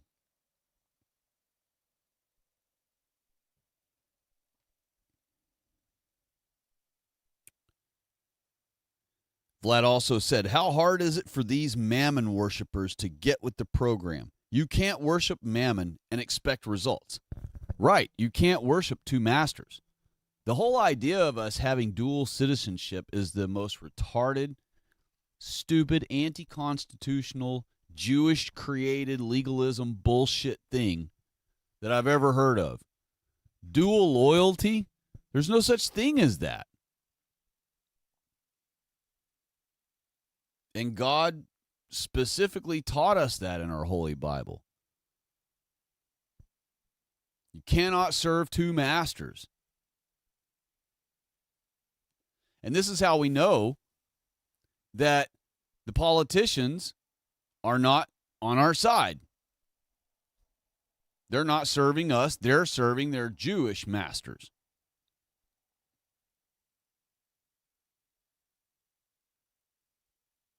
They're not afraid of us.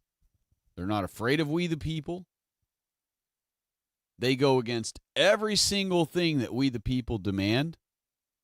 If white people say no, they say yes. If we say yes, they say no. And they tell us, shut up. They tell us, we don't want your support. We don't need your support. It's what Trump said when all his supporters demanded the files be released of the Epstein list and all that stuff. He said, I don't want your support anymore. I don't need it. I don't want it. If you're going to keep asking about the Epstein files, get lost. Get out. You're not a part of my team. You're not one of my followers.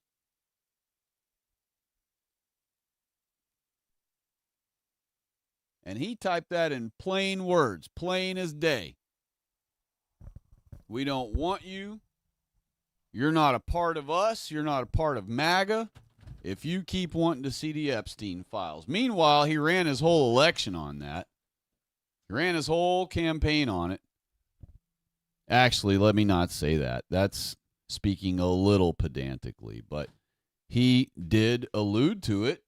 And when people would ask him about it, he would say, yes, I'll release them. I would release them if you make me president again. Sure. And he let his son ramp up rhetoric about it. He let all his followers, all his key influencers ramp up rhetoric about it. He did nothing to stop any of them. He didn't cut any of them off and go, hey, hold up now. We're not doing all that. No, he went ahead and shrugged his shoulders and said, sure, I'll do it. And it was the most insincere, sure, I'll do it answer every single time. Just look at all the times during his election campaign where he was asked about it. Just look at how he answers every time. Every time he looks frustrated and goes, yeah, sure, okay. Like it's the last thing in the world he wanted to be asked. Like it's the last answer in the world he wanted to have to give. So,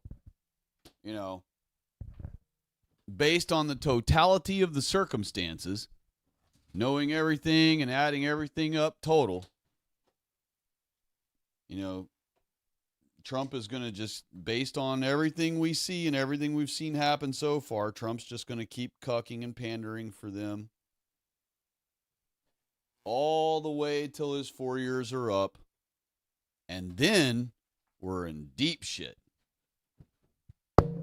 Because I have a feeling that they're going to give the next presidency to a Democrat. And when they do that, they will, the political theater will be, the narrative will be that the Democrats are getting their revenge.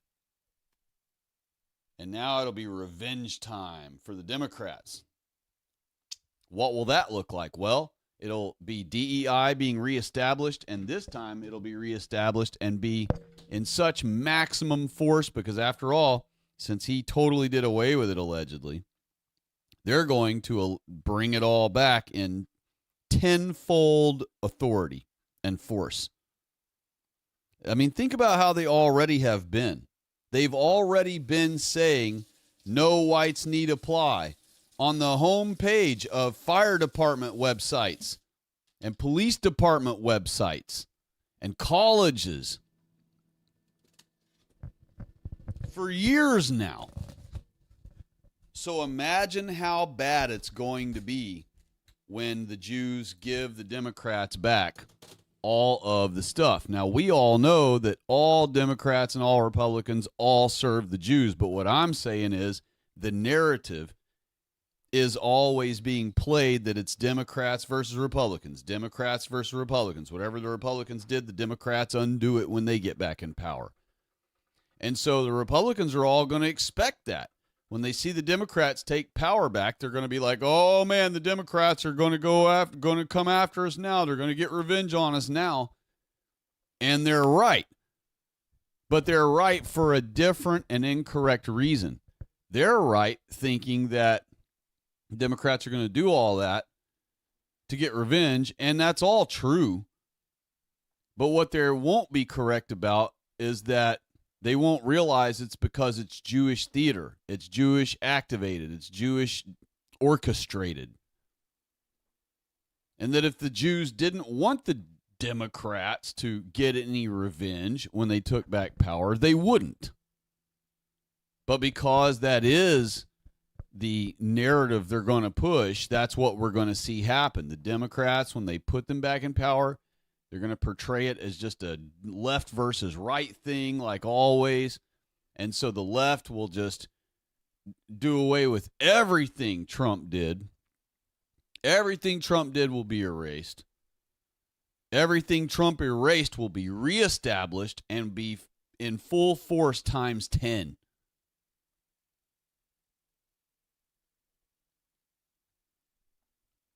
So we have 3 years left to uncuck as many white people as possible, to snap as many white people out of their retarded mental illness cuckery as possible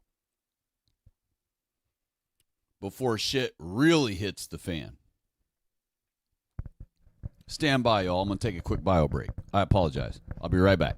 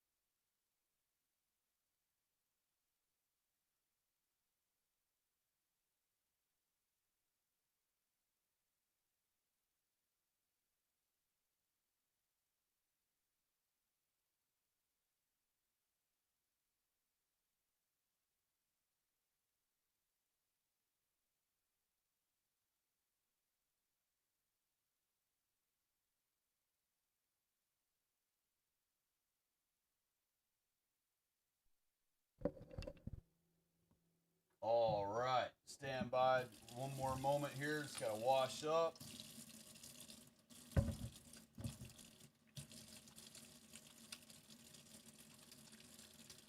Let's see. I can read the chat while I'm washing hands.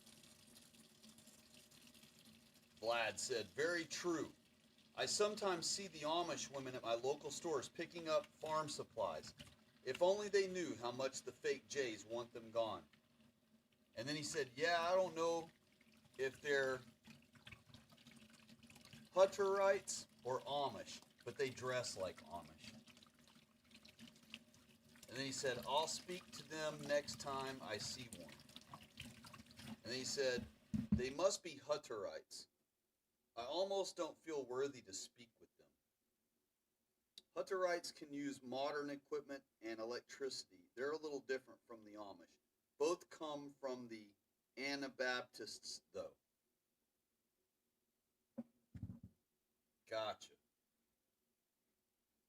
Funny, I have not ever even heard of Hutterites. That's a new one to me. But I'm not from up north, so I don't really, hear about the Amish much or anything to do with them, because all the Amish seem to all dwell way up north. And I just don't go far enough west and far enough north to interact with Amish. There probably are Amish in the state I live in. I'm sure there are somewhere, and I just haven't ever seen them or heard of them, but I haven't ever actually sought out looking for them either. So let's see here. Vlad also said Sabbath was made for man. Man wasn't made for the Sabbath, and the calendar is fucked up too. Yes, I addressed that. But it didn't change the day of the week. And so we're good to go on knowing that.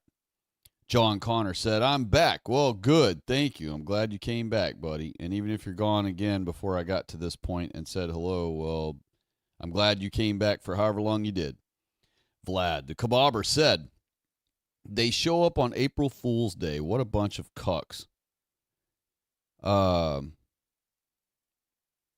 And Vlad said, there is more than 10 commandments, April Fool's cucks. Yeah, there is. Vlad also said, but yes, I like 10 commandments because that's basically what's repeated in the New Testament. And then he said, very true. You're a sport cuck above the age of 18, or you're the definition of a cuck. If you're a sport cuck above the age of 18, you're the definition of a cuck. Absolutely true. Vlad also said, Elijah is gay, I think. Listen to his voice. Well, I don't necessarily go by people's voice, whether I think they're gay or not. But one thing that did piss me off about Elijah a lot is on his last channel he had, that his big channel he had, Slightly Offensive, that's what it was.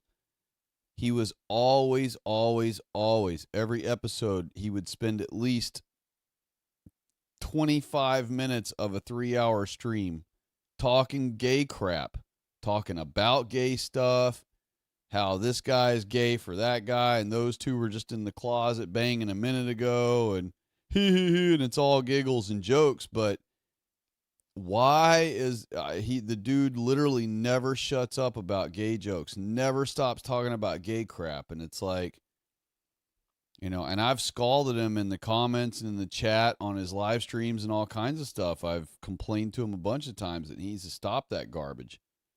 And what's funny is now that he's had his Jew money taken away, and now he's just doing this Rift. He's got this new channel called The Rift.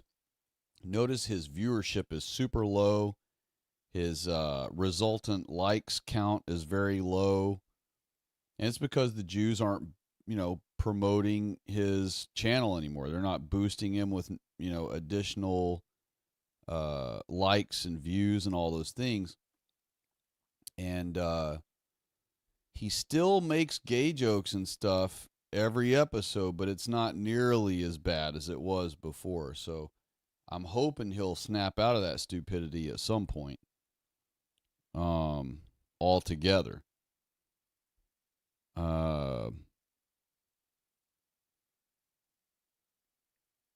And then Vlad said, and then he jokes about gay stuff. Yes, what I was just talking about. Elijah is gay for sure. He hangs out with Jews too.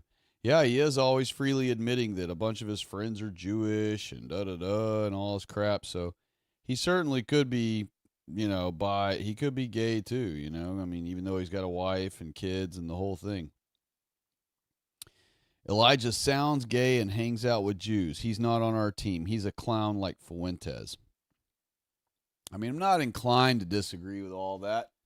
I do think that Fuentes is not a shill. I don't think he's a shill. I think Elijah it's a high probability of being controlled opposition. And by controlled opposition, I actually mean controlled. Well, I guess we are supposedly the opposite, or we are the opposition to the Jews. So I guess in this case, he would be an actual controlled opposition or gatekeeper, if you will, or whatever.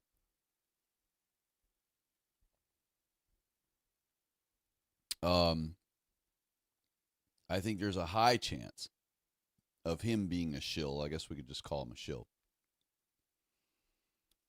Fuentes, I don't get all that from. Fuentes has stayed true to his positions and his convictions that he's public about anyway.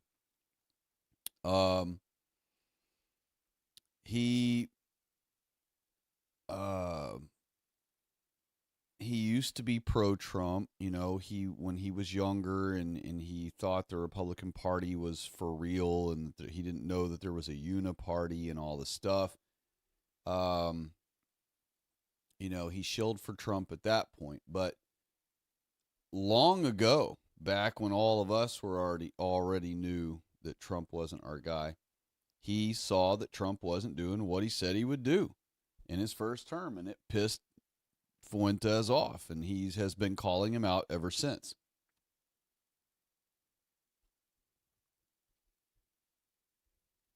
And the way I judge a truther to determine whether I think they're a shill or a truther is if any of the things they say would actually work against white people. And that's why I declare his biggest L for me so far has been him saying that Kanye ought to be president or run for president. And if he did, that Nick would vote for him or whatever. I think that's a huge L on his part. I still don't think that necessarily makes him a Jewish shill. He rails against the Jews nonstop. He spends all of his streams putting white people first, um, with his motives, his themes, and all that, at least by what he's saying anyway. He does not typically, other than the whole Kanye garbage, I don't know what the fuck possessed him to go that direction with that crap. But other than the Kanye garbage, I find myself agreeing with practically everything he says. Now, the only other thing being the Catholic stuff. You know, he's cucked into thinking the Catholic Church is Christianity, which it is not. Um, but other than the Catholic Church stuff and the what you call it, the uh, shilling for Trump long time ago, but he changed his ways right away and has been critical of Trump ever since. And he's not anti-Trump because he doesn't want to be anti-white. And I'm not anti-Trump because I'm not anti-white. I'm anti what Trump's not doing for us. I'm upset with Trump. I'm disappointed in Trump. But I want Trump to be the guy. He's already in the seat. He's already famous and looked up to and has a lot of our white people following his lead. He's already got a beautiful family of blonde children who some have grown up as, you know, and were brunettes and whatever, but he's got a beautiful white family that unfortunately he cucked away to Jews. But he's a white guy. He's produced white children. He's powerful. He's the symbol of white people. He's blonde-haired, blue-eyed, you know, large guy, powerful, respected, looked up to, seemingly alpha male. He's a great symbol of white people, the pinnacle of white people kind of thing. You know, Aryan, Chad, boss guy. That's who's supposed to be running our country. And so, to be perfectly honest,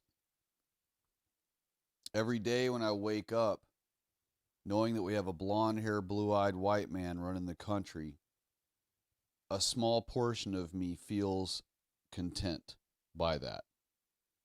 Knowing that Trump is our president makes me feel a form of contentness.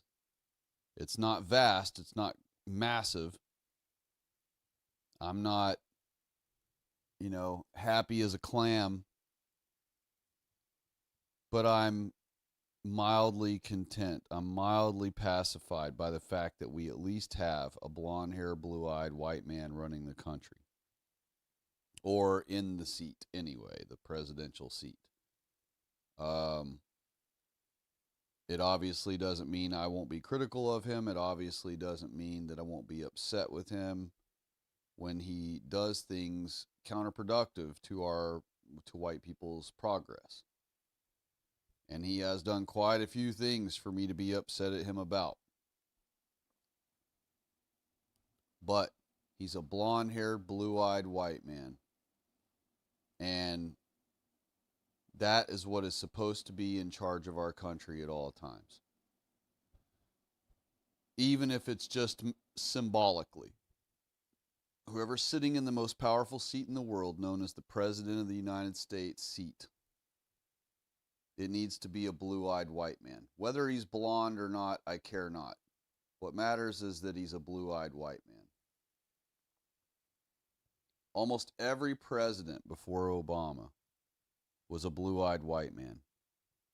I'm not even sure if, I don't think it's every single president, but the vast majority of our presidents have been blue-eyed white men. And The colors of Christ, blonde hair, blue eyes, that is, what should be running our country, regardless of the hair color. Blue-eyed white men should be, or who should be president always. And in fact, I would even go so far as to say that we ought to put it in our new Constitution when we restore and reestablish our country.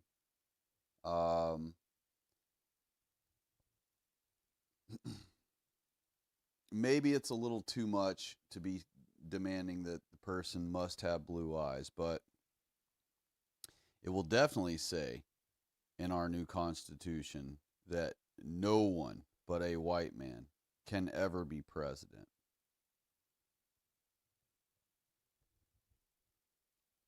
And I wish Trump well. I wish Trump would have the epiphany. I wish Jews would push him too far and he would realize and go, fuck this and fuck you guys, and renege on everything for the Jews he's done.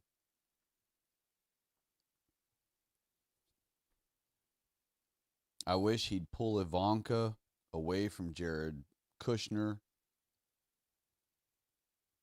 And he can keep all the mongrel kids they've had. And I'm sure they're lovely kids. I'm sure they're beautiful children, but they're mongrels, And so,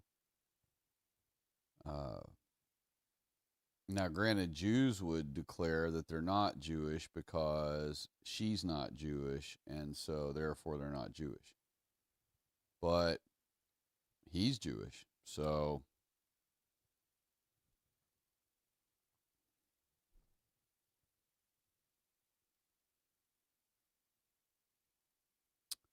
and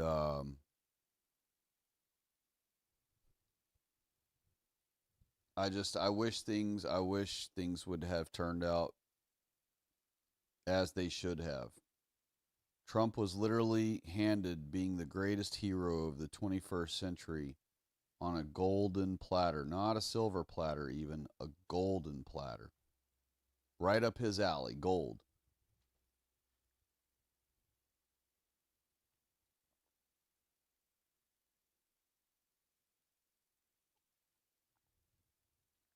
And so far, he has bombed it.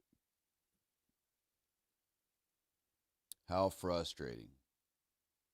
He literally has the power right now. He has the clout. The military loves him. So many of our 80 million white conservatives love him. All he'd have to say is, that's it, rise up, white men. It's time to round up the Jews, round up all the non-whites in all your local municipalities who are sheriffs, police chiefs, governors, mayors, city commissioners, comptrollers. Round them up. Round them all up.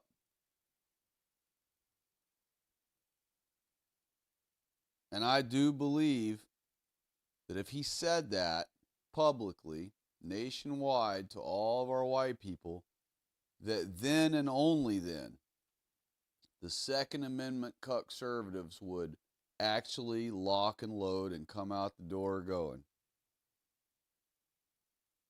And come out the door to do the damn thing.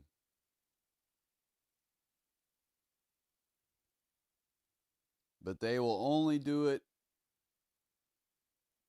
if and when Trump ever says so.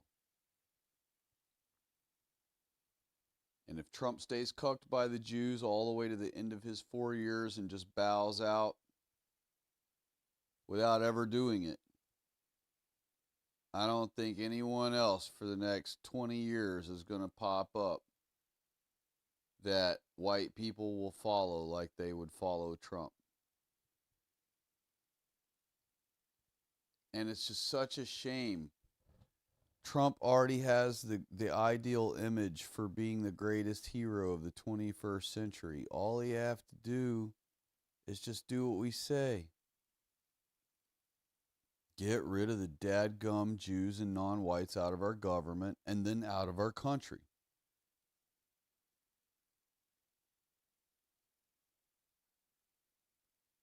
That would make America white again. That would make America a utopia again. That would make America the type of country that that Trump loves living in again.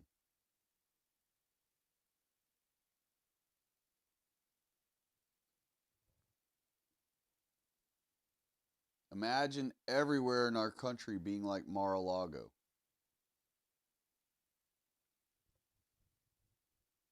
And by that, I don't mean everywhere you go, everything's covered in gold and shit like that. I just mean how safe and secure and carefree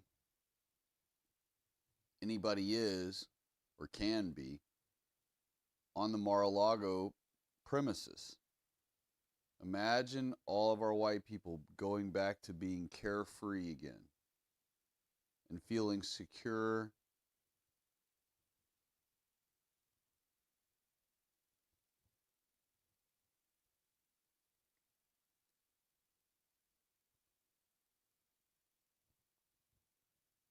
He could be the guy to do it. He was literally handed the ball on the 1 yard line, and all he had to do was take one step, and he would have been the hero of the game. And instead, after we handed them the ball, and all he had to do was take one step forward into the end zone, he turned around and he just threw it off.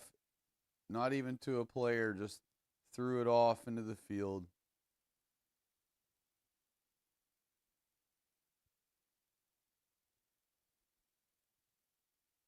And now it's 80 yards away, laying on the 20-yard line of the other team. And he don't have the ball anymore. It's first down for the other team.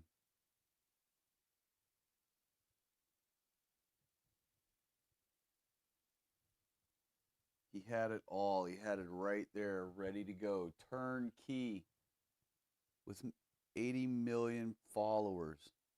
Armed, locked, and loaded. Would have been ready. And they would have done whatever he said.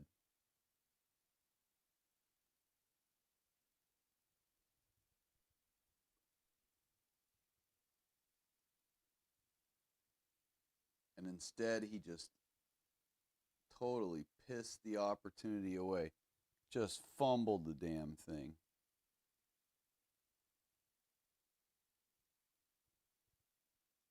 Dropped it like it was hot. He let go of that opportunity so fast, it was like a scalding hot potato.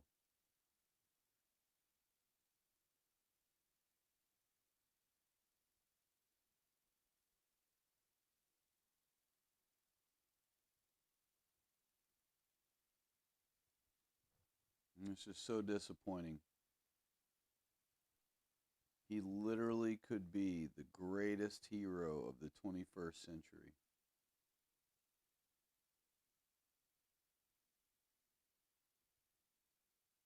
And however many books are ever written about him, millions more than that would have been written about him had he just done what needs to be done.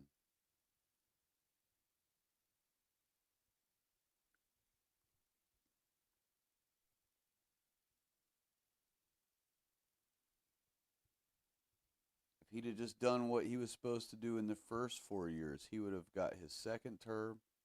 People would be demanding that he get a third term, which his Trump servers are always demanding that anyway. But he would actually have gotten 12 straight years if he had just done what white people needed him to do in the first term.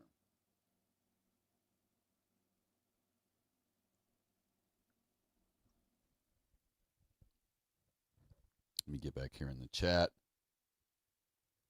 Vlad said, to be honest, if I was European, I think I would carry a knife anyway. Better safe than sorry.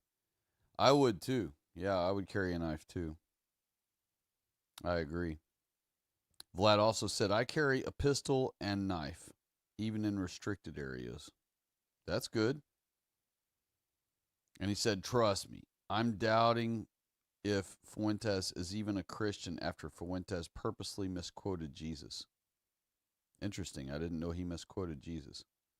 Vlad also said, I'll watch your videos about the calendar tomorrow, though.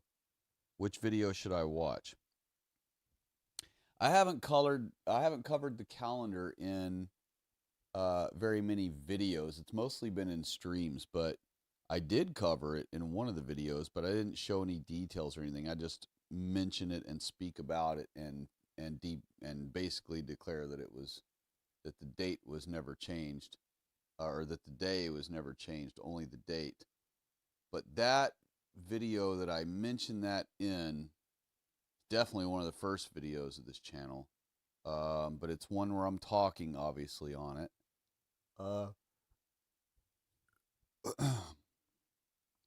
I want to say, man, off the top of my head, I don't know exactly which one it was, but I want to say that it might be in looking for nons in all the wrong places. I think it might be in that video. It also could be in Jesus Christ is a blonde-haired, blue-eyed white man.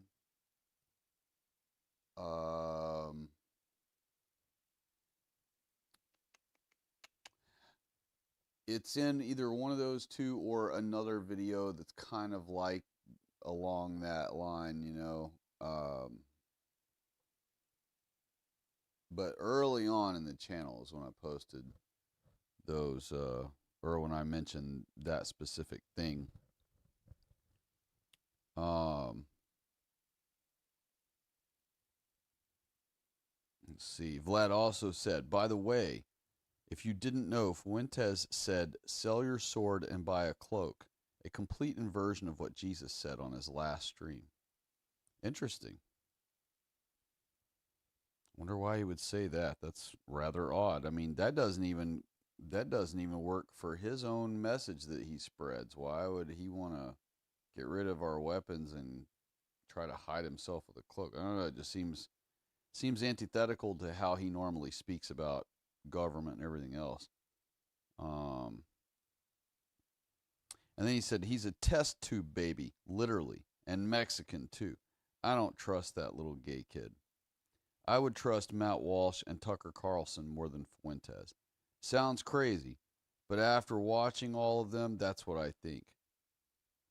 And then he said, yeah, the Hutterites and Amish are up north mainly. Hey, we have a special guest, everyone. Jack himself has chimed in. He has stopped by and chimed in. Hello, God bless you, Jack, and happy Sabbath to you, and God bless you, sir. Very glad to see that you have a new channel up and going. Really, really sorry to hear that last one got deleted. Apparently, you're a veteran like myself of being deleted regularly, so you already knew how to get another channel up and going lickety split, and that's awesome news. That's great.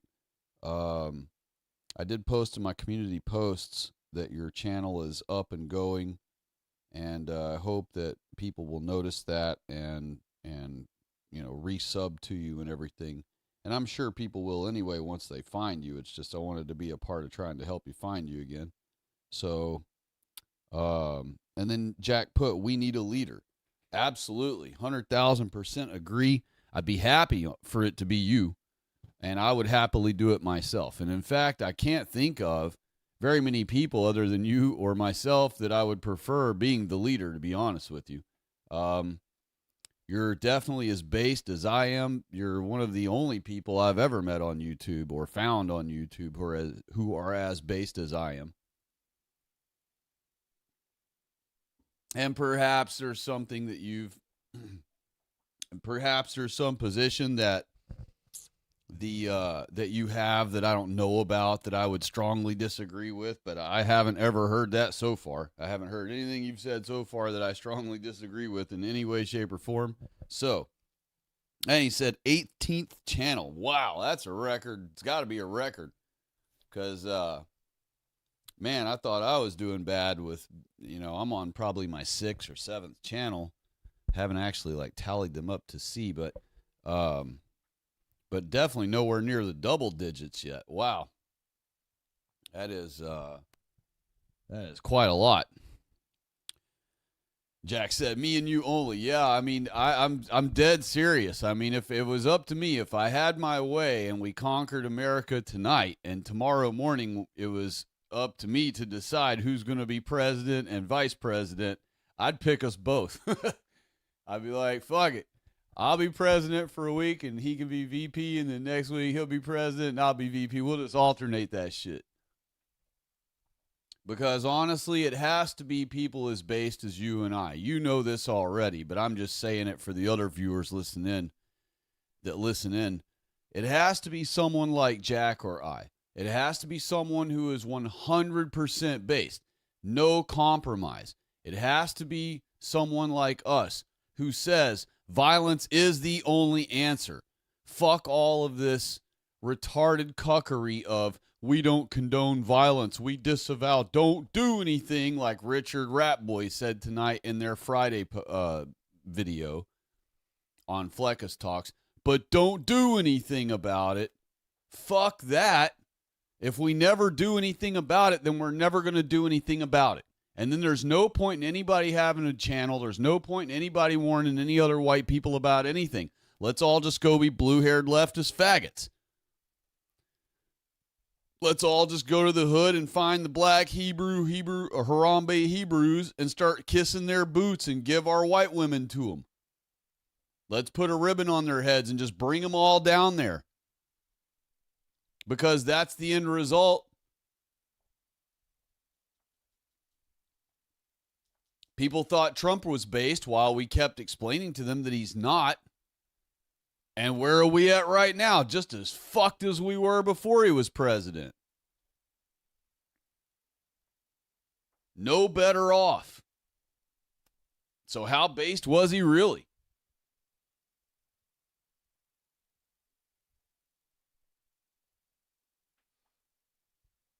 If he was as based as people think he is, he would have stormed the Capitol with all of his followers. And he would have took the Capitol back.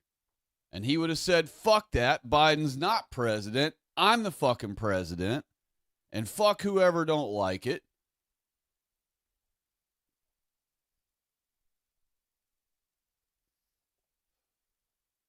We played at the beat of our own drum.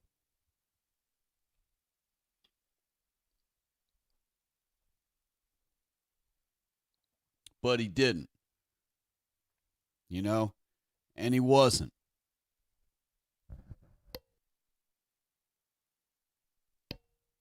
And because he wasn't based, he failed.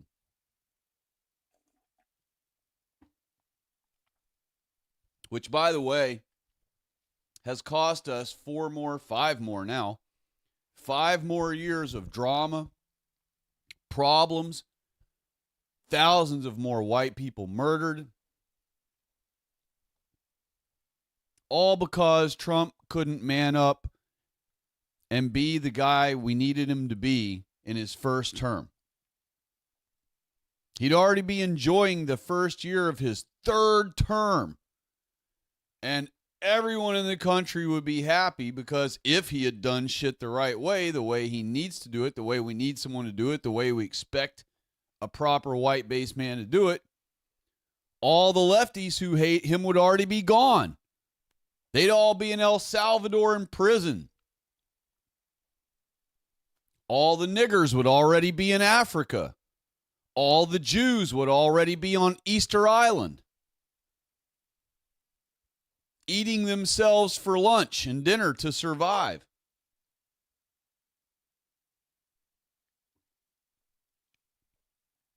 All the Mexicans would be back in Mexico. All the Puerto Ricans would be back in Puerto Rico.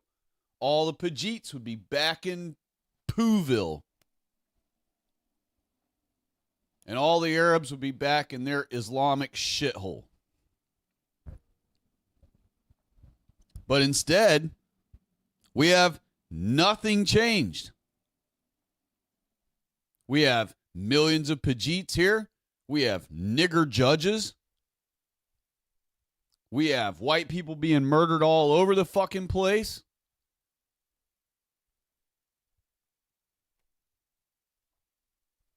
And I tell you, without someone like Jack or I as the leader in charge of this country, if we don't end up putting someone as based as Jack or I in presidency, this country's done. And keep in mind, this country is what's holding the entire world together. Once the U.S. goes down, that's it. The country or the world is ruined and under total control of the Jews. And I just don't think that they're going to maintain this earth for another 200 years before Christ's arrival. I just don't think they'd be able to maintain it that long. So that means that we are due another victory. Knowing that we're due another victory, why not us push for it to be in our lifetime? Why should we expect and hope that Gen Z or Gen Alpha that's already been cucked into oblivion, that we've allowed to be lied to all through their schooling from birth to their adulthood, how are we to, A, expect them to just do a total 180 on everything they've ever been taught just because we hope they will and want to? And B, how would we expect them to do it? They don't have the Generation X and previous, before the Gen X knowledge. They don't have the grit we have. They don't have the survival skills. They don't have the heart. They don't have the endurance. They have not suffered like Gen X and everyone before us did. They haven't had to live through suffrage like Gen X and everyone else before that did. They grew up in a digital age, a touchscreen age, where everything is easy. Everything is at the tip of your finger.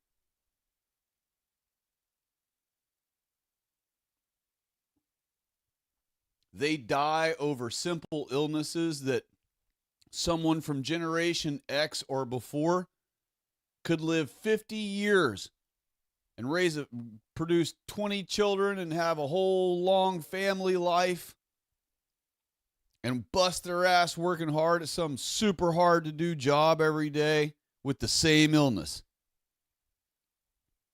that would take a millennial out in 2 days.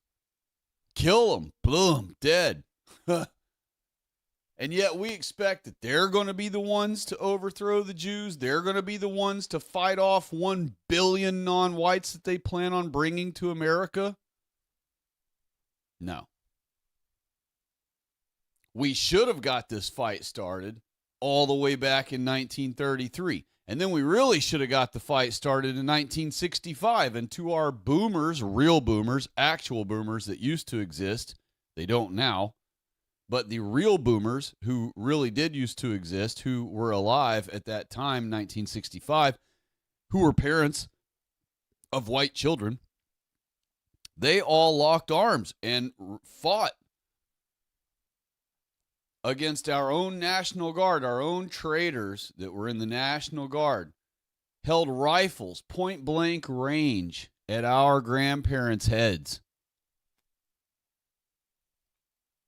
That's why I hate people who talk shit about our elders. They're boomer blamers.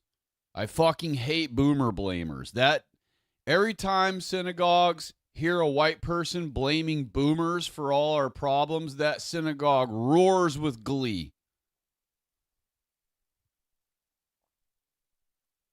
Our boomers locked arms, elbows and elbows, with our own traitorous white cucks who were National Guardsmen pointing rifles at their foreheads, point blank range. And they forced niggers into our schools at gunpoint. And our boomers, the ones that all this Generation Z and even some Gen Xers are cucked into blaming for everything. Those boomers, the real boomers, the actual boomers, they stood there and fought that shit. They're the last generation that said nigger. They're the last generation that knew the Jim Crow laws ought to stay in place. So for us later generations to come along, we can't do shit compared to our elders. Our grandpas knew how to do more. They forgot how to do more than we know how to do. And that includes everything. Metalworking, woodworking, anything to do with your hands like men are supposed to be good at. They understood math better than we do. They could write more elegantly than we can. They had better penmanship than we do.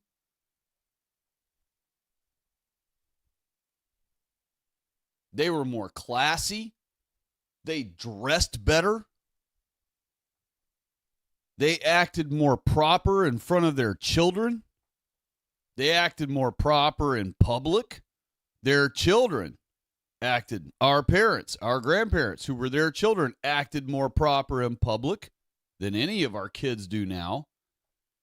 Mine actually did act very proper in public. I was very blessed, but I still see white hellion children sometimes when I go out in public that have not been taught how to act right. And one of our elders from back then would have whooped them into shape immediately. And they would only fuck up like that a couple times until they'd learn their lesson. They'd get their butt whooped right there in the store in front of everybody. And it'd only take one or two times of that and they'd learn their lesson. You didn't act up before 1999 as a kid. Before 1990, probably earlier than that, I'd say. Before 1995 or later or earlier, you even sassy talked a parent. You even back talked a family member who was an elder in your family. Pow! All of a sudden, you're seeing stars. You know what I mean? So, it really does have to be a no-nonsense leader that comes and takes power. It has to be. We have to promote someone like Jack or like myself or like someone else. I wish I could remember, and if any of you in the chat can think of the name of this guy, the first guy who was an open Nazi on YouTube back, let's see. He was putting out videos in 2000, let's see. I can't remember if he was putting out videos in Trump's first term, like before Trump started or right after Trump started. But right around the time that I started my channel, I would say about 7 years ago, there was another guy who was already on YouTube as a pro-white individual, and I don't know the name of his channel anymore. And they deleted him pretty early on. But he was trying to run for president, and he was saying, vote for me, your favorite Nazi. And he literally, was like very open about the fact that he was a Nazi and that the first thing he'll do on day one, if you vote for him, is he would round up all the Jews and all the non-whites from our government and rid them all from our country. And he was openly saying it. Plain as day. And he was basically always just sitting in front of his camera, like with the camera maybe 6 feet away, where you could see a lot of him, I would guess, maybe from the waist up. I'm trying to recall as much as I can about the guy. Shameless Spurg reminds me of what the guy looked like. The guy had proper Adolf hair. Gosh, I wish I could remember that guy's name. And I wanted to, I even think I may have downloaded one of his videos back in the day on my old phone, or it could have been on my original older computer that I can't access anymore. But he put out multiple videos. You know, he got to where he was posting a video like once every week or two. And it was just him sitting there looking at the camera, reminding everyone to vote for him and that he'll round up all the Jews and get rid of them. And if anybody can ever remember that guy and think of his channel name, please let me know, because I'll search around on Wayback Machine or something else and see if I can't find something of the guy. I wish I had downloaded and saved his videos. I could have reposted them for him, or reposted one of them at least for him on my channel. I mean, his videos were awesome. They were great. And I'm like, yes, yes, yes. We all need to start posting videos just like this, you know, saying all the same things, because that's all the truth. That's exactly everything I talk about here. Not everything, but a lot of the pro-white stuff that I talk about here, he was talking about on his channel. And I was so impressed. I'm like, man, this guy gets it. This guy knows exactly what the problem is. This guy is just calling it all out. He's not beating around the bush. He's not trying to say code words that normies won't even understand who he's talking about. You know, and I call the Jews code words a lot in my videos and streams. You know, I'll call them the yitty diddlers, or the small hats, or the tiny hats, or the freaking nose brigade, or, you know, whatever I call them. I've called them all kinds of different nicknames, you know, in jest in my videos. But I always also end up saying that they're the Jews. That way there's no confusion on who the hell I'm really talking about. And so I really liked that about that guy. I can't remember what the heck his name was. It's going to drive me crazy now that I've thought about it again. I'm going to be up all night tonight freaking, like, what was that guy's name on this channel? Damn it. But he almost looked like Shameless Spurg, dude. They both had a very similar look. And I wonder about old Spurg. I wonder if he's on Rumble or something, because he had quite a momentum going for himself, and he already had merch and all this other shit. So surely he has probably created a channel on Rumble or Locals or Odyssey or something. Locals is one I've never even visited before. I've never stepped finger on that website. Never looked it up, never went to it. I don't know why. No reason really, other than I just was never interested in checking it out yet. But I wonder if old Spurg has, forgot what his name was. Everybody knew his name too, but I already forgot what that was. But if he wasn't a psyop, I hope he's doing well, and I hope he's got himself a channel going somewhere else, and I hope it's successful or whatever. Jack says, you could be press, I'd be VP. No compromise. Yes, that's exactly right. We're, you know,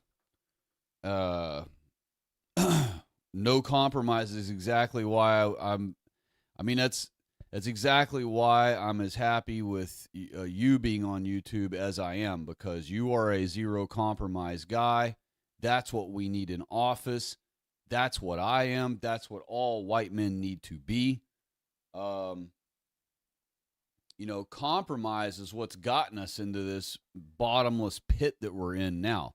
Compromising has allowed our fascism to be cucked away.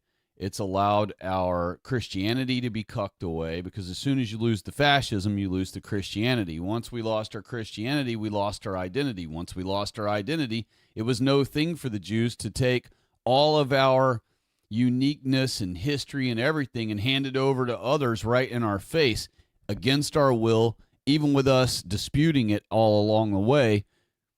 And they were able to do so effortlessly, because once they took our fascism away and took our Christianity away, and that by default took our identity away, we had no country anymore. The country belonged to them.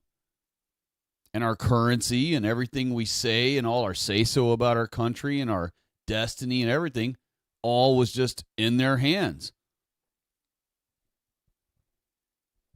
So no compromise is basically the biggest factor in the whole operation, other than the fact that all the cuckery has to be shed. And I already know you and I are past that. So the only next step is no compromising. That's exactly right. Vlad the Kebabber said that my problem with boomers, where are they all at? A lot of them have nothing to lose and nowhere to be seen. Well, boomers are old, and granted, boomers are gone. Boomers are long gone. Boomers would be like 112 years old right now. So boomers are long gone. So we nowadays use boomers as a misnomer, calling old people boomers. So I just want to keep reiterating that on my channel all throughout the years, because we have new visitors, we have baby truthers, we have new coming truthers that are constantly coming into our ranks, and I want them to be clear that boomers do not exist anymore. Boomers are long gone. The boomers, they don't exist. They are a generation who used to exist, but very few millennials even ever got to lay eyes on a boomer. Baby boomers were the people who came back from World War II in America and had shit tons of kids. And so soldiers of World War II are all 100 plus years old now. And so everyone after that are not boomers. Boomers' children are not boomers, nor are boomers' grandchildren boomers. Boomers were World War II veterans. That's who boomers were. And so they are all gone, with the rare exceptional few that are still around who might have been a very young, they might have lied at 12 years old to get in the military so they could go fight in the war, and they were only 12 years old. So now, this day and age, they're still alive because they're 99 years old or something. But boomers are long gone. Boomers are not anything any of us will ever have to contend with.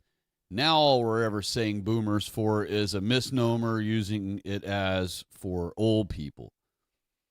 But our old people are old.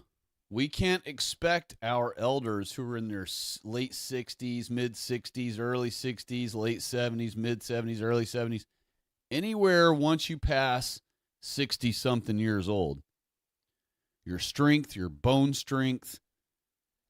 density, your speed, your agility, your motor skills, your balance, all of your physical body traits start going downhill on you. And depending on, your health at the time and all these things, some people's, all of those physical attributes start tanking rapidly. And other people manage to make it through their 60s fairly with, not too bad of degradation physically. But then once they hit their 70s and on, from that point, you're in biblical blessing time, where our Holy Bible told us, our life will be about 70 years now. And it uses the word about because certain people who are blessed by God are going to be blessed to live, a little bit more than 70, or even a lot more than 70. Some of our people are blessed to make it to 90s and even 102. But the average, the typical across the board of our white people, on average, live about 70 years. Even to this day, it's still accurate. So by the time you're reaching 70, approaching 70, your body doesn't let you do really anything anymore, hardly. And for a lot of people, they're already, out of commission physically by the time they're in their late 60s. They're either in a wheelchair, got to use a walker, got to use a cane just to get around. So we can't expect our elders to do anything. Gen X is the oldest of anyone alive right now who should be expected to do anything about our situation. So right now, it is 100% Generation X's fault that we do not have anything kicked off and started, and the war isn't kicked off, and we aren't in the purge, and we're not doing the damn thing yet. It's 100% Generation X's fault, and I'm part of that generation. I'm balls deep in it. So I'm 100% a part of Generation X, who is the reason and the problem why we are not at war already right now, fighting back. And it's because of the same problem that always plagues white people. We all have families, we all have homes, we all have vehicles, we all have responsibilities, and we have everything to lose, while the non-whites have nothing to lose. They don't care if they lose 1 or 2 kids in the war against us. They don't care if they got 5 or 12 kids that we've paid for them. They don't give a fuck if 2 of their little non-white shitholers are fucking killed. They know they're non-whites. They themselves know they are non-whites. So they know that they are beasts, and they know that their kids are beasts. So they know that they are expendable, and they know their kids are expendable. And they think of them as such. And this is why they have lots of them, so that their kids can be expendable, and then they'll still have kids to do chores and slave labor for them and whatever. They can lose a few to, poor cleanliness due to lack of cleanliness or whatever. And then, they can lose a couple to, murder or sacrifice or whatever they want to lose them to, and still have a few to keep doing the house chores around the house for them. So they think of kids as expendable. You and I, white people, we treasure our children. We're trying to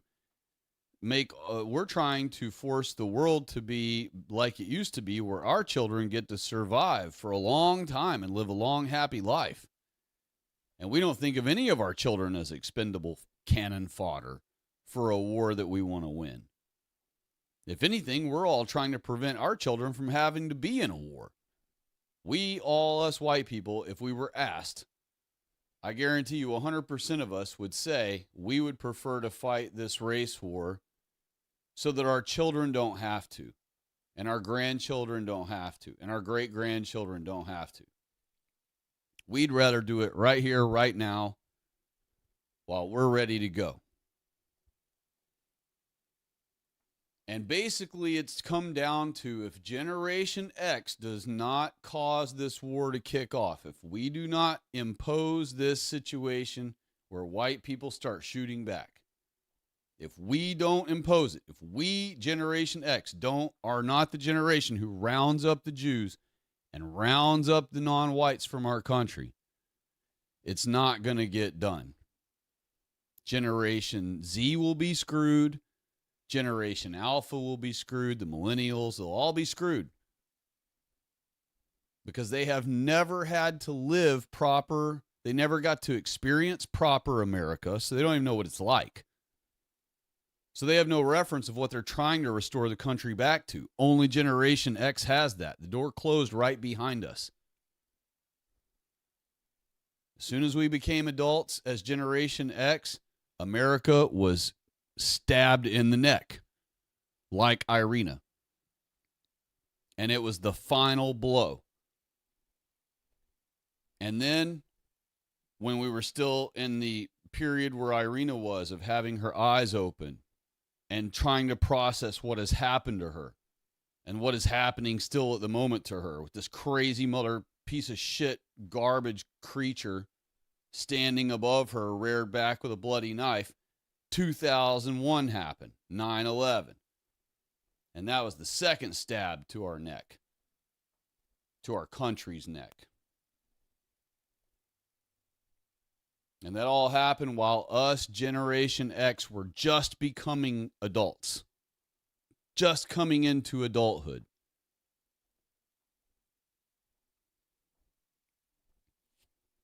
So we're the last generation who remembers what America was like. All of you millennials and Generation Z and Alpha that watch these synthwave videos, you watch these movies from the 80s that are all iconic. You watch these movies from the 70s that are all iconic. The reason they were so good and the reason they're so iconic and the reason all of that time things were produced were all classics right out of the gate the moment they were made is because that was the pinnacle of white people's existence. 1988 was the peak of white people's existence. You would think and argue, what are you talking about? We hadn't even had computers yet. Computers are definitely a higher peak of humanity of white people than before we had the digital age, but no. In 1989, we started the decline. 1989, that's even a saying. The decline began in 89.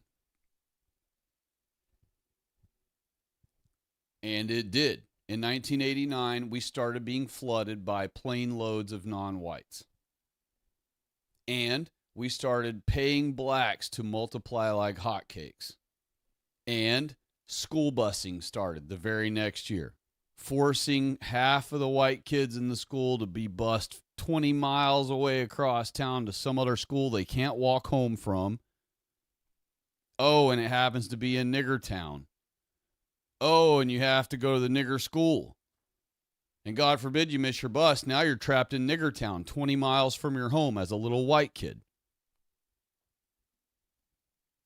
And oh, guess what? Since we're bringing a bunch of you crackers over to nigger town, to the nigger school, and forcing you to go there, we're going to have to take the same amount of bus loads of niggers, males, no females. They loaded all nigger males on the buses from their nigger town school and drove them to our school full of pretty white girls.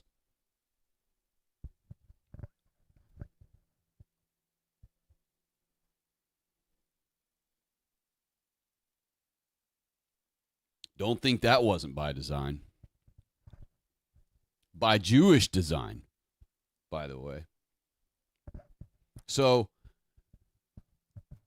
Generation X is the last generation that remembers all white America, that remembers when white people were confident in our race, in our people, in our own selves as individuals, and in our groups as groups. And when white people are confident, that is when innovations are created. That is when new inventions are thought up. That is when white people get in their rhythm again. That's when the best music starts being created. That is when the best cinema will ever be created. And I'm not a fiction watcher, but 80s cinema and 70s cinema, and even everything way before that, were all very, very good. And all cinema after the 80s has been basically pure garbage and pop culture goy slop.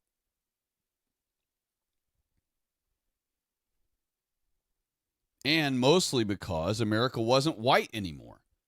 Once the 90s hit, America became less and less and less white rapidly. All of a sudden, your all-white school now was 30% non-whites in a flash.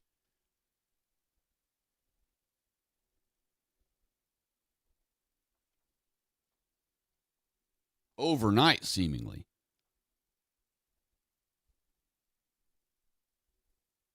And so we woke up one day and, well, I should say the generation right behind us. Actually, it was still Generation X, but younger ages of Generation X, still my era, who were several years behind me. They woke up one day and boom, 30% of non-white, 30% of their school is suddenly non-whites.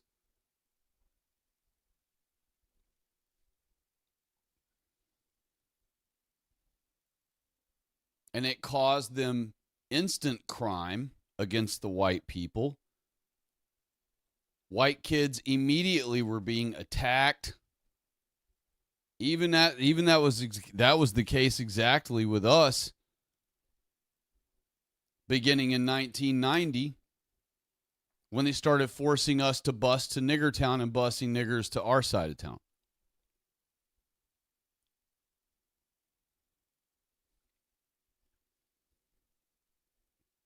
And keep in mind, that was a Republican in office at the time. That was Bush Sr.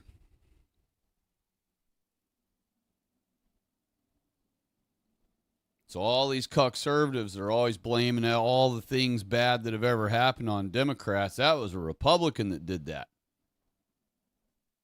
among other things. And it's crazy because I absolutely hated with every molecule of my that makes up my body. I hated Bush Sr. I hated him. I knew he was a satanic scumbag. And if the internet had existed back then and was talking about lizard people and theory, conspiracy dudes, whatever forms, I would have freaking believed it. I'd have been like, yes, this dude is a lizard. This dude is an alien lizard. And I've always been based in my Bible, so I wouldn't have truly believed he was an outer space alien because I didn't believe in that stuff. I've always believed my Holy Bible my whole life above all other things, ever since I was a little wee tot. I've never, ever put anything above what the Holy Bible says. Never in my life. Not anywhere through my childhood. Nowhere through my teenage years. Nowhere through my adult life. Ever, ever. Anything ever since I was old enough to remember my own existence at 4 or 5 years old. And as soon as I was taught our Holy Bible, I never, ever went along with anything that disagrees with it.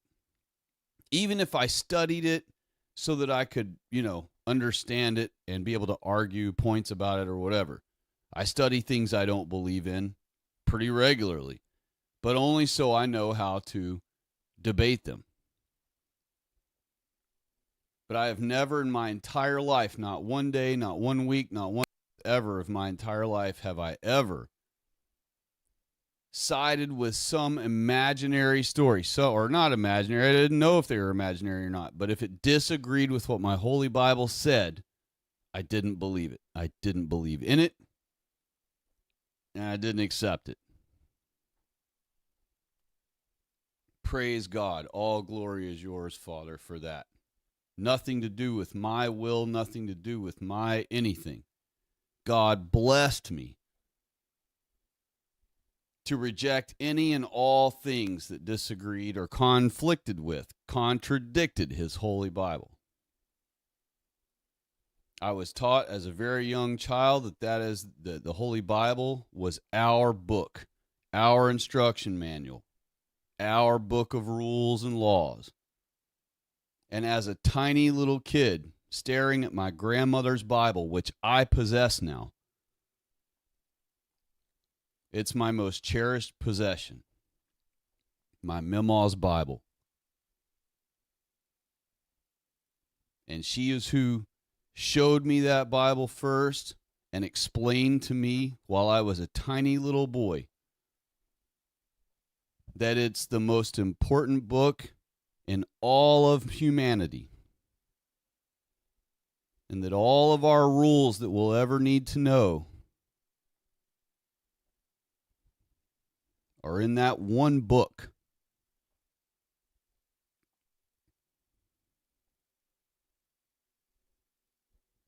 And I don't even remember her giving me the exact talk. I don't remember the exact day or moment where it stuck forever in me. I don't have a memory of the definitive point where it truly settled in. The only thing I have that I can remember that far back of is a flash memory of sitting next to her, looking at her Bible as she spoke. But I know that's what she said, and I know that's how she explained it to me. And it stuck with me all of my life. And all of my family were happy Christians. So my mother taught me the Bible. My uncles were ministers. But it happened to be that my grandma,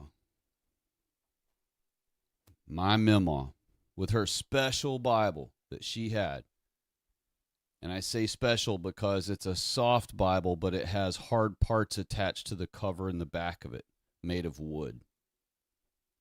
It's very nicely made. And that is the Bible that I remember since I was a toddler. That's the primary Bible I remember.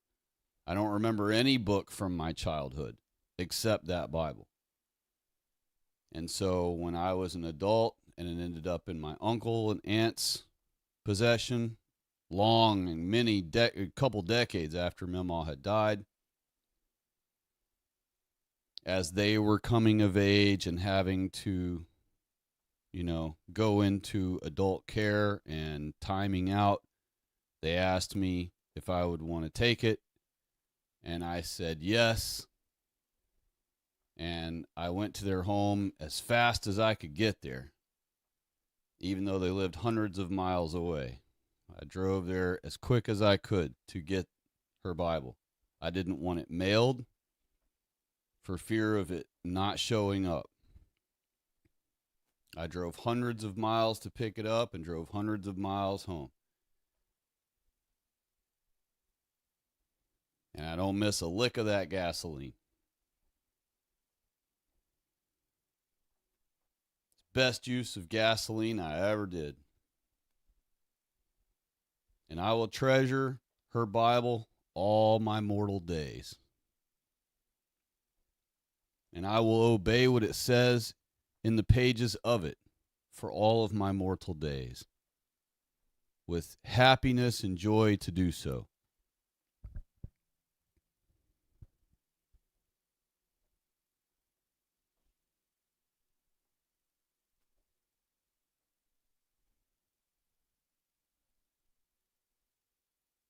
And our Bible is a no compromise book, by the way.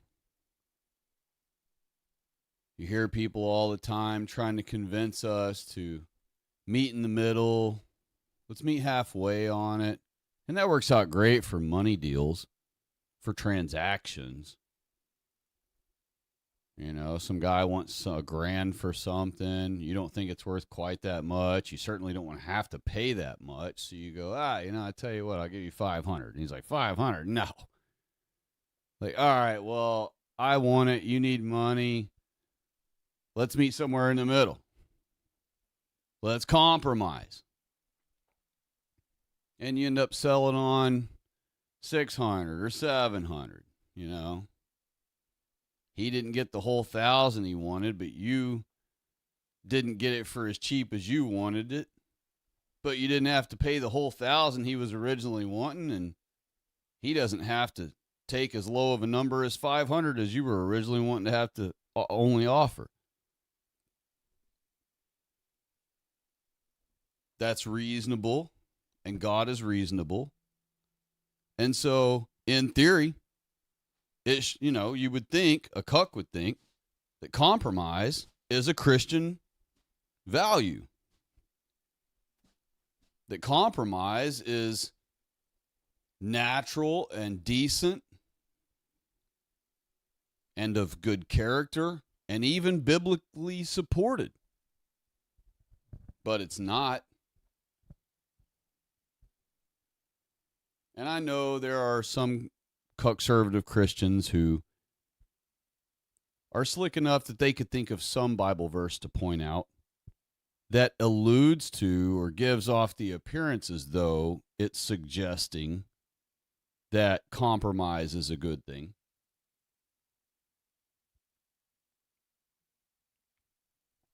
One of the favorites of the cuck-servatives is judge not, which, by the way, since cuck-servatives are really just leftists, you'll notice that leftists love that one too.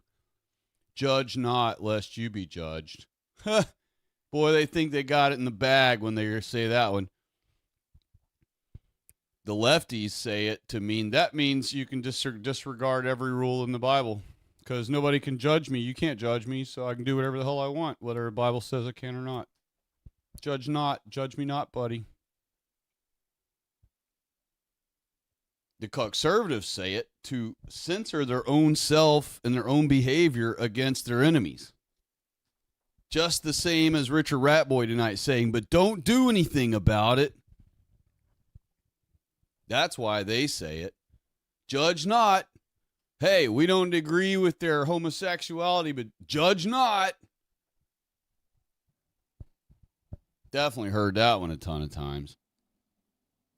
And there are other ones I know that cuck-servatives could bust out with. Try to make it sound like the Bible allows compromise. But it does not. Let's think about what you would be compromising with. Jack said no compromise. Why? Well, let's think about who you're talking about trying to compromise with. You're going to try to compromise with creatures who hate your guts and want you dead and want all of your shit and want your women and would happily rape and slaughter all of your little girls? What type of compromise could you ever make with creatures like that? Tell me one. There isn't one.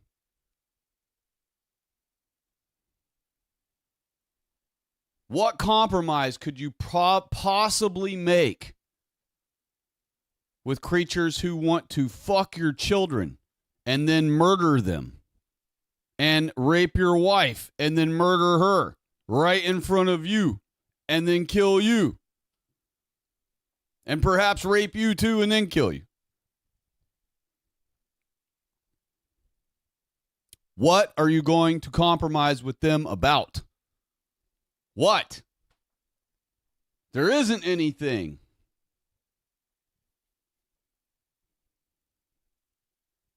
I got in an argument with another cuck one day about that stuff. And the compromise thing came up. And he said that exact thing. We need to learn to work with people who we disagree with. He was alluding to it the whole time. We need to compromise. It's basically what he was trying to say. And I said what Jack said tonight.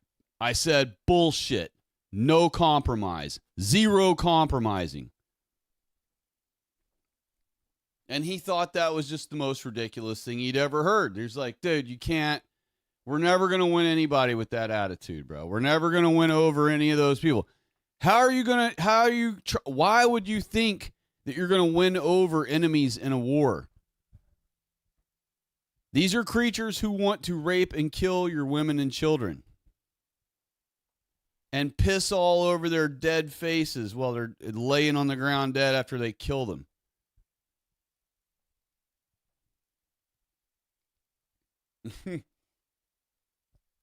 How many of them are we really going to win over? How many of them would we want to win over?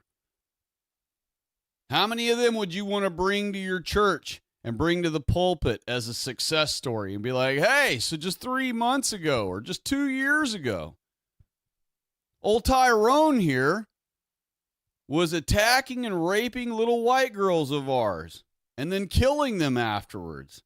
And boy, he enjoyed it. It was his favorite sin. But look at him now. I met in the middle with him. We compromised. I worked with him. He worked with me. I gave a little, slack his way. He gave a little slack in my position, my way of worldview. And now we've got him all chilled out. He says he doesn't rape and kill our girls and women anymore. How about that? How's that for a success story, y'all? Praise Jesus. And the whole room's like, woo!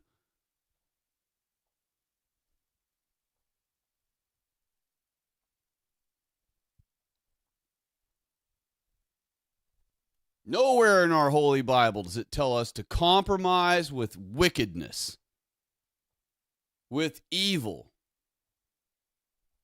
with death.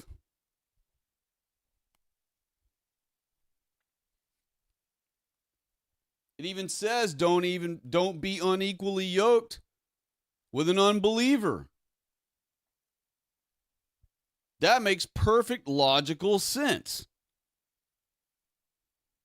And it even explains the logic out. You know?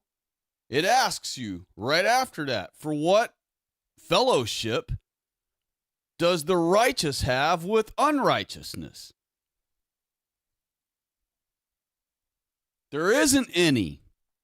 That verse right there says what Jack said in the stream. No compromise.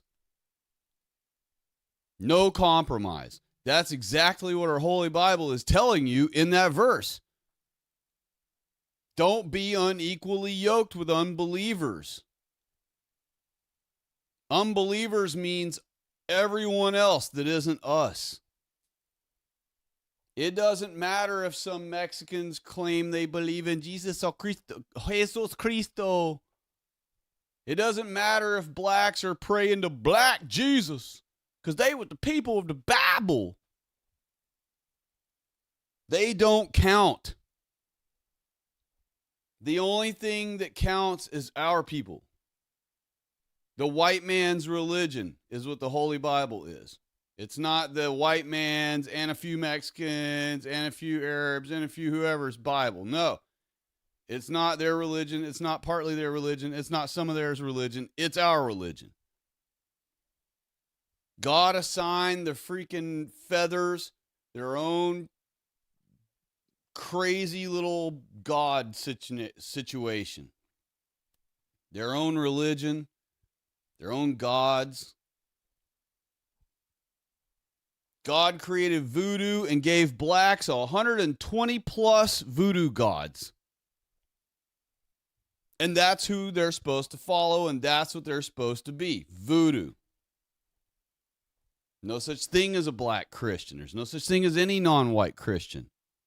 They can hoot and holler to Jesus all they want.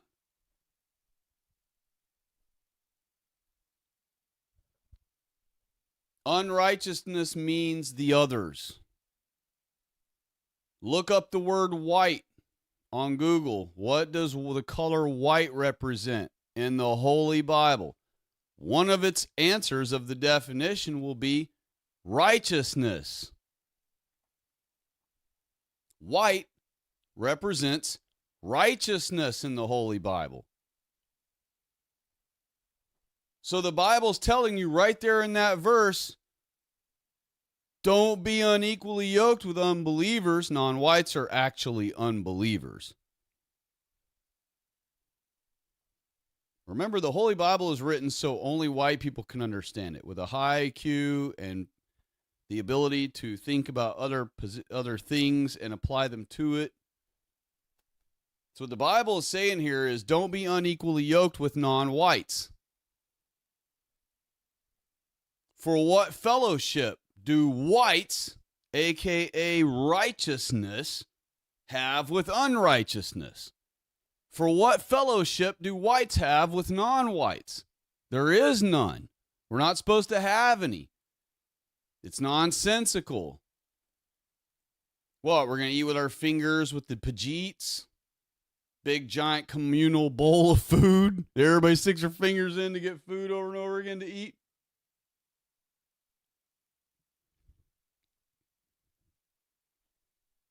What fellowship do whites have with non-whites? Don't be unequally yoked with them. Notice it starts with that. Well, why does it say that? Why does it bother to say the word unequally? That's interesting. Let's unpack that one real quick. What are white people always being demanded of from the non-whites? Equality, right? And that's because of what? Because white people are what? We're better than the non-whites. It's okay to say it. It's the truth. That's why they clamor into only our countries by the billions, and you never see any white people by the millions clamoring into a non-white country. We're better. First world, the first world only comes from white people. Why? Because we're better. It's time we start just admitting so again and knowing so. And so God is saying here, and I say it's God, I realize it's someone else in the Bible saying it, but it's Jesus Christ, actually, I believe. But so we could still say God, but everything in our Bible is God telling us things. So anything that's said in the Bible by anyone, whether it's Christ or an apostle or a prophet or whoever, it's still God telling you. So that's what I mean by that. But in our Holy Bible, it's saying, don't be unequally yoked with non-whites. Why would it bother using the word unequal? Unequally yoked. Because that's what it is. Non-whites are destroyers. Non-whites are beasts. Non-whites are locusts,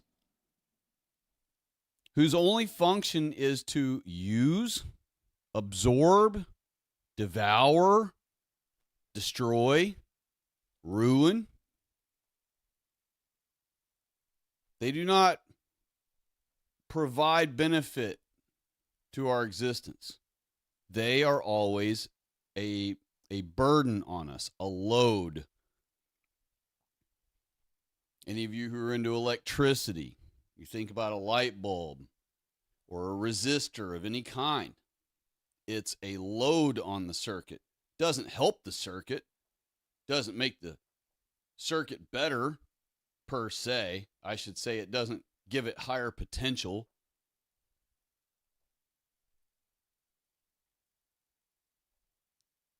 It still does a function, but it doesn't uprate the circuitry that it's in line with. Instead, it's a load. It's a burden on the circuit.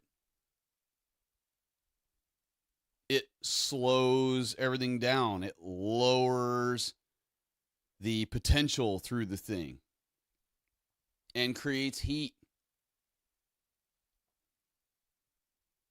which is loss, by the way. So a load always creates friction, which always turns into heat, which is always loss.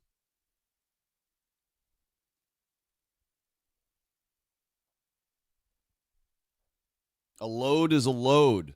A parasite is a parasite.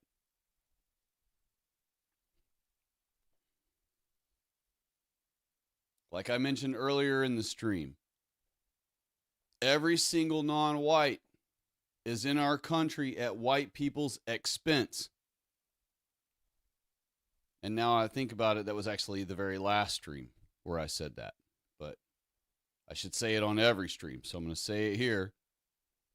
Every single non-white in our country is here at white people's expense, and that's one of the reasons all by itself that non-whites don't belong here.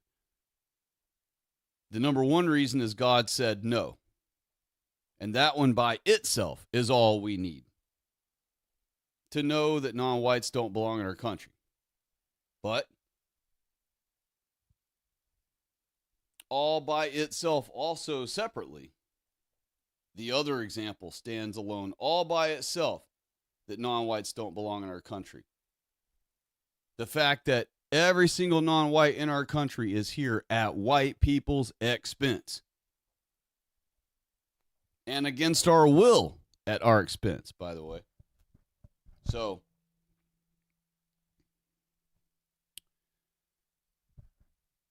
let me check my battery here. Okay, I'm probably going to have to change batteries in this mic because I didn't change them the other night after the stream. They're only good for about one session. Let me see what I have. I know I have a brand new package of them, but I have two sitting out. They're only slightly used that I had on another device. So I will swap to those. See how much more action we get. I still got a little time on this thing, though. It's still functioning at the moment. When it craps out, I'll go ahead and do a quick swap. And if you hear me go dead, but the stream is still going, that just means I'm having to quickly swap the batteries.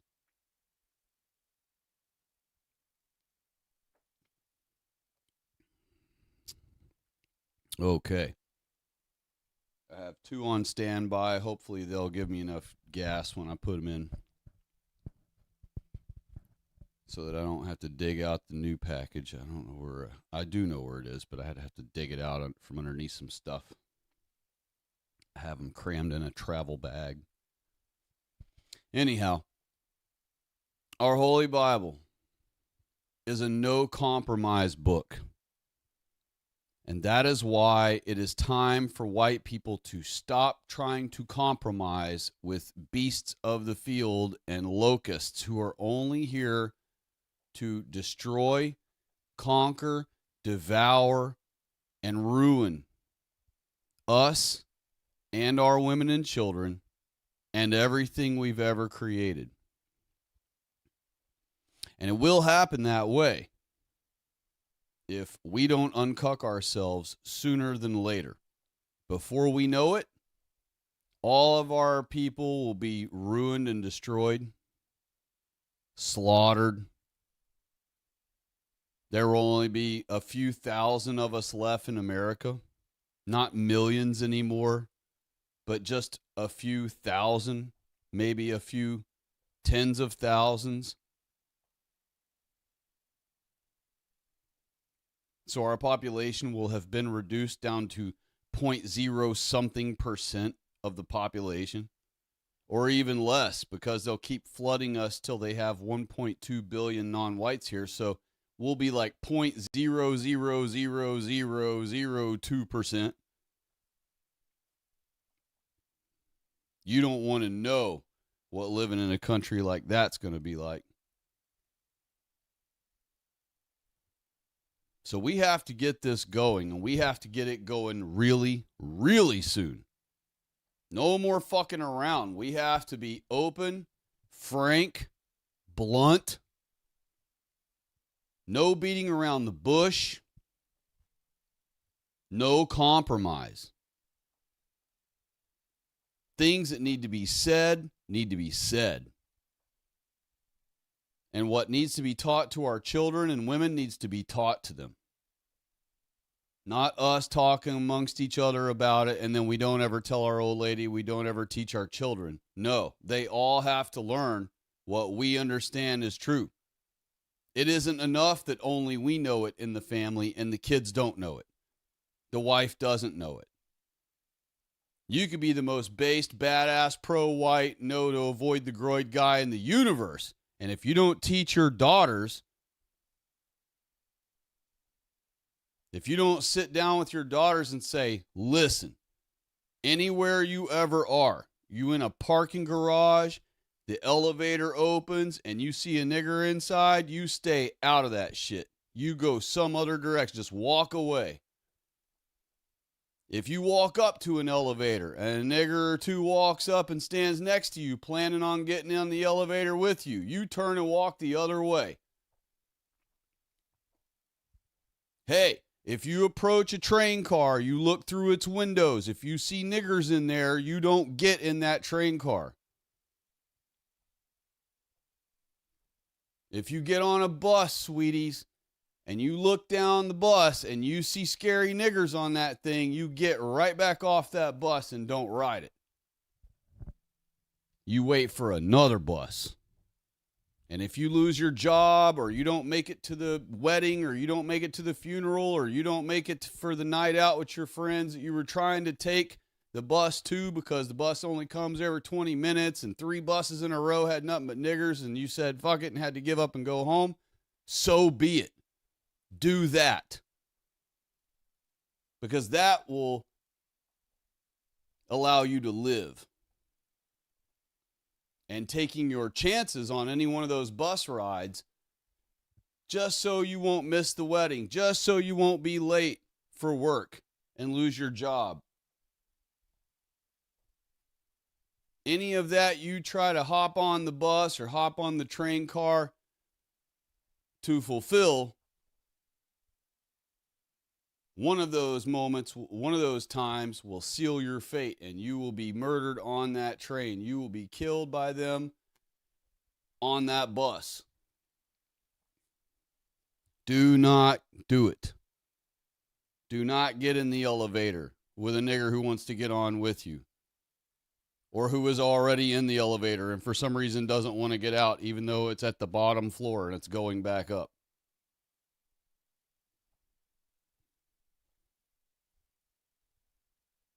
If your job puts a freaking nigger with you at work, where he's always around you, constantly with you, quit your job. Or tell them you want to move to a different department. You want to do something else. You want to do something different. You don't have to tell them it's to get you away from that worthless nog, but at least you have to express to them that you want a different position so that you can get away from the nog. And if they refuse, or if there's nowhere else for you to go at the company, and this black is just with you all day, constant, then just quit that job. Come home and tell me. I'll understand, and we'll find you some other gig. But don't let peer pressure or your own sympathy cause you, or guilt that you shouldn't even have 1 ounce of, cause you to get in a train with blacks or get in a bus with blacks or tolerate working all day with blacks. Do not compromise. No compromise. Man, that really says it. You know, no compromise is what's up. Okay, Vlad the Kebabber said,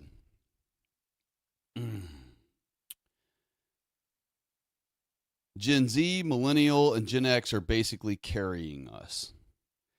Yeah, I mean, Z and Millennials aren't really carrying anything, I don't think yet. But Gen X and our elders, which are basically the hippie generation, Gen X's parents are hippies from the 60s, Woodstock era, the whole thing. Teenagers, early 20s when 1969 came around. So the hippie generation is really what's keeping us, afloat right now. Or I maybe could even say the babies of the baby boomers, which were the parents of the hippies. They could be keeping us around, but are keeping us afloat, holding things together financially and all that. Because a lot of people in Gen X and a lot of people in the hippie era are still living off of family money that has been passed down through the generations, The boomer grandpa made shit tons of money from some business he started. And then even if it's closed down now, they made so much money that it's still being passed down by the millions through the last couple generations. I was not one of those fortunate enough to enjoy that. So I'm a worker for a living. But there are plenty of white people who are living off of old money, as people would call it, that was generated by the actual boomers in their family, patriarch boomer of their family from the boomer era.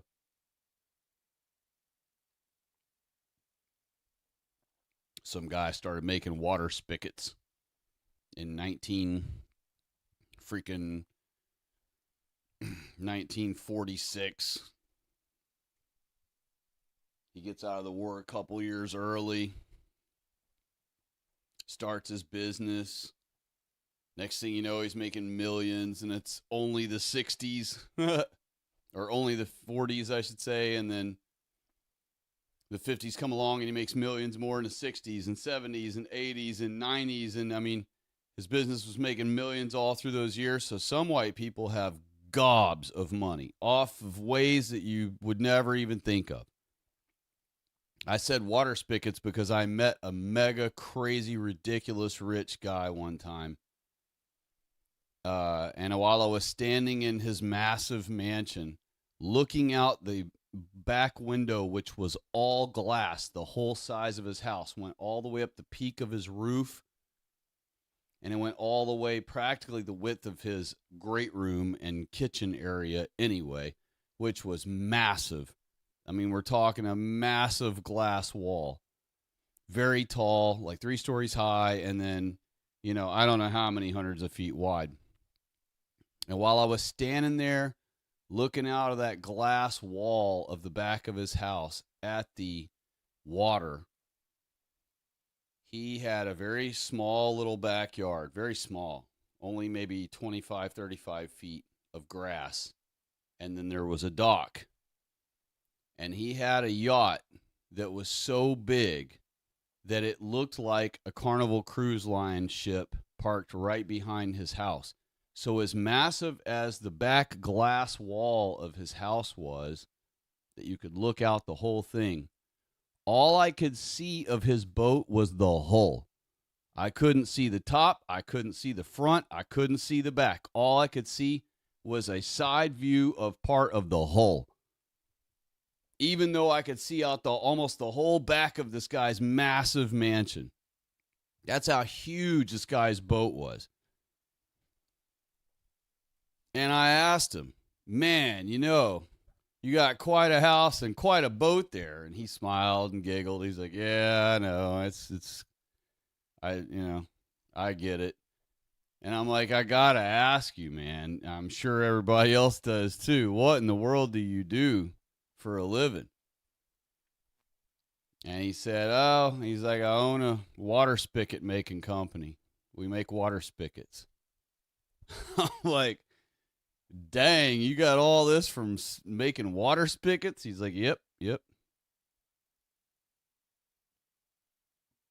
He said, my grandpa started the company. My dad took it over when he was old enough. And then, both of them timed out and now it's mine. And I'm talking, you can't even imagine the money this guy had. It was ridiculous. A dude probably spends $1,200 a night on dinner. I mean, just crazy money.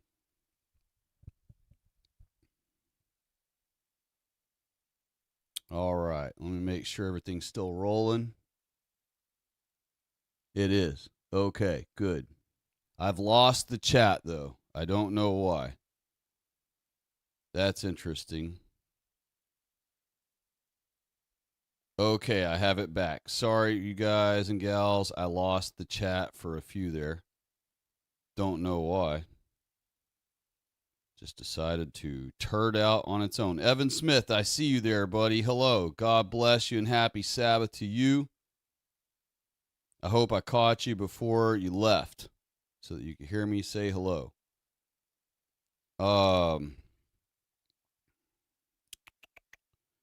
Okay, let's get back to where Vlad was. I'm just going to blast through a bunch of Vlad's stuff in a row without saying things on each one because it takes me so long to rant through each thing as a reply. Vlad said, we owe some credit to our grandparents, though, the silent generation for most of us. Without my grandpa, born in 1930, I would not be here talking about this. No boomers are 1946 to 1964. You're mistaken.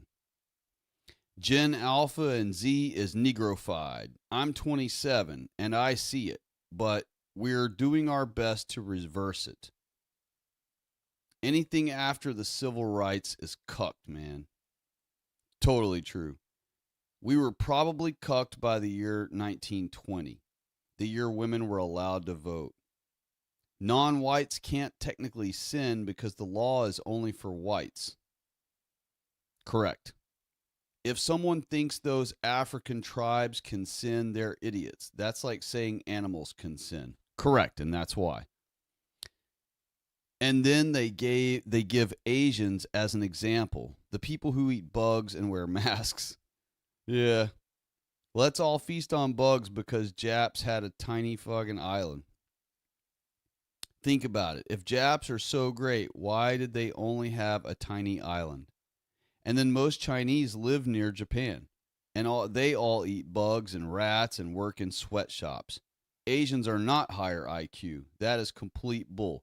It's absolutely true. I agree 100%. And I actually covered that on this channel already, too. It's funny, when I was going through the list earlier of all the things I've already covered on the channel, that's yet another thing that 99% of channels have never said that I've said all along from the very beginning. The first time I ever heard of the bell curve, I knew it was a hoax right out of the gate. How'd I know that? Because it placed Asians smarter than white people, and wouldn't you know, it placed Jews as the most smartest of everyone on earth. And I thought to myself, yeah, right. We already know anything that declares Jews are the greatest thing on earth is a lie, a Jewish lie. Did an early life check on who created the bell curve, and surprise, surprise, surprise, surprise. And every single timer. How about that? So I already been knowing that the bell curve was a lie for all that time when I first heard about it. And then, you see these people like Jared Taylor. I have to bring him up again because, again, this is another L of Jared Taylor's, despite the fact that he's great in so many ways for our people. One of the massive L's about Jared Taylor is he believes the bell curve shit. And he uses that as his evidence, thinking that blacks are going to someday go kumbaya with us and peacefully separate, as he calls it, because we explain to them, look, the bell curve says you're dumber than we are on average. And look, it's okay that we say that to you because we're admitting that Asians and Jews are smarter than we are. No, that battle plan is never going to work with the blacks. They're never going to like being told that they're dumber than us, while they've spent the last 30 years telling themselves that they was kangs and they superior and they the most educated group in the earth, and at least in America. So they're not going to go from thinking they're the greatest shit ever to try, that's their new copium. And, they quasi believe their copium because even though they know it's bullshit, it makes them feel better. So they're not going to go from that to accepting Jared Taylor and his belief in the bell curve that they're dumber than us and dumber than everyone else on average too, by the way. And not only that, they're basically barely above the level of retarded. That's why California, the state of California, a lot of you already know this, but I've covered this also on the channel already, that in the state of California in the 1980s, they did away with their IQ test. They used to have an IQ test, an aptitude test for students in California public schools and in private schools. And they noticed that the blacks kept looking really bad on those tests. They were only scoring in the low 60s, and mentally retarded, I believe, was the number 58. So they were scoring literally just a couple of clicks above legally retarded.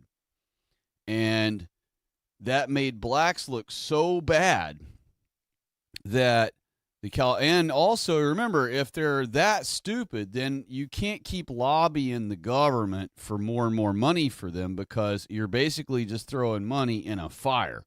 You're just burning money. If they're that stupid, then it doesn't matter if you up the amount per student of financial whatever aid and education. I don't know how money is supposed to make black kids learn better. But somehow, if you pay politicians more money, they declare that blacks will magically learn and become more educated and learn more.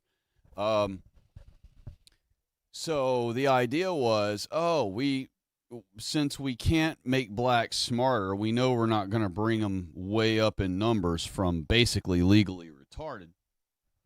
The best thing to do is just get rid of this test altogether. So they stopped doing their IQ test on their students in the 1980s, literally because blacks were scoring barely above retarded. Now, the bell curve is a Jewish lie to declare, and the ultimate goal of the bell curve is not to talk about any of the other races other than the Jews are smarter than everybody else. That is literally the message of the bell curve, is the Jews are smarter than all the other races. And nothing else on the bell curve means anything to the Jews. It's just made up bullshit.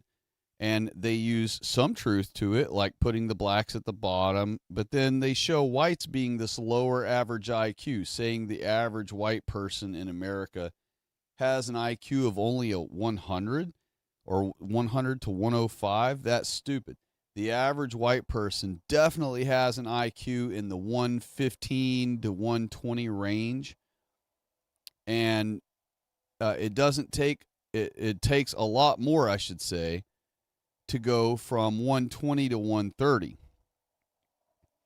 But every white person averages 115 to 120 on average. You know what I mean? The average white person. Now, a dense white person, a white person who visibly, clearly is not, maybe playing with every brick. Maybe they're a couple bricks shy of a load, right? Those are already obviously mentally reduced in some way, and even they will do a 105 IQ. You know what I mean?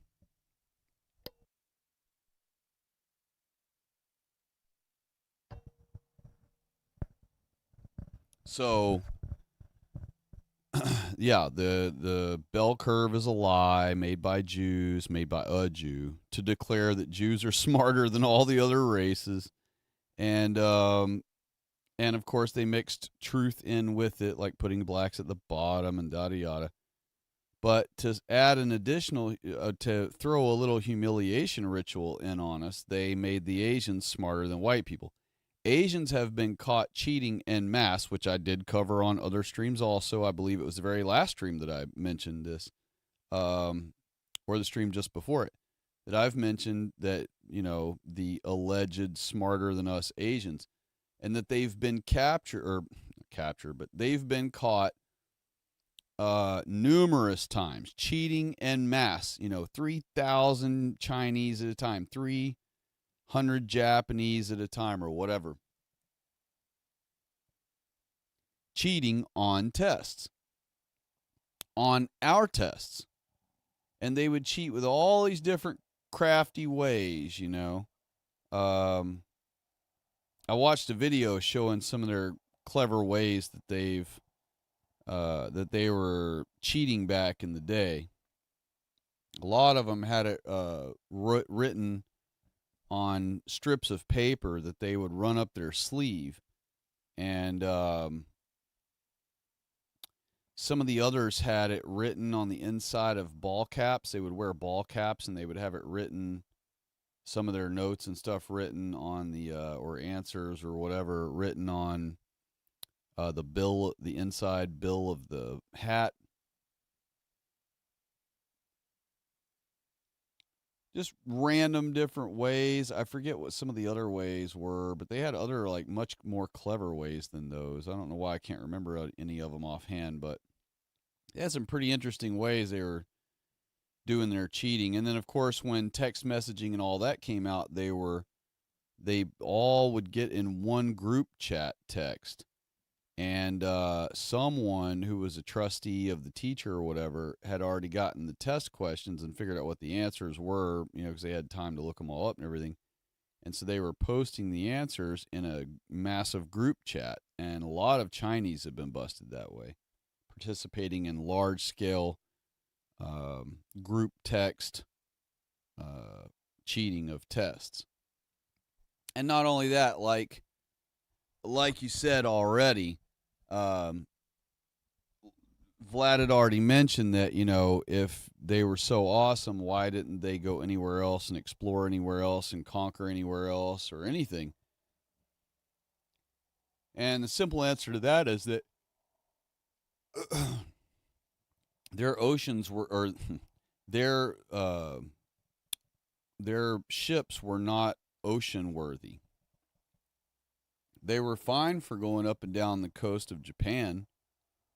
They were fine for going up and down the coast of China. They were fine for going from the mainland to Japan and back and forth like a ferry. But none of them were ocean worthy.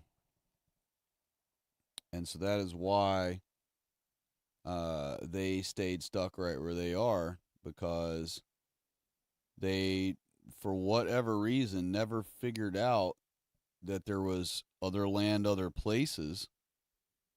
And of course, they ended up knowing that later on when white people came there and took some Asians with them on their voyages and things. And then when those Asians returned home, they told all their stories of all these other lands and how they're completely alien and to the Japanese or to the Chinese, whichever it was at the time, who went on a trip. And before that, though, to them, anything beyond what they could see in the water out on the ocean was just must not exist. There must not be anything else. As far as they were concerned, their world was all there was. And on the west side of their country, this is on the mainland I'm talking about. On the west side, they knew they had creatures that weren't like them. And so they knew they didn't want anything to do with them, and they didn't want them messing with their country. So they built the Great Wall of China, which to this day is by far the largest man-made structure that we know of. And I say man-made because Asians are, well, I guess I can't call them men because they aren't pure white. But their father was. Cain was pure white. The firstborn even of Adam and Eve. So that is why they're able to emulate mankind, but they aren't actually men. So man-made is a misnomer. What's funny is, what if white people built that wall? What if white people built that wall? That would be interesting. And I'm not saying they did, but it's an interesting thought, because the oldest people, the oldest bodies, the oldest corpses that have ever been found in Asia are red-headed, green-eyed white people.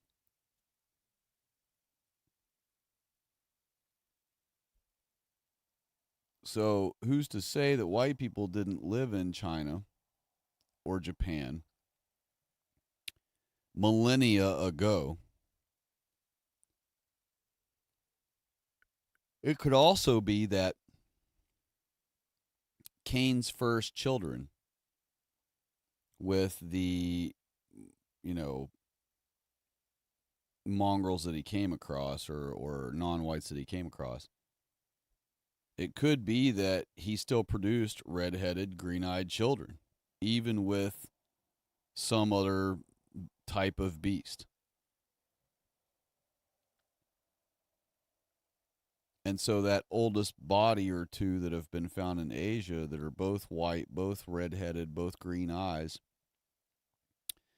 could be Cain's first descendants that went into that land and started mating with the local population of non-whites.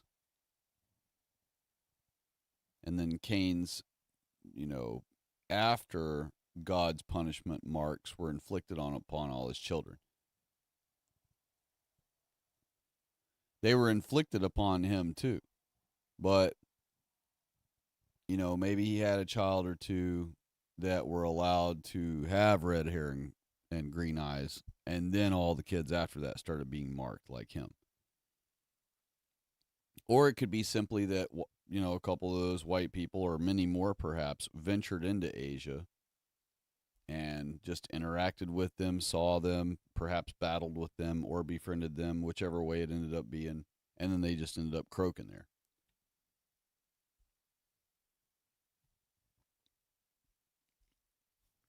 Either way, the oldest two known bodies that have ever been discovered in all of Asia are both white people with red hair and green eyes.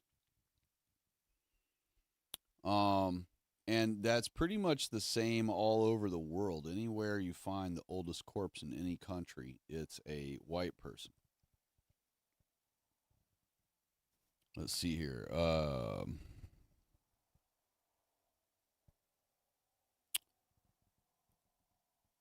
And then Evan Smith said hello and gave us a Roman salute. God bless you and happy Sabbath to you. And Roman salute right back to you, sir. Vlad said, and neither are Jews. Jews get special privilege. Why is Israel 90 IQ? It doesn't add up. Yeah, Israel probably is only about 90 IQ. And really, white people are averaging 115 to 120. And even if I included like the really dense white people, we're still talking 110 to 120. White people have really good aptitude. Even white people that don't talk and they're kind of introverted and they don't really they're not really outspoken or anything. And because they're not well outspoken, they're not well spoken either, right? You could put a complex, puzzling problem in front of them and they can figure it out. And it takes a 110 plus IQ to do so.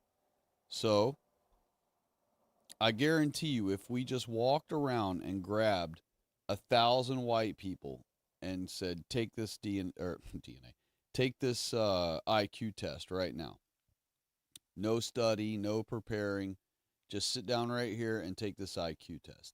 I'll bet you, out of 1,000 white people, 980 something of them will score over a 110.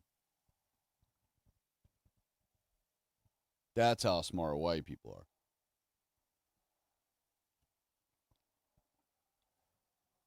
And there are no people smarter than white people. That would be anti-biblical to believe. God already declared that we are going to have dominion over the earth and all that's in it for the 6,000 years that we're here. And there's no way we could dominate and have dominion over all the world and all that's in it unless we are the smartest creature there is on the earth. And remember, when we attacked Japan, when Japan got involved in World War II, and when we went over there and firebombed them, because nuclear bombs don't exist, when we went over there and firebombed the dog shit out of them, we knew that we could firebomb them because everything in Japan was still made of wood and paper and bamboo. Literally. They had no steel structures anywhere. They had no any of that shit. They had only just figured out airplanes because we had a Jew steal our technology and sell it to them and train them on how we build airplanes and stuff. And that's the only reason Asians even have airplanes. They still, to this day, wouldn't, had the Jews not stole our technology, and blueprints and sold them to the Asians. They sold them to China and Japan.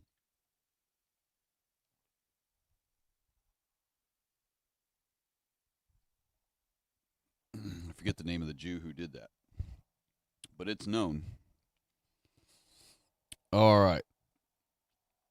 Vlad said, I don't follow Jared Taylor. Anyone who isn't Christian is basically a waste. I agree. I don't follow him. I know he's got a Jewish wife, allegedly has a Jewish wife. And I've never heard him profess that Jesus Christ is our Lord and Savior. I don't know, perhaps he really has said that before, but I don't recall him ever saying it. If I ever did hear him say that Jesus Christ is the Son of God and our white people's Lord and Savior, then I will lean much more back toward being cool with Jared.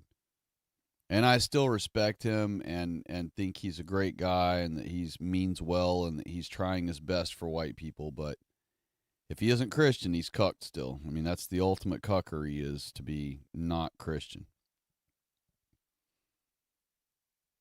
Evan Smith said, "We're smarter than you, goy," says Rabbi Sheckelberg Shlomo. That's exactly what the whole point of the bell curve creation. It's just Jewish fiction for Jews to declare that they are smarter than everyone else. In typical Jewish fashion, you know. Vlad, the kebabber, said, Christian actually means white. That's exactly correct. Christian only means white. It doesn't mean anything else. It literally, and another thing, you know, when you look up the color white and what the color white represents in all holy Bibles, one of the things it will say on some of the answers, depending on how you word it, it gives you slightly different definitions. But all of them agree on certain ones. Cleanliness, righteousness, uprightedness, honesty, purity, cleanliness. I do think I said that one already. And the salvation of Jesus Christ. That is literally one of the definitions of the color white, what it represents, I should say. That's one of the things that the color white represents in the Holy Bible, is the salvation of Jesus Christ. And we know this because it says in Revelation, when we are called up to heaven, we are going to all be donning white. We're all going to be dressed in white. And we'll all have a Florida palm in our hands. And that's to show God that we are white and that we are clothed in white. And the Florida palm is to show God that we are a pure-blooded descendant of Adam and Eve, who were placed in the Garden of Eden, Florida, when God created the world at the beginning of the 6,000-year trial. And what we will be showing by holding a Florida palm in each of our hands when we enter heaven, it's going to be a symbol to God that we are one of the seed of his favorite creation that he placed on earth. We are one of Adam and Eve's descendants.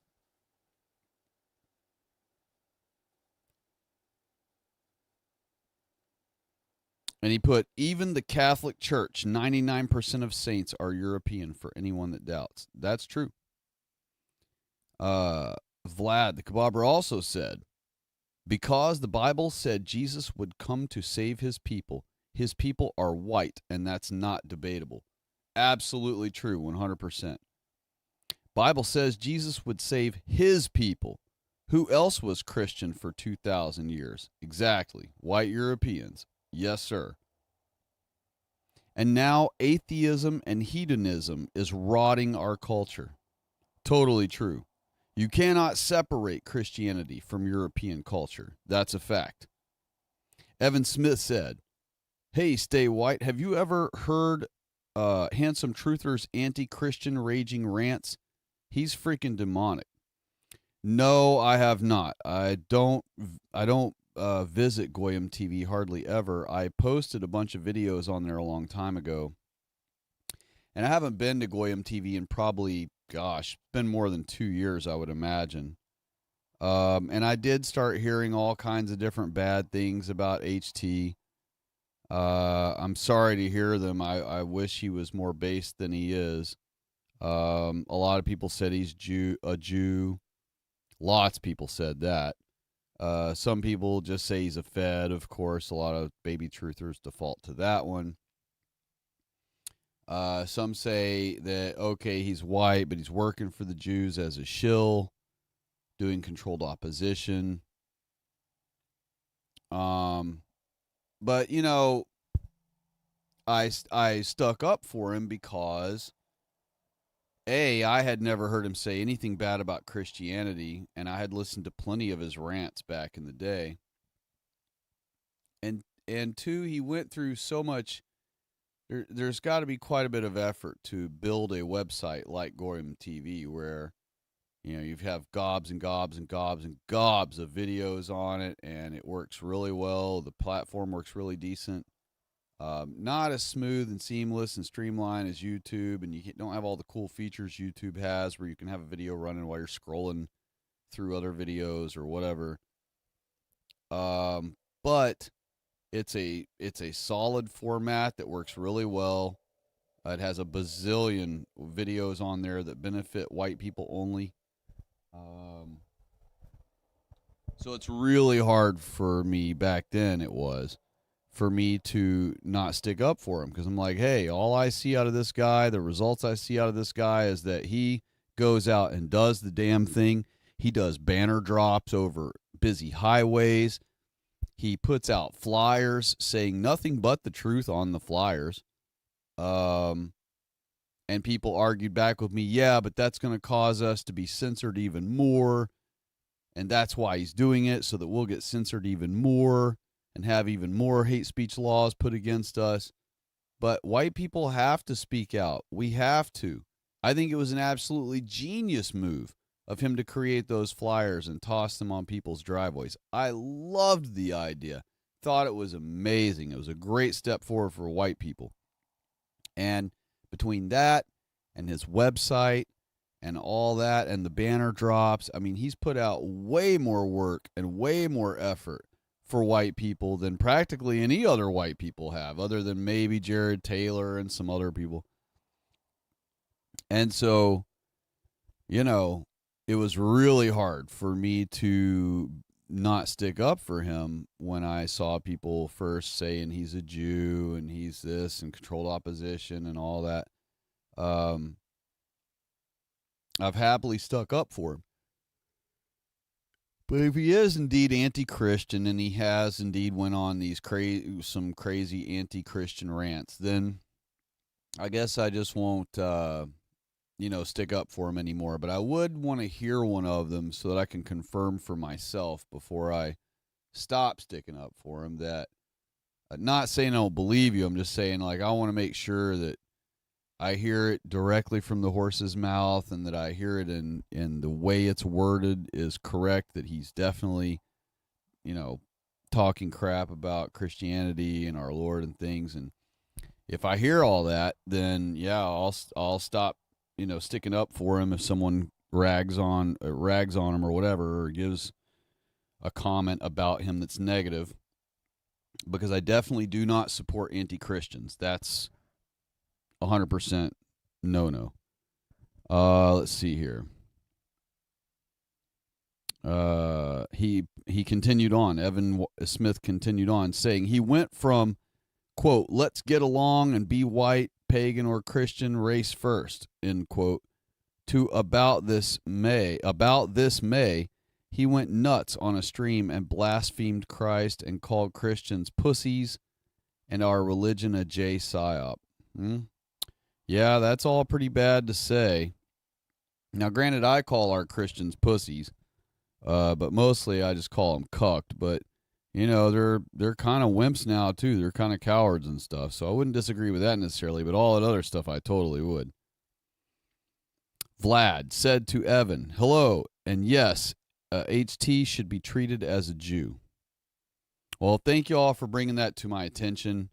Of course, I've heard people say stuff about him before, but I didn't know that he went anti-Christian. So, and apparently that only happened recently this year. So, perhaps he was concealing it all along, and that's why I never heard him say anything like that. But thank you all for your report of that, and I will act accordingly based on that. I still want to listen and verify, but I trust y'all's judgment on that. Evan said, I mentioned it to you in a comment a while ago. Not sure if you ever looked into it. No, I did not. Somehow I must have skipped over that comment when you made it before. I don't recall reading it. And then he said to Vlad, yes, I stopped visiting GTV for good because of that. I would too. If I had been on GTV when he did a rant one night and I heard him say anything negative about Jesus Christ or our Holy Bible, any of that, yeah, I would have hopped off that website right away. And I wouldn't go back. Evan said, I learned what I learned from there. Now I'm moving on. Yeah, one of the things that was good about the thing is it does have shit tons. I mean, tons and tons and tons, billions of hours of profitable footage for white people and for our learning and for our consumption, for our betterment. So it's a shame that the guy in charge of it all is such a rabid anti-Christian. That's quite disappointing. And Vlad put, well, they're all clowns over there on GTV anyway. Evan said, literally with Gypsy Crusader dressed as a clown. Vlad said, he could criticize the institutions without being anti-Christian. I consider him an enemy, though, right now. Yeah, I mean, if he's anti-Christian, I mean, that's, pretty much makes him an enemy or controlled opposition, which is also an enemy.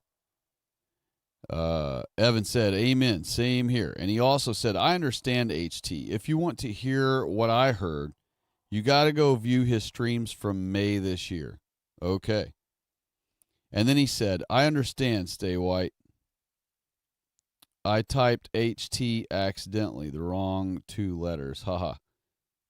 Okay. And that is the end of the chat so far. I have officially caught up with you all, and that feels good. Actually, this is only in top again. Gosh dang it. Why does it keep changing to that? No, it's not. It's in all. Why is it saying top up here? Oh, top fans. Durr. It's getting late, so I'm getting pretty loopy. Not noticing every little thing right. So, yeah, with HT, I mean, that's a real bummer that he's anti-Christian. I didn't know that. He had been concealing that fairly well, apparently. At least well enough that I never saw it on any of the streams that he did when I was online or on his website. So that is a bummer. We need everybody we can get. Excuse me. Excuse me again. We need everybody we can get. And, HT seemed like such a decent warrior for our people with all the effort he's put in. I mean, gosh, who else? What other white person has put in all that effort of countless banner drops, tons of traveling to different cities and throwing flyers out? The website, I mean, quite a lot. That's quite a lot of stuff for white people's betterment. And of course, the website's absolutely packed full with millions of hours of videos that are profitable for white people's consumption. And so definitely a bummer to hear that HT is anti-Christian. That's quite cucked of him. And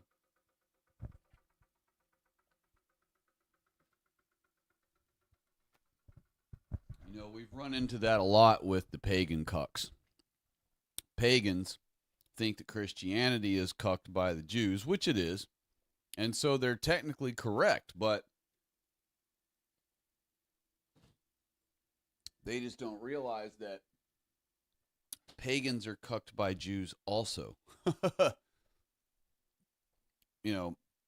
lot of the pagan cucks, well, first of all, they're cucked by the Jews because Jews want white people hating Jesus Christ and hating Christianity, and pagan cucks happily hate Jesus Christ and happily hate Christianity. So it's it's a funny irony that that pagans think that they're not cucked by the Jews and are always accusing Christians of being cucked by the Jews, when really their ideology is literally Jewish imposed on them since they were young or whatever that steered them that way. Cuckery by the Jews. And Vlad said, HT is a lunatic, man. I've seen evidence he's not white and danced in a gay club. Mm. Yeah, and I heard other stuff about him too. I think I'm pretty sure it was HT that I heard had been busted doing pedo stuff or something like that. I don't know the story, but I read of a I read in a chat, one of my chats or somebody else's chat, that he got busted with like a teenage girl or something. I don't know exactly. Uh, but they were calling him basically a pedo or whatever. Vlad also said, technically correct, but why do they try to argue with us instead of the Judeos? Yeah, well, that's part of how you can tell that it's Jew imposed on them, that it's Jew trickery that got them to start being pagan cucks because a it come part of that comes part and parcel with being anti-Christian, and then the other way you know that it's Jew imposed is because they have a huge problem with Christianity, but zero problem with talking about the Jews. But they don't mind telling us that we're cucked by the Jews and that it's Jesus is a Jew, which is not true, and that we're obeying a Jewish cult. I've heard them say things like, not only is it a Jewish cult, but it's a Jewish cult designed to rule over you and keep control over you, and so you'll never rise up against them and all this stuff. But we have recorded history. We have thank God, our ancestors recorded all along the way. They've been recording history, and so we can see um, we can see the timeline. We can see who was against Christianity and who wasn't. And we can see that Christians have been at odds with Jews all along, all through written history, including in the womb when Jews hadn't even been created yet, but when their father was in the womb with our father and they fought.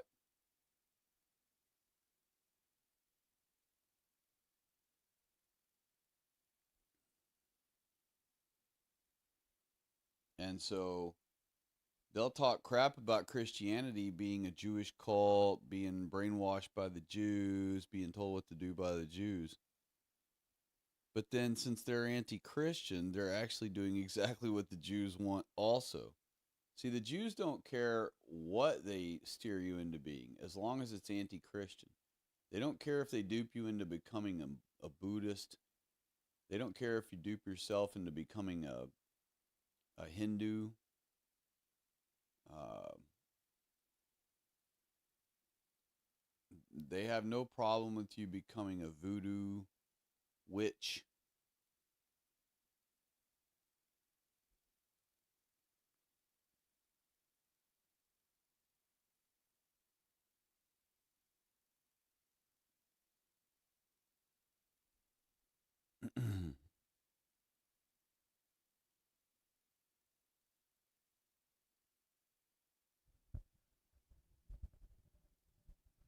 Let's see here.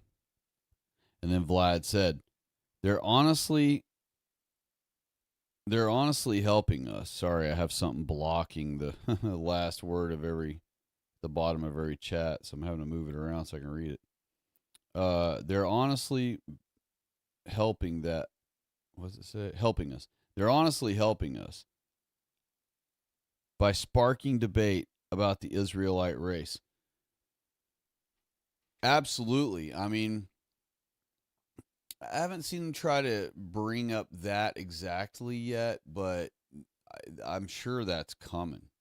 You know, um, and they've done other things before that have backfired on them, like police body cams.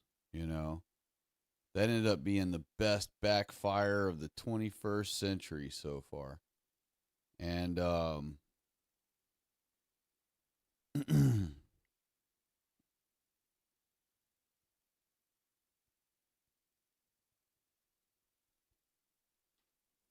And we need all the help we can get sparking this conversation up, because white people are so duped. They're inclined to just refuse the truth, absolutely refuse it, and not accept any of it at all.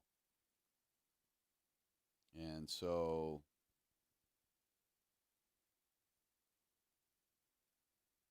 it's just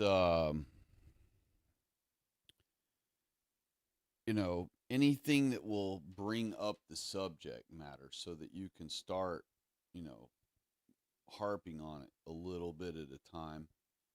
Um, is better than nothing. I mean, we got to take everything we can get, and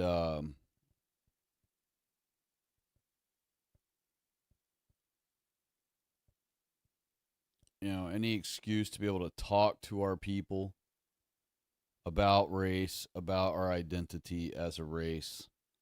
Um,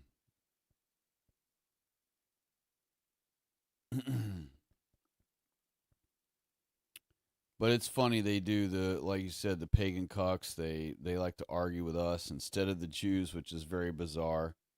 And at least, like you said, they are starting to spark discussion on forums, on Discord, um, about the Yiddy Diddlers, about the fact that they control us. Let's see here. Evan Smith said, "Well, I'm going to go back to bed to catch a couple more hours of sleep before the sun comes up. God bless everyone." Hey, God bless you too, buddy. And I'm already getting loopy, so I'm probably going to shut down too. Um, I just don't have as much in me tonight as normal. Well, we're almost at 7 hours, so I guess that's only about an hour behind where I normally would be. Uh, let me look. Let me look. Let me look. All right, Vlad said goodnight. Vlad also said, and yeah, the pagan stuff is going to backfire on them. Yeah, it certainly will. Vlad said, we outnumber them 10-1. Yeah, hopefully we don't have to have too much drama between the pagans and Christians. We're really going to need each other when the time comes. Evan Smith said, one last tidbit. My grandmother told me that old school Jews would teach their kids not to even look at the cross. It's evil. Put your hands over it and cover it in your sight if you see it outside. Interesting. And I wouldn't doubt that one iota. Took a screenshot of that comment.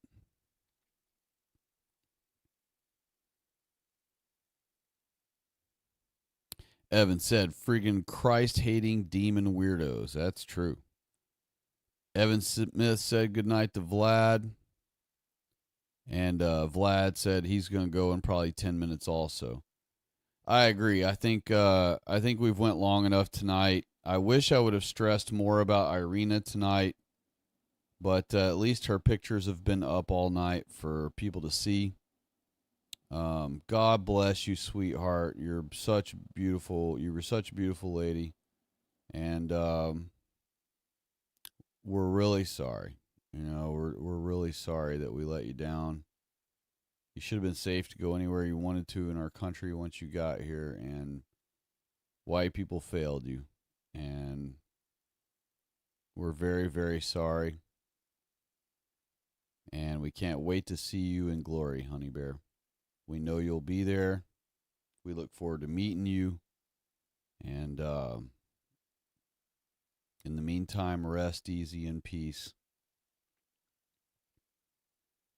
And our our prayers go to your family and you.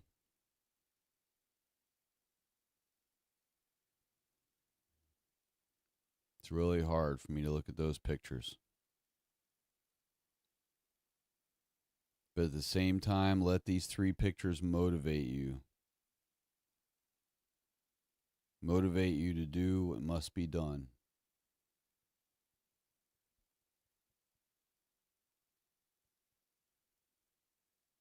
And be sure of yourself when the great day comes.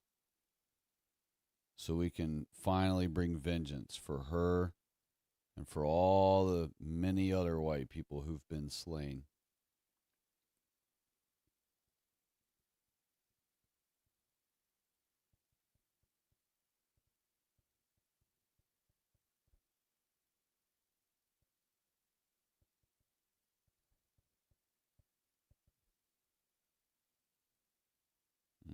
Chat went away again.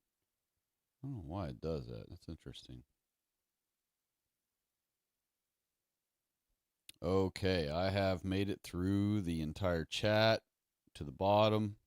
Awesome. Um, yeah, since we've already been running a good while tonight, I need to get a couple more hours of sleep at least. Really, I'd like to get even more than that. Since it's Sabbath today, I probably will go ahead and sleep a little bit extra because that's what today is for. Partly, one of the things of today is to rest, and so I probably will just do a lot of resting off and on, and but I'm very grateful for all of you stopping by and saying hello and saying your piece. And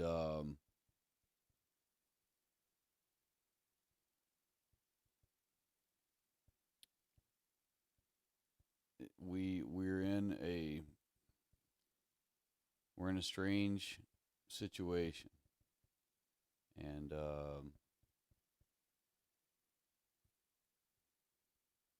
there's just no telling how long it's going to be before we're out of this. So, be thinking of anything and everything you can to help progress us forward and to help prevent more doom and destruction from coming our way.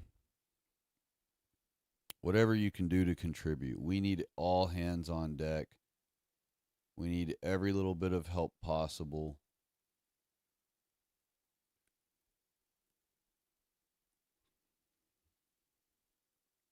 And we need to enjoy our Sabbath every Sunday, every seventh day. And it needs to be a delight to us to do so. Sabbath is not a burden, it is a delight for us to do so. And however you got to rig your home to make it like that, not your home, but however you got to rig your mind to understand that it's a delight. It's a delight. Sabbath is a delight you should look forward to. You should be anticipating every Sabbath's arrival and looking forward to it and grateful when it arrives. And happy Sabbath to you all.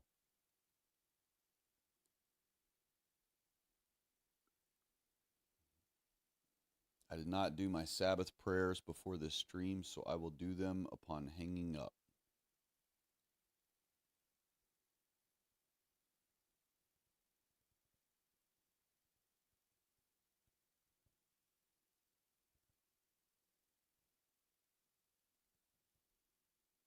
But in the meantime, all of you, God bless you. Thank you for stopping by tonight.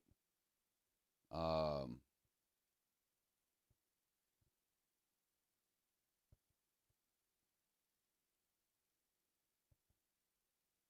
probably be able to stream again next time midweek. I'm thinking it's definitely going to be Thursday I'd be available, but perhaps Wednesday also. So if I can on one of those 2 days, I will go ahead and do another stream. And in the meantime, yeah, if you folks see Charlie Kirk being splattered everywhere, just hop on there and, pick up that, other example. I'm already losing it. Lost what I was saying there. Anyhow, before I get too loopy, I'll go ahead and shut it down. But I know I was talking about doing a stream next week in a few days. So yeah, if I can't do it on Tuesday or Wednesday, then I will do one as soon as I can, afterward. Hopefully, we won't have to go all the way till next Sabbath before I can do another one. And then this coming Sabbath, I'll probably be able to do one again. So that'd be cool. But in the meantime, God bless you all who are a part of my kindred people. Don't forget to say your Sabbath prayers, either before you go to bed tonight when we hang up, or when you're up and wake up tomorrow.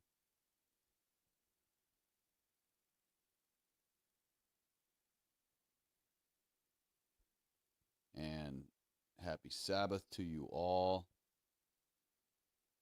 I look forward to uh, meeting all of you up in glory someday.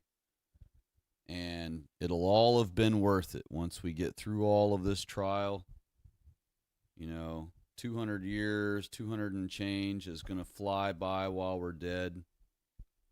And next thing you know, after we die, we'll be being called up to the clouds. You won't feel any time has passed between the moment you died and then suddenly the 215 years, but it won't happen this year. But whenever you die, let's say it's 150 years that are left or 170 years that are left when you pass, in a flash of time after you die, that 170 years will already be over, and we will all be being called up to the clouds to live together forever with the Lord.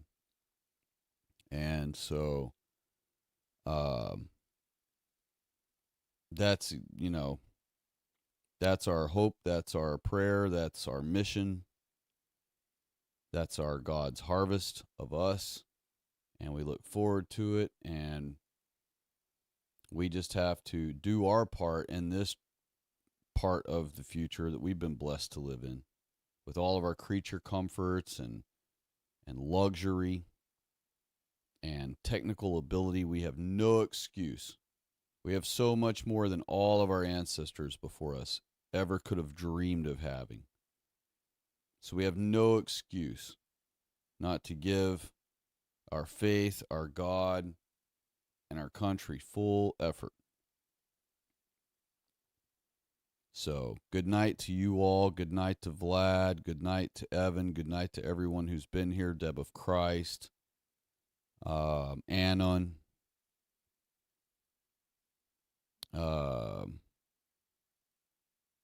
Scroll back here. Jack, of course. Jack. Thank you for visiting, and thank you for all of your amazing streams. John, Connor, and then I can't go back any further. It won't let me go all the way back on the thingies. But all of you who did visit tonight, you all know who you are. God bless you all. Happy Sabbath to you all. I love all of you, and I love all of our white people. And I love you, Iryna.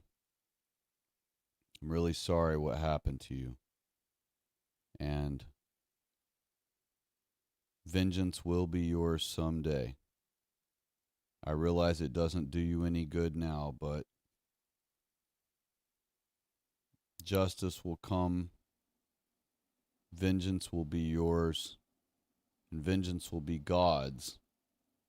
But he will allow you to enjoy the vengeance right along with him. And I look forward to those days of rectification. I look forward to the days of your resurrection and ours. And we'll see you on the other side, sweetie. God bless you all. I'll talk to all of you as soon as I can, hopefully midweek. If not, maybe next Sabbath. And in the meantime, maybe Jack will be able to do a stream or two this week to keep us going. And y'all just hang in there as best you can, every way possible. To the person who said that they were going to commit suicide that was in the stream tonight, you know better than to do such a thing as that. Don't do that. If you're serious and you wanted more of a talk about it. All you had to do was let us know about what your problems were. We would have chatted with you about it, but you didn't. Maybe that's because you left long before I actually got to your comment. My apologies if that's why. But don't do that if you listen to this. You know better than to do that, so don't do it. And God will provide you a way. You have to accept his way, though.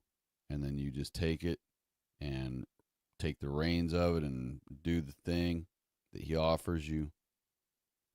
And you will pull yourself out of your problem. God will pull you out. But you got to let him, and you got to do it his way.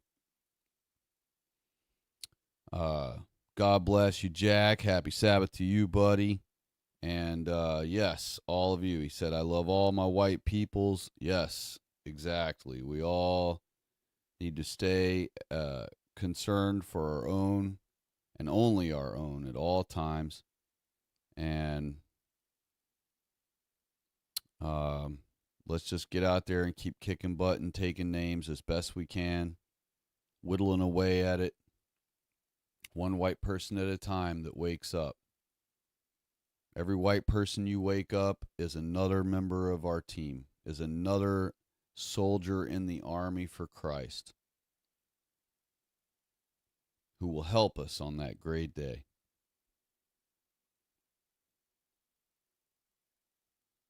I'll talk to all of y'all as soon as I can. God bless you. Happy Sabbath. And have a lovely night's rest.